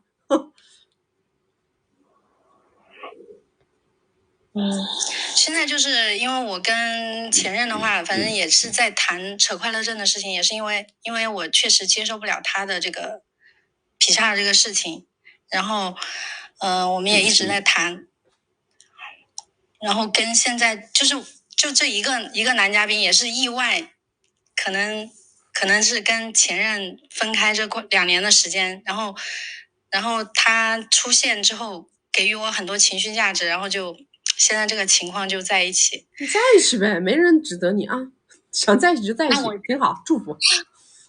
我这个情况适合1v1吗？适合。但是你这种情况，你适合长期1v1，你不适合短期1v1。因为你现在的这个阶段，其实不是很适合开奇奇怪怪的口的阶段，都很突兀。你要开任何的口，都要找时机，都要瞅时机。好的，我了解了。好吧，就这样啊，拜拜。好，谢谢。我跟你们讲的问题出在哪儿啊？因为他已经到这儿了，问题出在哪儿了呢？就是问题是出在其实这个男的跟你刚开始跟你说啊，那个你能不能接受我多偶的时候，对吧？我有其他女嘉宾的时候，就这种时候他是最佳开口时机，知道吧？为什么我跟你们说时机大于态度大于话术？你看我又抛了一个知识点出来，是吧？我们讲过了的，时机大于态度大于话术，明白吗？就是时机，你到了那个时机的时候，一定要把这个诉求抛出来，因为时机是很难碰的，最佳时机很难碰，在这个最佳时机上一定要把这个事儿提了。怎么提其实它不是那么重要，说怎么说它都不是那么重要。在对方说你啊，我还有其他的女嘉宾，你能不能接受？你这种时候就应该提，你说我以前没想过会有这种混乱的复杂的关系。你说现在嘛，我也经历了一次失败的婚姻，未来呢，我自己也不知道，我觉得还是要看那个男人怎么对我吧，对不对？首先就是要埋钩子，知道吗？我们是不是我们在金贵的关系里头给大家讲潜植入？首先第一件事是你要把这个钩子埋进去，你把钩子埋进去，你讲的是要看这个男生怎么对我的，对吧？这个话一讲，这个男的心里想的就是说，哎，有戏，懂不懂？就是你首先他是一步的释放这个诉求的。首先是这个人他一听，哎，那就是有希望咯，对不对？因为这个男人他上来的时候，他也觉得你是一个很纯良淑德的这么一个人，他也会想着这女的是吧？别人正常的结婚的人，那到我这1、2、3、4、5、6、7一大堆，别人也不一定能接受。他心里想的是你不一定会接受，所以你给他释放口子是一点一点释放，口子，就让他知道有戏哈，有戏的下一步，对不对？他肯定会说，那我肯定会对你好呀，那我肯定对吧？那我不会亏待你啊，1、2、3、4、5啊，这个那个啊，好，然后你再说什么？那我得想一想，我觉得我们先相处吧，对吧？往后退完了以后，再让他做动作，再让他行动，他是不是要约你啊？出来吃饭啊，玩啊，这个那个啊，对不对？再来跟你聊，哎，聊感情，你再来聊第2轮啊，我也回去想了一下，我确实也觉得，我也挺崇拜你的，对吧？这么多年看下来，我也觉得你这个人其实很不错。虽然你天天跟我说还有其他女嘉宾，我说实话，我内心有点失望，因为我确实没有想到是这么一个情况。但是呢，我也不得不说，那这么优秀的男人，你说对一个人忠诚，或者说对我忠诚，我觉得那我可能也有点贪心，所以我也回去想了一下，我要什么？那我现在结束一段失败的婚姻，可能我现在呢，说实话，居无定所，对不对？说不定他还有娃吧，应该，我不知道啊，他应该还有球。那我未来也只是希望给我的孩子提供一个更好的生活条件、生活环境。我想要的也没有那么多，但是基本的这些生活方面的东西得满足。顺势房子提出来，他是这么提的，知道吧？顺势就把房子丢出来，再把生活费丢出来，他是这么丢的。你们这个顺序一错啊，你再到这儿再来问我啊，再怎么提生活费，就是你这个气口过了，懂吗？就是你这个气口一过，你到了这个点了，你再来跟我说，那我就只能跟你说再等时机。时机是要碰出来的，明白吧？你这个时机它不碰，你硬开也不是不能开，但是这个一硬开吧，人家就容易下头。而且因为他最想得到的东西他已经得到了，是不是？所以实际上他是没有什么必要性一定要答应你的要求的。所以我们一般来讲呢，我们讲实际大于态度大于话术，它的主点是在于我不是硬开，我任何时候都是在一个最佳时机上面顺势就把这个事儿说了，对吧？然后还用一个非常柔和的态度，对不对？那对方他会觉得合情合理呀。你现在已经该别人怎么着的都怎么着了，对吧？然后呢，处的1个月啊，处的特别好，突然之间你说，哎，我要买个房，或者说你说，哎，我要搞生活费，这男的一下觉得有必要吗？是不是就不好？所以我就说你们还得再往后处，你再往后处，走着边走边看，走着，然后再找机会，对吧？哎，我跟我孩子要干嘛，对不对？我想去干个什么，或者我跟我的姐妹要干个什么，再在机会当中，哎，去找气口，找新的气口，知道吧？是这样子的，要不然的话，你那个人设不坍塌了吗？是不是？你说你那个人设是不是坍塌了？来，大家没有关注的宝宝左上点关注啊！没有加粉丝牌的加个粉丝牌，加了粉丝牌会收到我们直播提醒。我们每周直播3场，周2、周6早上10点到下午2点，周4晚上6点到晚上10点。有任何的问题想要找曲沟通啊，或者是害怕错过我们的直播，害怕找不到我们直播间的宝宝，左上角头像点开到我们首页的粉丝群，小助理会在粉丝群里边啊。来下一个。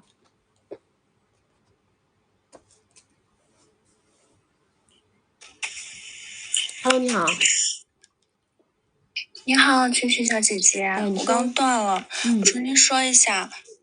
我想咨询的是婚恋关系。等一下。我的基本盘就是我是98年的，然后颜值大概有7分左右，然后月入1.2万 W， 然后985硕士，资产现在大概只有5万左右，然后男方他是95，还能叫资产呢？乖。咱们换个词儿，你就说存款，说什么资产？你就存款。然后也是可爱。男方是95年，年入大概50，房车股份这些加起来大概总资产就在1200 W 左右。然后我的第一个问题就是说，他今年想订婚领证，我是否要跟他推进婚恋？他的情绪价值和10点半都给的很好，然后我现在不想推进婚恋的第一点就是因为我对现阶段的物质还不够满足，恋爱5年花费大概30万左右，而且婚后可能达不到我想要的一个物质水平。你跟他谈过吗？我之前在认识他之前有接触过一个爹爹。不是，我说你跟这个男的怎么谈的？你说婚后达不到这个达不到那，你是怎么知道的呢？我跟他，你说我跟他谈的过程是怎么感觉到他会达不到的，是吗？你有没有跟他聊说你的诉求？我要跟你结婚，你必须达到1、2、3、4、5的诉求。对，我就说我婚后以后我想要的房是什么样大平层，然后车是什么样，价值多少。他是说那我估计奋斗多少年都可能达不到，就是这样说的。那就是没有，那就是你的诉求，你对婚恋的诉求的定位是不是太高了呀？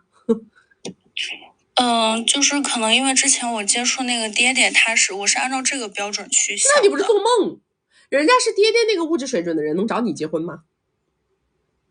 对，爹爹他只是说，倒也是，也不会跟我推进婚恋。对呀，婚恋是婚恋标准呐，对不对？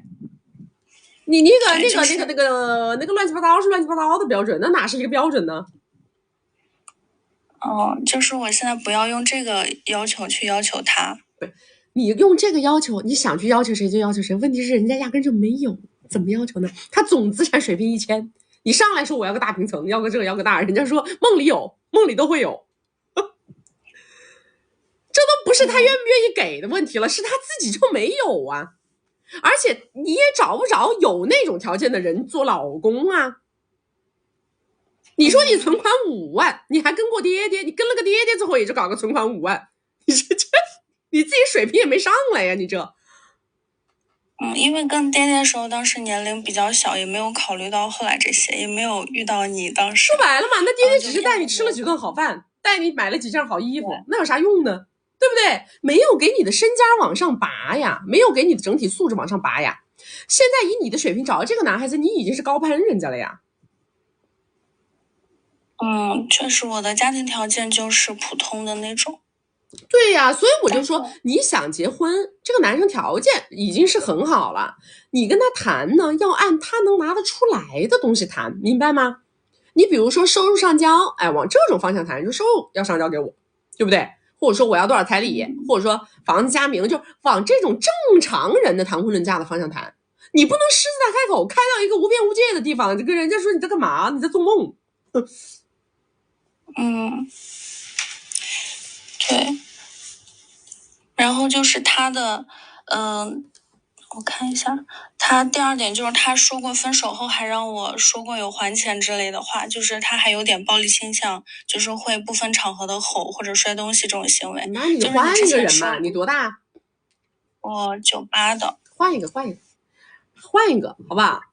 不要找这种东西，这没什么意思啊。但是他就是平时的话会很好，就吵架的时候就会那样。别但是啊，我们只看人性最低处，不要自欺欺人。你跟一个人相处，不是跟他的最高位相处，是跟他的人性最低处相处。那就是说，如果光看物质条件的话，看来还是我高攀了。但是如果说到这一点的话，就还是换。对的，因为最低处不可以，那就什么东西都不可以，那其他那些东西都没有用。就可能他跟他在一起的时候，他就是一直说我学历啊、身材、长相各方面，他就会说得很好，然后可能让我有种错觉，让我觉得我还能找到比他好很多，觉得是他高攀这种。所以就是我也不清楚我现在在这个市场上定位是怎么样，我是不是还可以找到更好？你能找到跟他经济条件一样的结婚对象，应该是能找到。因为如果按你说的你的长相啊什么的打分比较高的话，你找跟他经济条件一样的结婚对象是找得到的。要不然你就还是去走歪路，走歪路子呢，那下次就学聪明，对不对？必须拔升阶级，不能拔升阶级，那个歪路子没有走的必要，就是这2件事嘛。找结婚对象，那就要脚踏实地的找。对，这就是我的第二个问题，我不知道如果是要找下一个的话，就是目标还要找这种小二代，还是说找爹爹？不重要，你重要的是你最终你想要什么。就是说我想要推荐婚姻，还是说只是想要物质提升阶级？对的，你到底要什么？那你觉得我就按我的条件还有我现在的处境来说，我应该是选择什么？这个没有应该的，这哪有什么应该呀？自己走的任何一条路都要买单的，因为任何一条路都是有舍有得的，对吧？对，就是我自己要想清楚这个问题。对呀，舍得这中间你要想明白，对不对？对，不可能说什么都要的。然后我第3个问题就是我现在入职的是头部券商营销岗，然后就是日常压力比较大，而且好像没有机会接触到优质的人群。我现在想办法链接优质人群，还是说应该去转行去主播之类的行业？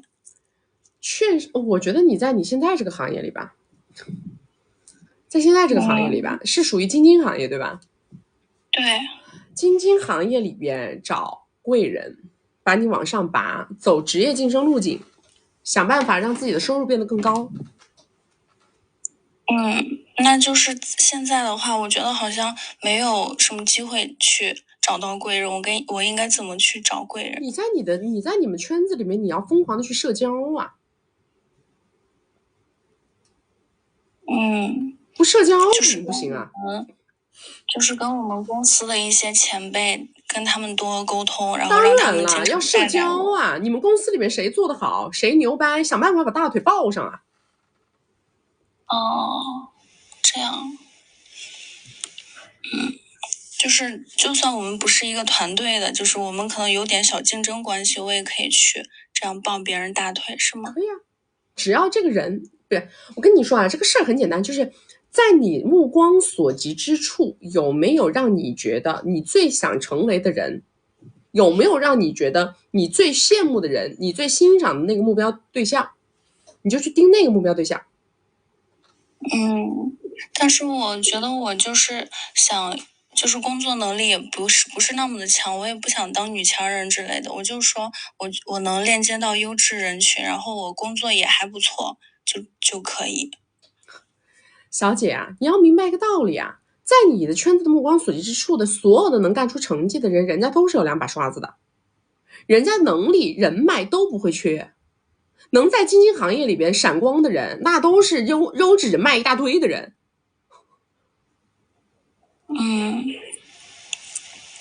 行，那我就尽量去主动的跟他们社交，然后接近他们，让他们带我去外面链接一下优质人群。对啊，就是这个样子的呀。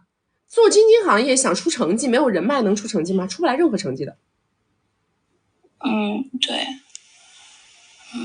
然后我本来还是想让我现在的这个男一号，让他帮我在这个行业里帮助我，就是现在我也没有必要去靠他，是吗？我应该去寻找别的。他自己也很弱呀，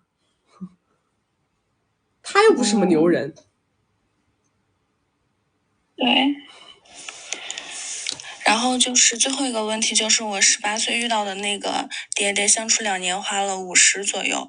然后就是前阵子我们有偷偷见过面，然后爹爹说我好像不是他记忆中那个萝莉的那种感觉，然后就后来态度还比较冷淡，然后就是说我也没有机会再遇到同量级的男性了。我感觉他的资产应该有在50个小目标这样，然后我还有必要。你说我再也遇不到比你抠的了。这话要这么怼回去，啥叫你遇不到？你说不是？你说我不是遇不到你同量级的，你说我是遇不到比你抠的，比你这样又老又抠的，我是遇不着了。天然是这么聊的啊，这句话，这话是我自己说，他没有说这句话，就是我自己感觉我遇不到他这种量级的。你需要遇到这种量级有什么意义呢？你遇到这个量级，人家能分你5个亿，量级有意义吗？别人有5个亿的人能给他付出5000万，别人有50个亿只给你付出50万，你要这个量级有什么用？对。然后就是我也没有必要再跟他去维护关系了，没有意义，没有意义。好，我明白了。拜拜。你们太弱了，自己一点不想提升自己的能力，就想混。是不是一点不想提升能力？什么我也不想当女强人。说白了嘛，你就想找个人挂住嘛，对不对？像个树懒，找个人挂住，对吧？我告诉你，你们那个光环呐，要跟自己的收入相匹配，知道吗？不跟自己的收入相匹配的那个光环，那就是个屁。尤其是在超一线城市的啊，我跟你们讲，在超一线城市的这种，你们千万不要以为你们什么我有个什么体制内的工作或什么那个叫光环，那个屁也不是。什么情况下那个体制内的工作是光环？本地人家里好几套房，对吧？没有负债，然后你还有一个所谓的什么体制内的稳定工作，这叫光环。你要是外地的，或者说你也没有什么资产，你就搞了个什么体制内的一个破工作啊，一个月几 K 万把的，你在超一线城市那叫光环吗？那屁也不是。一线城市唯一的光环就是你的资产水平，美貌跟资产水平没了，知道吗？别给我整那些不切实际的。你以为你在一个什么券商机构里头，你做一个最低层的这种小职员，拿着一点微薄的收入，你觉得这个叫你的光环？我也就想找个人，我就结个婚算了。你那个靠的不是你的工作，小姐，你靠的是你的年轻貌美。你靠错了，你以为你是靠着你的工作吗？并不是。你如果能遇到什么厉害的男的，那只是因为你的年轻貌美，并不是因为你那个工作。在一线城市，工作能够给你带来光环的只有唯一的可能性，那就是因为你的工作收入非常高。我告诉你们，我身边的很多姑娘啊，她们都是好多年前就出来，知道吧？出来冲的，我们说的，她们也是后面就进经济行业，但是她们进经济行业的本质是因为要把自己混入一个年入100万的级别。他到了那个年入100万的级别，他才叫有光环，知道吧？他是在那个里面，你以为是什么？进去以后直接躺平，见你的鬼呀！别人都是在那里边想办法，想尽一切办法提能力，搞项目赚米，知道吗？搞人脉，然后想尽一切办法把自己跻身到年入100万这个级别。然后他才叫有光环。你以为什么是光环呐？你一个低收入的工作叫光环呐？别人谁认你那玩意儿啊？对不对？你5万块钱的存款叫光环呐？那屁也没用，好吗？不要太早的就想着我就想这样，我就不想当女强人。你不想当女强人，你啥也不想干，是不是？你回老家，对吧？回小地方，去小地方。人家没有那么高的那个生活指标，没有那么高的生活成本，你就到小地方去找那个土二代，对吧？小地方的土二代，拆二代什么这些东西，他能够只看你漂亮要跟你结婚，对不对？否则的话，你想在那种非常有竞争力的城市站稳脚跟，你以为你就靠你好看就够了？那我就说了嘛，你能找到一个总资产水平在1000万的男的，其实这个就是你的择偶的很高水平了，这个就是你择偶能择得挺好的。就是说这个水平的男的你可以再继续看，也别想着再攀高枝儿，或者说再往上，你只会耽误功夫，只会耽误时间。在超一线或者是一线，知道吧？他能够愿意跟你在一块的如果说他是走婚恋路线的，就是总资产水平1-2000万已经很 OK 了，因为你真的是经济实力太弱了，但是爹爹不一样啊，如果说是不能走围城的爹爹，那是另外一个衡量标准，不能走围城的爹爹，那可能性就很多，可能性就非常非常多。但是还是一个道理啊，还是在这个过程当中，你要想着把自己的业务能力搞上来呀。你去接触爹爹的时候，你不能光想着接触爹爹，光想着让爹爹给米给你啊，爹爹也是看人下菜的，对不对？因为超一线城市想走雌竞的女的也很多啊，他为什么要给你付？他为什么要给你那么多？你的光环是什么呢？还是工作能力啊？最后还是要回归到这个点位上。你可以现在目前收入没有那么高，但是你不能让别人觉得你的能力只有这么多，因为你的能力只有这么多，爹爹就不会议价，不会为你付出溢价，懂了吗？来，大家没有关注的宝宝左上点关注啊！没有加粉丝牌的加个粉丝牌，加了粉丝牌会收到我们的直播提醒。我们每周直播3场，周二、周六早上10点到下午2点，周四晚上6点到晚上10点。然后有任何的问题想要找到曲啊，包括今天是双11，对不对？我们有给大家针对我们的服务有给到大家一个活动啊，有一个活动，大家可以到我们的这个可以找我们的小助理来了解。然后还有什么？对，如果说你们怕找不到我的直播啊，因为我的直播是游击战直播，我1年365天都是这个定时定点3个时间段开播。大家如果没有看到我，一定是因为这个账号又出问题了，好不好？一定是因为这个账号出问题了，所以说大家一定要到我们的大本营，就不会走丢啊。左上角头像点开到我们首页的粉丝群，好不好？到我们首页的粉丝群啊。我们下一场直播是在周二早上10点，好吗？今天就到这里啦，拜拜拜拜拜拜拜拜。